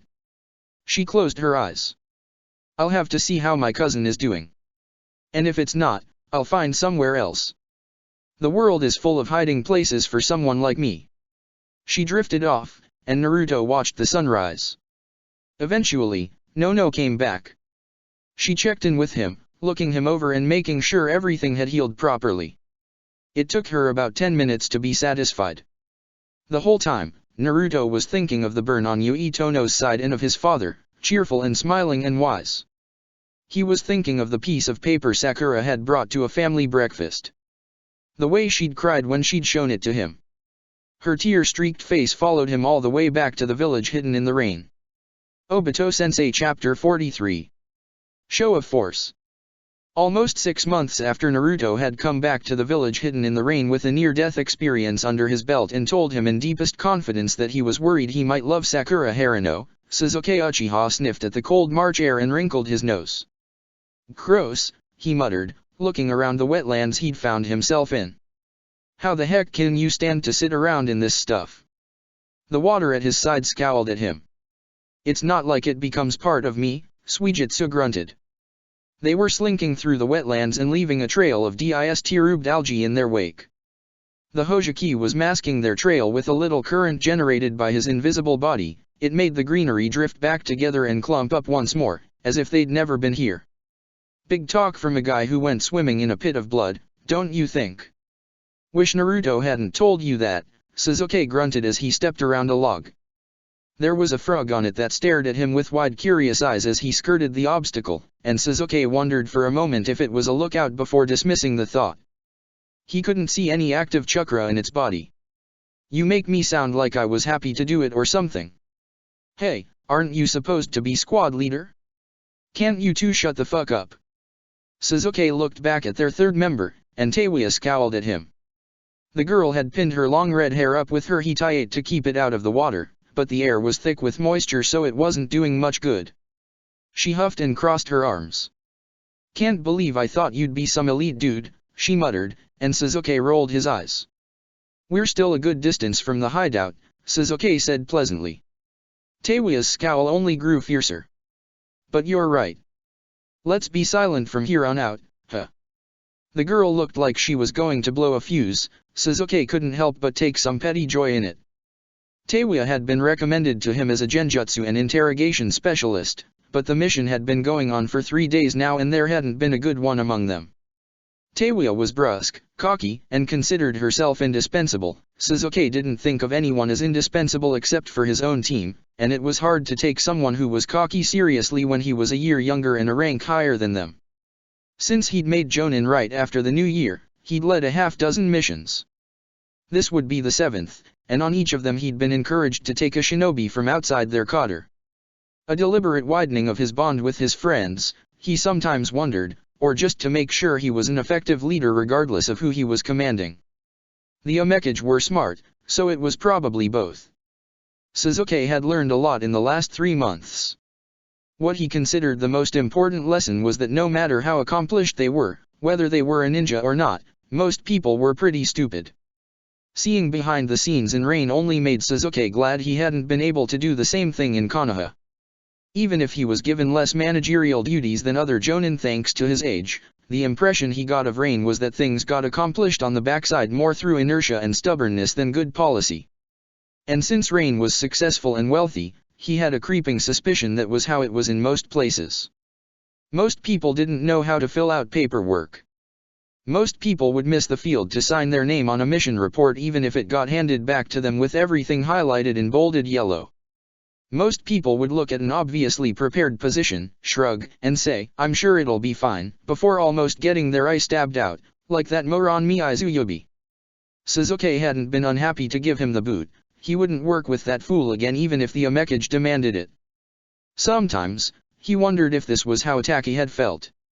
His brother had made both Umbu captain and Jonin when he was just 12, 2 years before Sasuke could say the same. He'd always known Itachi was smarter than him, stronger than him. Was that what had let him look around, look at their family, and decide he had the right to say if they lived or died? Sasuke didn't know, but that didn't stop him from second-guessing himself. He'd never done that before, and he hated it. Nevertheless, being a Jonin was a lot like being a Chunin except there was more paperwork involved. Everyone seemed impressed with what, to him, was a mostly meaningless achievement. To Sasuke, it didn't seem like a big deal. Maybe it was because it was a promotion from the Land of Rain. He still didn't see this place as his real home. He was here for his friends, and for his brother. Everything else was a distraction. Itachi was still nowhere to be found. That didn't surprise him. Rain would never advertise him. But if Sakura couldn't find him, he would keep digging, scratching at the scab until it fell off or found blood. It was the only thing he could think to do. Fearless leader? Suijutsu asked, and Sasuke blinked as he realized they'd been walking for a good 10 minutes, his eyes automatically scanning the wetlands for their target. Still with us? Yeah, Sasuke muttered. We should almost be there. The wetland stretched as far as he could see in every direction, just an endless dark mass of muddy water, thick algae, tiny islands, and forest debris. Thick trees with exposed roots grew sporadically throughout the area, stretching dozens of meters up with greedy canopies. In a place like this, they needed all the energy they could get. The Land of Rivers kind of sucked, he decided. At the very least, it hadn't made a good first impression. But then, it was flood season. Maybe this place looked nicer when it didn't have a couple feet of rain a day on top of melted snow coming in from the highlands to the north and west. Want me to go ahead? Suijitsu asked, and Sasuke nodded. Yeah, he said, crouching down in the muck so he was almost level with Suijitsu's floating head. His high collar kept any from rushing down his shirt. He was glad he'd had this cloak customized, even if Naruto and Suijitsu had constantly made fun of it. Quietly. There should be a steep drop-off right before the hideout, apparently it's almost like a waterfall. See if anyone's outside and come right back. Suijitsu started to say something, and Sasuke smirked. Don't. Unless you think you could do it without hurting anyone. Damn. Suijitsu sulked off and left Sasuke and Teiwa alone in the water. The girl crouched down on top of the water, and Sasuke glanced back at her. You're more visible like that, he said. She frowned. I'm not a squirt like you, she declared, even though Sasuke was positive he had a couple inches on her. Why are we being sneaky anyway? They're just smugglers. Shouldn't be a problem. We don't want them destroying any contraband, he said like he was explaining gravity to a child, and Teiwa bristled. And they might have a shinobi or two. We'd feel pretty stupid if we got stabbed or blown up cause we rushed in, right? You might, Teiwa grumbled, before she realized what she'd said and winced. Like those eyes of yours wouldn't see it coming anyway. I can only see what's in front of me, Sasuke said flatly, trying to make it clear he wasn't interested in talking anymore. Even if he was younger, he was still her superior. It worked. For the moment, Teiwa shut up. They sat in the turgid, freezing water for another couple minutes. Almost a year, Sasuke thought at one point as he watched for the swirl of liquid chakra that would mark Suijitsu's return. He'd been gone almost a year. Would his mother even recognize him anymore? Maybe it wouldn't seem as long to her because she was older, but to him the time seemed like an impossible gulf. He'd be 15 in another couple months. Hell, Sakura would be that old even sooner. Just a week from now, he was pretty sure. How much longer did they have to spend in their home away from home? He shifted as he realized he was getting impatient, not just with Suijitsu, but with the whole ordeal. Before he could dwell more on that, Suijitsu returned. His friend's head popped out of the water, and Sasuke turned to it as Teiwa let out a muffled curse. Lights re-on, Suijitsu said, before making a face and spitting out a leaf. Gross. The place is pretty concealed, but I listened for a bit. At least 4 guys are up and around, but I bet there's more. There's 2 skiffs there, and they could probably hold that many and some each. Any ninja? Sasuke asked, and Suijitsu shook his head. If there were, they were inside. I didn't see any. He frowned. Doesn't mean shit though. Couldn't get much done from that far away.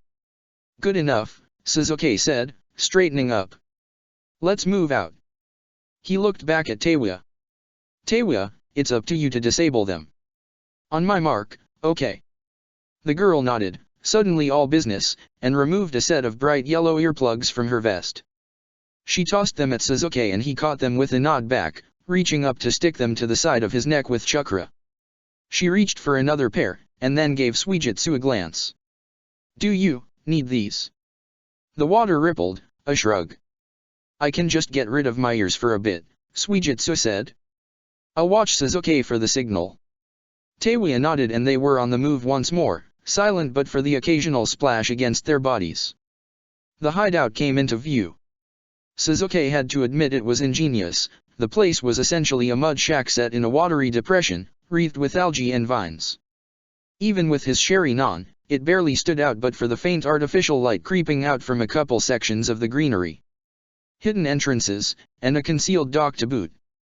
It was no wonder smugglers hid out here, miles from any civilization and nestled amidst the wetlands. Even motor-powered skiffs wouldn't leave much of a trail, and if law enforcement did end up coming the sound would be obvious from far away thanks to the water. They'd have plenty of time to make a getaway.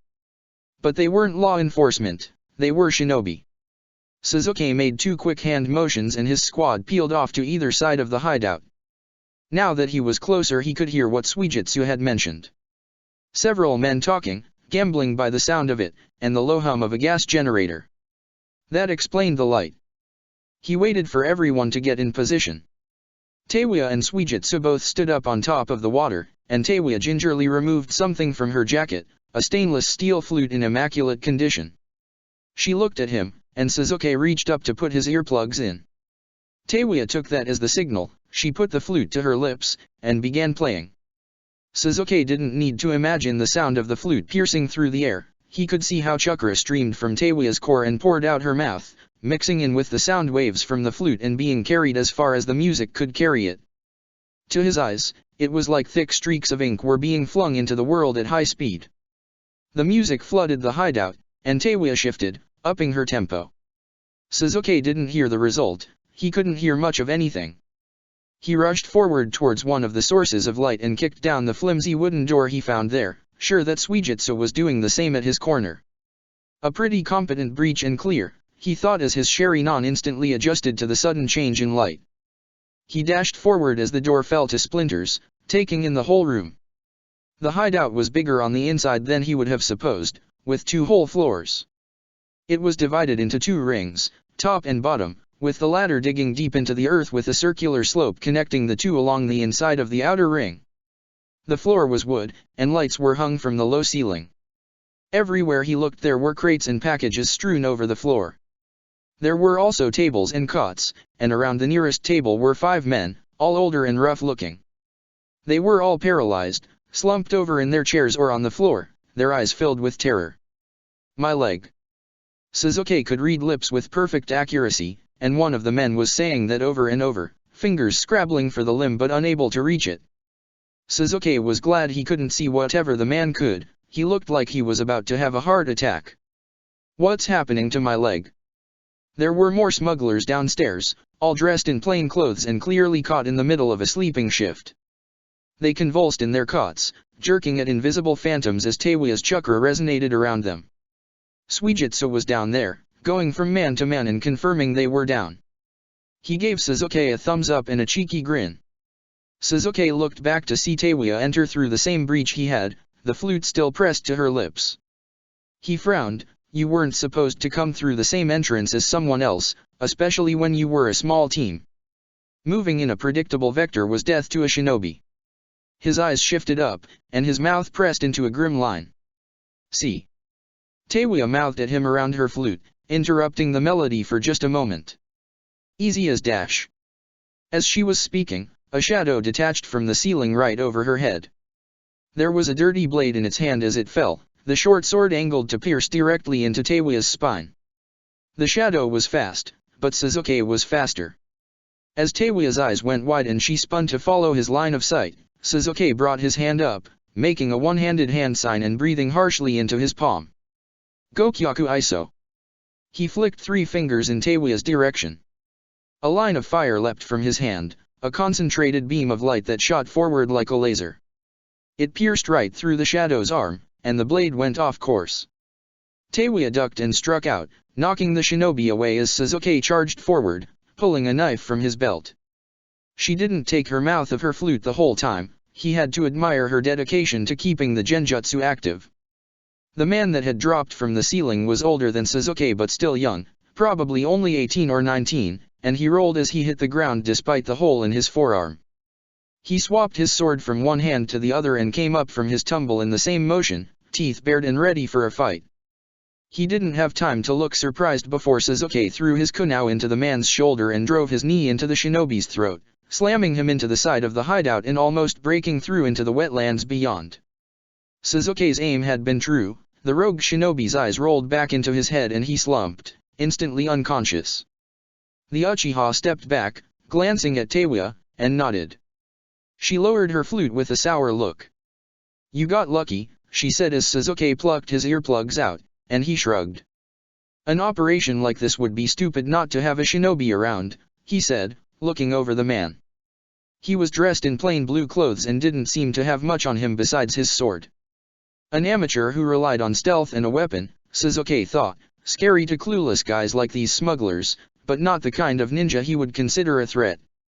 He reflected, not for the first time, on the fact that his team had totally warped his perception of what a real ninja was. "More importantly," he said after a moment, nudging the man's body, how did he avoid your genjutsu? TCH. Teiwaya sneered, wandering over and gesturing at the shinobi's right hand. It was still wrapped around his sword, but Sasuke noticed the pinky finger was bent back at a grotesque angle. Resetting your chakra isn't effective at escaping the illusion when the music is constantly refreshing the genjutsu. This guy must have been smart enough to realize that. Pain is the only real counter. Sasuke nodded, filing that fact away. Guess he wasn't a complete amateur, he said, before calling out. Hey, Suijutsu, everything okay down there? Peachy. Suijutsu called back. Couple of them have woken up. Should I put them back to sleep? Depends, Sasuke said, walking back to the pit and leaving Teiwaya with the unconscious ninja. He looked down into the sleeping quarter and found a half-dozen terrified men staring up at him. 11 in total then, more than they'd supposed. He let his Sharingan flash, the Tomo slowly rotating. Are they feeling cooperative? Very. One of the men called up. He looked like the oldest, with a huge bushy gray mustache and an impressive scar across his forehead. Very fucking cooperative. Glad to hear that, Sasuke said with a smile. He crossed his arms. It's a pleasure to meet you. We've been commanded by the Nation of Rain to commandeer one of your shipments. He made a show of looking around at all of the crates. Will you help us find it? Rain. The man asked, obviously confused. Not rivers. Sasuke shrugged, leaving the man nonplussed. Well, hero. Suja. Help the nice shinobi find what they're looking for, would you? Two of the younger men shot the obvious leader dirty looks, but he glared at them and they realized they weren't exactly in a position to negotiate. They made their way up the spiraling slope to Sasuke, and he greeted them with a neutral smile. We have no interest in the rest of your cargo, he said, and the men glanced at each other, equally put off by his age and his tone. We're looking for a specific shipment from the Land of Iron. What, that one? The younger of the men sneered. It's long gone. Sasuke stared at him, and the man tried to stare him down. After a couple seconds, he broke out into a cold sweat. I can tell you're lying, Sasuke said, trying to sound patient. It wasn't the whole truth, but someone like this wouldn't be able to tell that. Sure enough, the man stiffened up, and his friend closed his eyes, looking like he was praying under his breath. The man hesitated. I'll show you. He led Sasuke and his friend to the corner of the hideout as Suijutsu chatted with some of the men downstairs. The Hojiki always had a way of combining joy and menace. Sasuke was a little jealous of it sometimes. Here, the smuggler said with a gesture, pointing at a small lockbox nestled among a stack of crates, some covered in algae. That's all we've got from that place. Sasuke strode forward and picked the box up, feeling its weight and examining the seal of the Land of Iron on the front. It matched the description exactly, with a somewhat complex lock keeping its contents secure. He let out a content grunt and came back with it, loosely carrying it in one hand. The men stared. Shit, the older one muttered. It took me and Jahan to lift it. Sasuke glanced down at the lockbox. It was pretty heavy, he reckoned, but he hadn't thought someone without chakra would be that weak. Something else he'd forgotten in the pounding rain. He looked back at the men and shrugged. This is all we needed, he said, and the smugglers gave him an incredulous look. Our apologies for interfering in your business. He was moving back towards the inner ring getting ready to call out to Suijutsu and Teiwaya when something caught his eye. He frowned. Sasuke diverted towards the table the men had been gambling over. It was strewn with dice, cards, and miniature soldiers, as well as each of their stakes. He leaned down, looking over it. After a moment, he scooped up a fistful of bills. They were script from the Land of Fire, Ryo stamped with the distinctive seal of the daimyo's court. Oh come on man, the younger smuggler, hero, groused. You don't gotta take the cash out of our pockets, do you?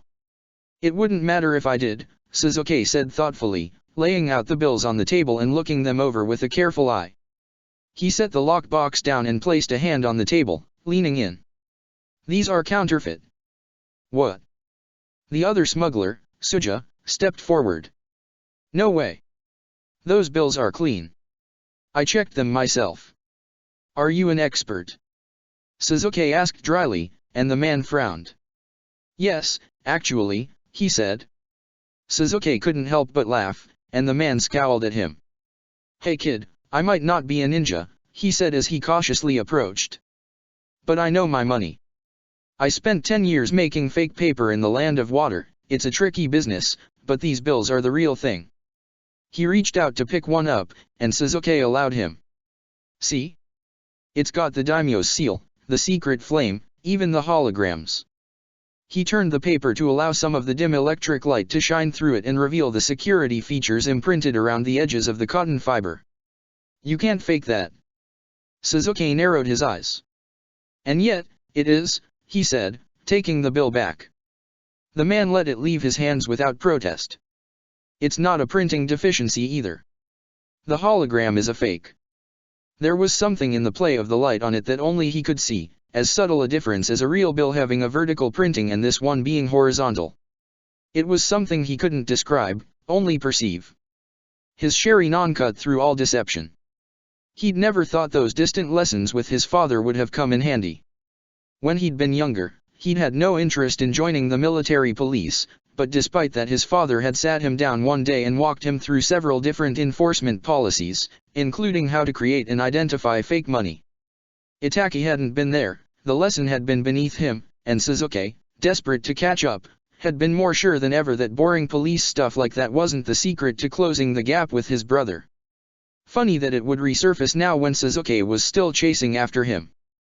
Suja grunted. Fake enough to be real if I can't tell the difference. Yeah. Sasuke muttered. Why bother creating a counterfeit bill like that? He looked around the table, talking to himself. Let alone this many. He blinked. Where did you pick up these bills? Suja raised an eyebrow. Fuck if I know, that's Todo's money. Sasuke raised an eyebrow back, and Suja got the hint. Todo. He shouted out, and the response came a second later. What? They done stealing from us yet?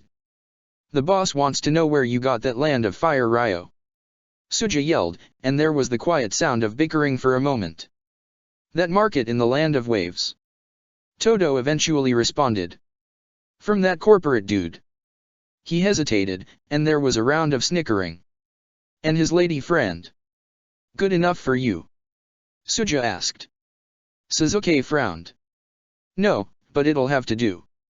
He doubted these men tracked where they picked up small bills religiously.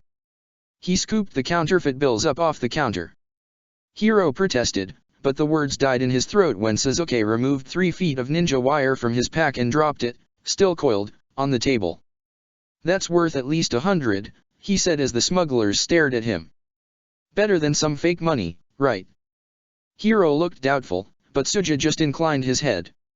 We appreciate it, he said between gritted teeth, and Sasuke smirked. Teiwa, Suijutsu.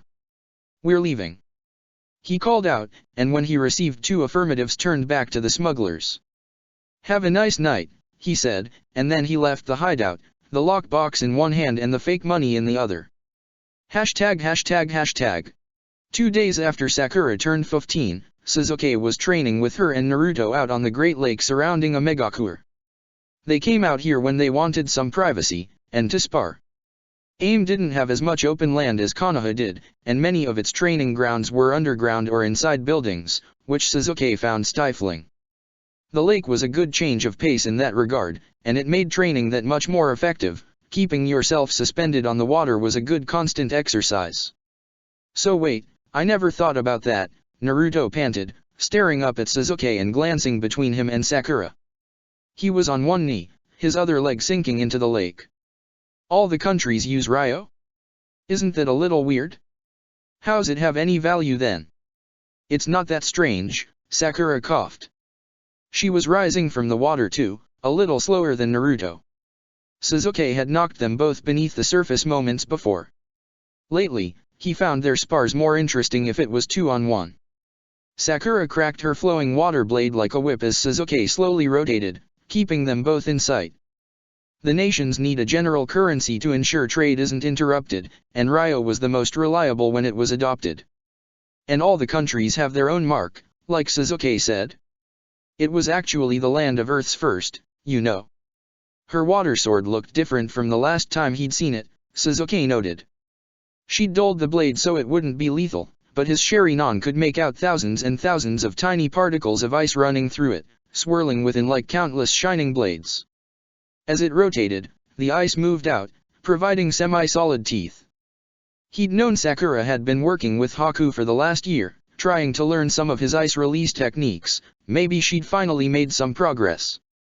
The disruptive chakra inside the blade would only increase its already ridiculous cutting power. Seriously? What the heck did they base it on? Naruto's face screwed up as he finished getting up. Rocks? Wait, maybe actually though. Like, valuable rocks. Rice, Suzuki said, a little irritated. His friends were just chatting instead of taking the session seriously. It was based off of rice, Naruto. Before shinobi were common, if you couldn't feed your citizens your government would fall in an instant. It's a good thing mass production has gotten so efficient, Sakura said, looking a little surprised at herself. With so many shinobi around, wars over food would be pretty horrible. Suzuki gave her a cockeyed look. That was something the Sakura who was trying too hard to join the Akatsuki would say, not the real her. She noticed his look and grinned. Don't get distracted, she teased, and then they were all in motion. She swung out with her water blade, its arc carrying it low and fast across the water and picking up a wave from the lake. Simultaneously, Naruto was charging in. His hands were glowing with medical chakra, iridescent scalpels emerging from the tips of his fingers. It was a good strategy. Sakura attacked from a distance, and Naruto trusted her with his life, moving in close and trying to disable the target. No Yakushi had taught him some offensive medical jutsu after he'd proved capable of healing others. Suzuki sometimes wondered if it was something beyond coincidence that his own chakra was apparently incapable of fixing others. Suzuki dove under the water blade whiffing over his head, and popped out like a leaping fish right in front of Sakura. She leapt back with a grin, all teeth, and slashed out with her other weapon. The water blade extending from the knife Ino Yamanaka had given her wasn't nearly as long as her sword, and was rigid instead of flexible, but it was still almost 4 feet long. If it weren't for the Sharingan, Suzuki would have taken the sword to the chest and lost their competition in an instant. Instead, he twisted down, Sakura adjusting the angle just a moment too late as Suzuki slid under her attack and kicked her legs out from under her. Sakura fell, and he reached out and almost gently pushed her head under the water as she let out an indigent yell. Naruto was right behind him, yelling a war cry, and Suzuki knew he was already too close for him to turn and block his attack. Instead, he just leapt straight up, sticking some water to the bottom of his body to create a plume of vapor and blind his friend for a second. Naruto ran into the explosion of water with a wild swing, and Suzuki kicked him in the back of the head. His friend exploded into smoke, and Suzuki blinked in shock as 2 hands came up out of the murky water and fastened around his falling legs, yanking him down below the surface. His Sharingan could make out Naruto's smirking face in perfect detail, just for a second, before his friend headbutted him. It hurt like hell. Naruto's Hitaiate slammed right into Suzuki's forehead and he reeled back as Naruto kicked him to the surface. He broke from the water and flopped onto it, lying on his back and staring up into the sky as little white stars danced across his vision. Ouch, he muttered. Naruto breached next to him and rested his arms on the top of the lake with a laugh, and Sakura came up a moment later. Hey, did you get him? She asked, and Naruto blushed before he nodded. Suzuki turned his head and watched him with amusement. His friend really was hopeless. Yup. Worked like a charm, Sakura. Naruto said, and Suzuki sat up to look at the both of them as they were rocked by the lake's gentle waves. You made yourself bait, huh? He asked. Sakura smirked. Suzuki had an old, half-complete memory, and had to shake his head to get rid of it. He must really have been too nostalgic for his own good. You wouldn't have used Sakura as bait, would you? Well, it worked pretty well. I guess you guys win this round. He looked up, back towards the city. And just in time, from the look of it. They followed his line of sight and found a familiar face making its way to them across the water. Literally, like he had back in the wetlands on that mission in the Land of Rivers over a week ago, Suijutsu Hojiki was basically just a loose collection of facial features spread out across the lake. As he drew closer, he pulled himself back together and stood up, his body becoming apparent. "Hey!" he shouted, and Sasuke gave him a lazy wave, still lying down on top of the lake. "You didn't answer your pager." Sasuke sat up, propping his elbows on the surface as Naruto and Sakura turned and waved as well, keeping themselves suspended by their arms as they dangled the rest of their bodies down into the abyssal lake. "I left it at home." "It's not waterproof," he said. "Suijutsu, can you tell me why the hell in this country of all places Jonin can't get waterproof pagers?" Suijutsu scoffed and looked up into the drizzle sweeping down on the lake and filling it with millions of minuscule ripples. "Just keep it in a waterproof bag, for fuck's sake. That's what Zabuza Sensei does. Then I wouldn't have to drag my ass all over the village looking for you." He made an impatient gesture with both hands, like someone trying to beckon a disobedient puppy. "Come on. Up and at it." He muttered something rude under his breath, and Sasuke rolled his eyes and flipped to his feet, riding one of the lake's small waves up. "What is it?" he asked. Suijutsu gave him a shrug. "Dunno, you and Zabuza Sensei both got dinged. He told me to go find you." Both of the Jonin in the Cotter who were also in the village, Sasuke noted. Nono was on a mission at the moment, loaned out as a medical ninja. "You've got separate meetings, apparently." "All right," Sasuke said with a nod. He looked down at Sakura and Naruto. "Race you back." Naruto opened his mouth, looking like he was about to say something and glancing at Sakura. Sasuke hid a smirk behind his stone face. But before Naruto could finish his thought, Sakura started clambering up out of the water. "Sure," she said. "Naruto, you wanna come too?"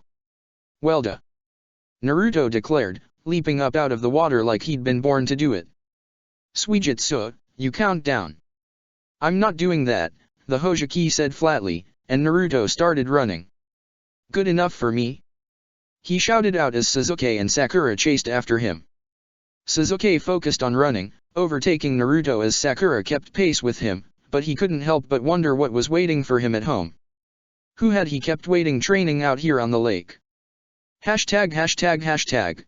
Sitting at attention in a Megakure's central tower and watching the fan on the ceiling struggle to keep the air in the room fresh, Sasuke wondered who was keeping him waiting. When he'd returned to his apartment, his pager hadn't given him much of anything, it had only told him to report to this level of the tower. When he'd arrived, someone else had been leaving the room, a taller teenager with blonde hair pinned up in a ponytail. Deidara, Sasuke was pretty sure his name was. He'd smirked at Sasuke as he'd left, and the Chunin at the door had ushered Sasuke in instead, closing the door behind him. And then he'd found a comfortable place at the oak table dominating the middle of the room and waited. For about 20 minutes now, he was sure. Sasuke was patient, but he was still only 14. He had a limited well of the stuff. Right as he was wondering if he should get up and take a look around, the door to the room started to open. Sasuke turned back, keeping his back straight, and then shot out of the chair as it became apparent who was coming through. Nagato Uzumaki gave him an amused glance and a wave of his hand. "Sit back down," he said, his voice gentle, and Sasuke did, his posture just as perfect. The Omekage made his way around to the other side of the table and sat down, his purple eyes fixed on Sasuke the whole time. "Omekage," Sasuke said, his voice that of a model shinobi. "My apologies for my delay." "No worries," Nagato said as he sat down, leaning forward in his chair. "I ended up having some business of my own to attend to, so it worked out, right?" Sasuke was astonished to find that he was a little nervous. He'd met both Yahiko and Konan alone before, but never Nagato.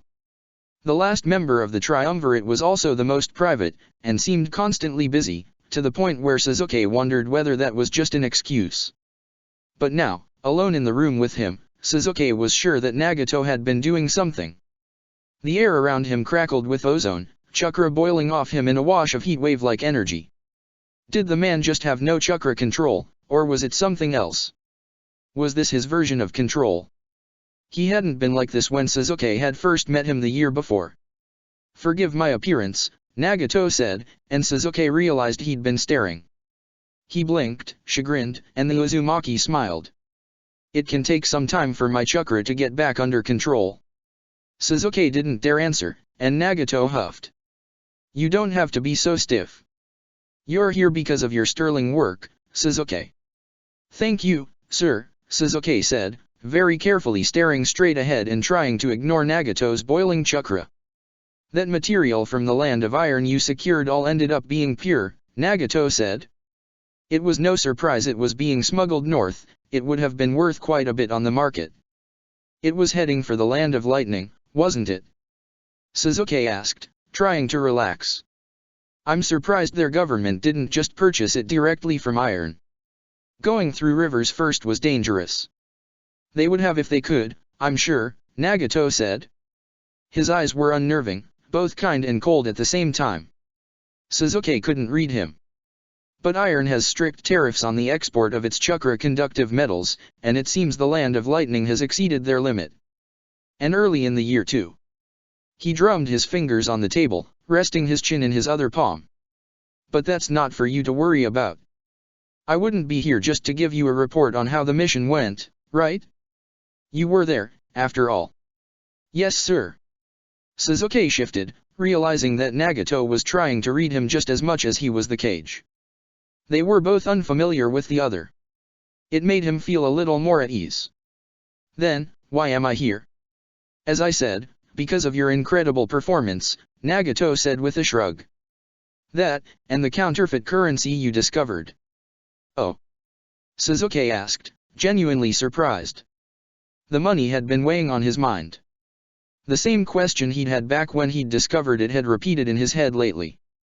Why bother making fake money that only a Sharingan could discern as false? What could be the motive? Is it confirmed, then? It took some time, but yes. Nagato leaned back, his red hair flowing down to the back of the chair. It's an almost flawless counterfeit, none of our treasurers had ever seen such a thing. According to your smugglers, they found it in the land of waves. We are interested in following up on that lead. It's not much of a lead, Sasuke muttered, before leaning forward. For what purpose? So that we can produce the counterfeits ourselves. No, Nagato said with a smile. It was as Sasuke thought, Nagato had wanted him to ask questions. The Omekage was trying to place them as equals in this conversation, even though that was an obvious lie. Making fake money like that is a tremendously dangerous thing. Normal counterfeits are usually produced simply to make an additional profit. Make 1,000 fake Ryo, pass it off as real to someone too naive to tell the difference or sell it to other suppliers for twice the manufacturing cost, that sort of thing. But in this case, Ryo that can almost always pass as the real thing, and specifically for the land of fire, that indicates an inflationary scheme. Sasuke cocked his head, and Nagato mimicked the motion. Are you familiar? He asked. Somewhat, Sasuke said. If fire's Ryo lost value, its debts would become more severe, for one. And it could lose value. He blinked. Yes. Either by no longer being trusted as an international currency due to the presence of these counterfeits, or simply because too many bills were printed and distributed. If the counterfeiters have enough of a supply, they could even induce artificial hyperinflation. Nagato grinned. And that would be extremely bad for everyone. So you want Rain to go to Waves and find the counterfeiters? We want you to go to Waves and find the counterfeiters, Sasuke, Nagato said. He leaned forward. We want you to take the entire cadre too. Everyone that's available. We've got a bit of a scheme, you see. The entire, a scheme? Sasuke asked. The entire cadre would mean everyone but Nono and Kabuto, who were both out of the village at the moment. That would be himself, Naruto, Sakura, Karen, Suijutsu, Haku, and Zabuza. What the hell kind of mission was he being trusted with here? Rain isn't trusted by any of the nations, Nagato said bluntly. Which is mostly our own fault. But if we were to track down such a dangerous source of economic instability and turn it over to the Land of Fire's government instead of keeping it to ourselves, it could be the first step towards building more legitimacy. Sasuke felt another question stir, but he answered it himself before it could be spoken aloud. And you want us to do it, he said. Nagato cocked an eyebrow. You want Naruto, Sakura, and I to be the ones to do it, right? Smart. Nagato crossed his arms. Yup. That's a part of it. Defectors aren't looked upon kindly by any of the villages. Even us, when we've welcomed so many. I suppose that's hypocritical of us. But if you and your team were to be integral to tracking down this counterfeit currency, perhaps it would take some of the sting out of you leaving Konoha. What a bizarre mix of political calculations and naivete, Sasuke thought as he met the Amekige's gaze. Did he really think that would work? The hatred that the village had to be feeling for him, for his team, for Obito, the same kind of hatred he'd felt for his mother, wasn't guided by anything so rational. Its foundation was an instinctual lashing out at betrayal, at subverted expectations. Even if he and Naruto and Sakura came back today and told everyone the truth while carrying in all the counterfeiters on their back, some of that hatred would remain. It was a poisoned well now. Sasuke tried to forget the cool spring air, the conversation on the balcony, and nodded. I understand. He said. Nagato stood up, and he did as well. When do we leave? As soon as possible, Nagato said. There's no guarantee Waves will be your final destination, though I have a feeling the counterfeiters may be based out of there. With their recent economic success, it would be sensible for a currency operation to set up shop in that country. Lots of money coming and going. He started making his way towards the door, and Sasuke slowly followed. I'll gather everyone, then, he said, and Nagato turned back towards him, his hand on the door. Sasuke, you'll be the team leader for this mission. You get that, right? He asked, and Sasuke narrowed his eyes. Zabuza has more experience, he said. Nagato gave him an amused look. He would be a better fit. What you should say instead is that Zabuza has plenty of experience, Nagato said with a little laugh. You need it more than him. He probably won't like taking orders from someone your age though. Sometimes, that's just the reality of the situation. He started opening the door. If you're worried, delegate to him. He'll live with it. Nagato stepped through the door. You've got great things in your future, Sasuke. Let this one be the first. Then he was gone, and Sasuke stared, not sure if he was supposed to leave the room as well. By the time he stepped out, there was no sign of Nagato Uzumaki. He stared down each of the corridors, then up at the ceiling, blowing out a breath. Crap, he muttered, and then he went to find his team. Hashtag. So this is definitely overkill, right? Suijutsu asked, looking over the assembled group. Sasuke absolutely agreed with him. Naruto, Sakura, Karin, Haku, and Zabuza were waiting for the two of them down on one of the bridges leading out of the city, looking up with obvious impatience. Naruto and Sakura were talking about something, while Zabuza was standing with his arms crossed, practically glaring. Sasuke suppressed a shiver. If he was perfectly honest, he'd much prefer the older shinobi to lead this mission. Even if he had the authority to direct him on paper, the reality of team dynamics was often very different from that. He looked to Suijutsu to find the other teen grinning meanly at him. Looks like the old man isn't such a fan either, he said. Sasuke grunted. We'll figure it out, he said, turning towards the stairwell and making his way down from the bridge suspended over the street. The sun was already starting to set, they were leaving late, and at the end of the month too. He wondered if there was a deeper meaning to that. You're not gonna be giving me trouble too, are you? Hell no, who do you think I am? Suijutsu said, acting offended. If the Amekage put you in charge, that's their business. Besides, we're just hunting down some moneymakers, right? It's not like you're gonna have to make any hard decisions, man. They reached the street level. I doubt it will be that simple, Sasuke said. The whole cadre wouldn't be sent in that case. Naruto made an impatient gesture, yelling something about getting going. Sasuke and Suijutsu broke into a jog. I bet they think the same thing that I do, that any operation like this would know that the only people who'd catch them, the only people who'd get sent after them, would be shinobi. They'll be prepared for that. No one's gonna be ready for 7 badasses from the nation getting dropped on top of them, Suijutsu said with a scoff as they joined the group. Sakura smirked in agreement, and the boy flashed her a grin. Let's get going, Zabuza ground out, pointing across the bridge. The land of waves is 2 days away. Have you been there before, Master Zabuza? Haku asked. Sasuke didn't say anything about the man directing the team, he just made sure that no one moved until he took the first step. It's a small country near water, isn't it? Never, Zabuza said, his tone short. It's not as small as it was, Sakura said as they started making their way across the bridge. Some shinobi waved goodbye to them, and she waved back with a smile. Every member of the team was packed for a long trip. This was a mission without obvious parameters when it came to length. The Gato Corporation had blockaded it a while back, but it crumbled a couple years ago after the owner died, and since then it's become a major trade hub. She got a distant look, and Sasuke wondered what she was remembering. I guess it's kinda like rain, in that respect. Neat. Naruto declared. Everything Sakura said was neat to him, Sasuke thought with a smirk. Naruto noticed the look and stuck his tongue out at him. I wonder what kinda stuff they trade there. Sasuke was silent as the others talked. He didn't feel like he had anything to say. Maybe it was because this was his first major mission, or maybe it was something else, but all he could think was that it didn't matter what waves traded, or how big or small it was, or anything else. For the Omega's plan to work, for Sasuke to prove himself trustworthy enough to find out if Itachi was really here or not, they had to get to waves first.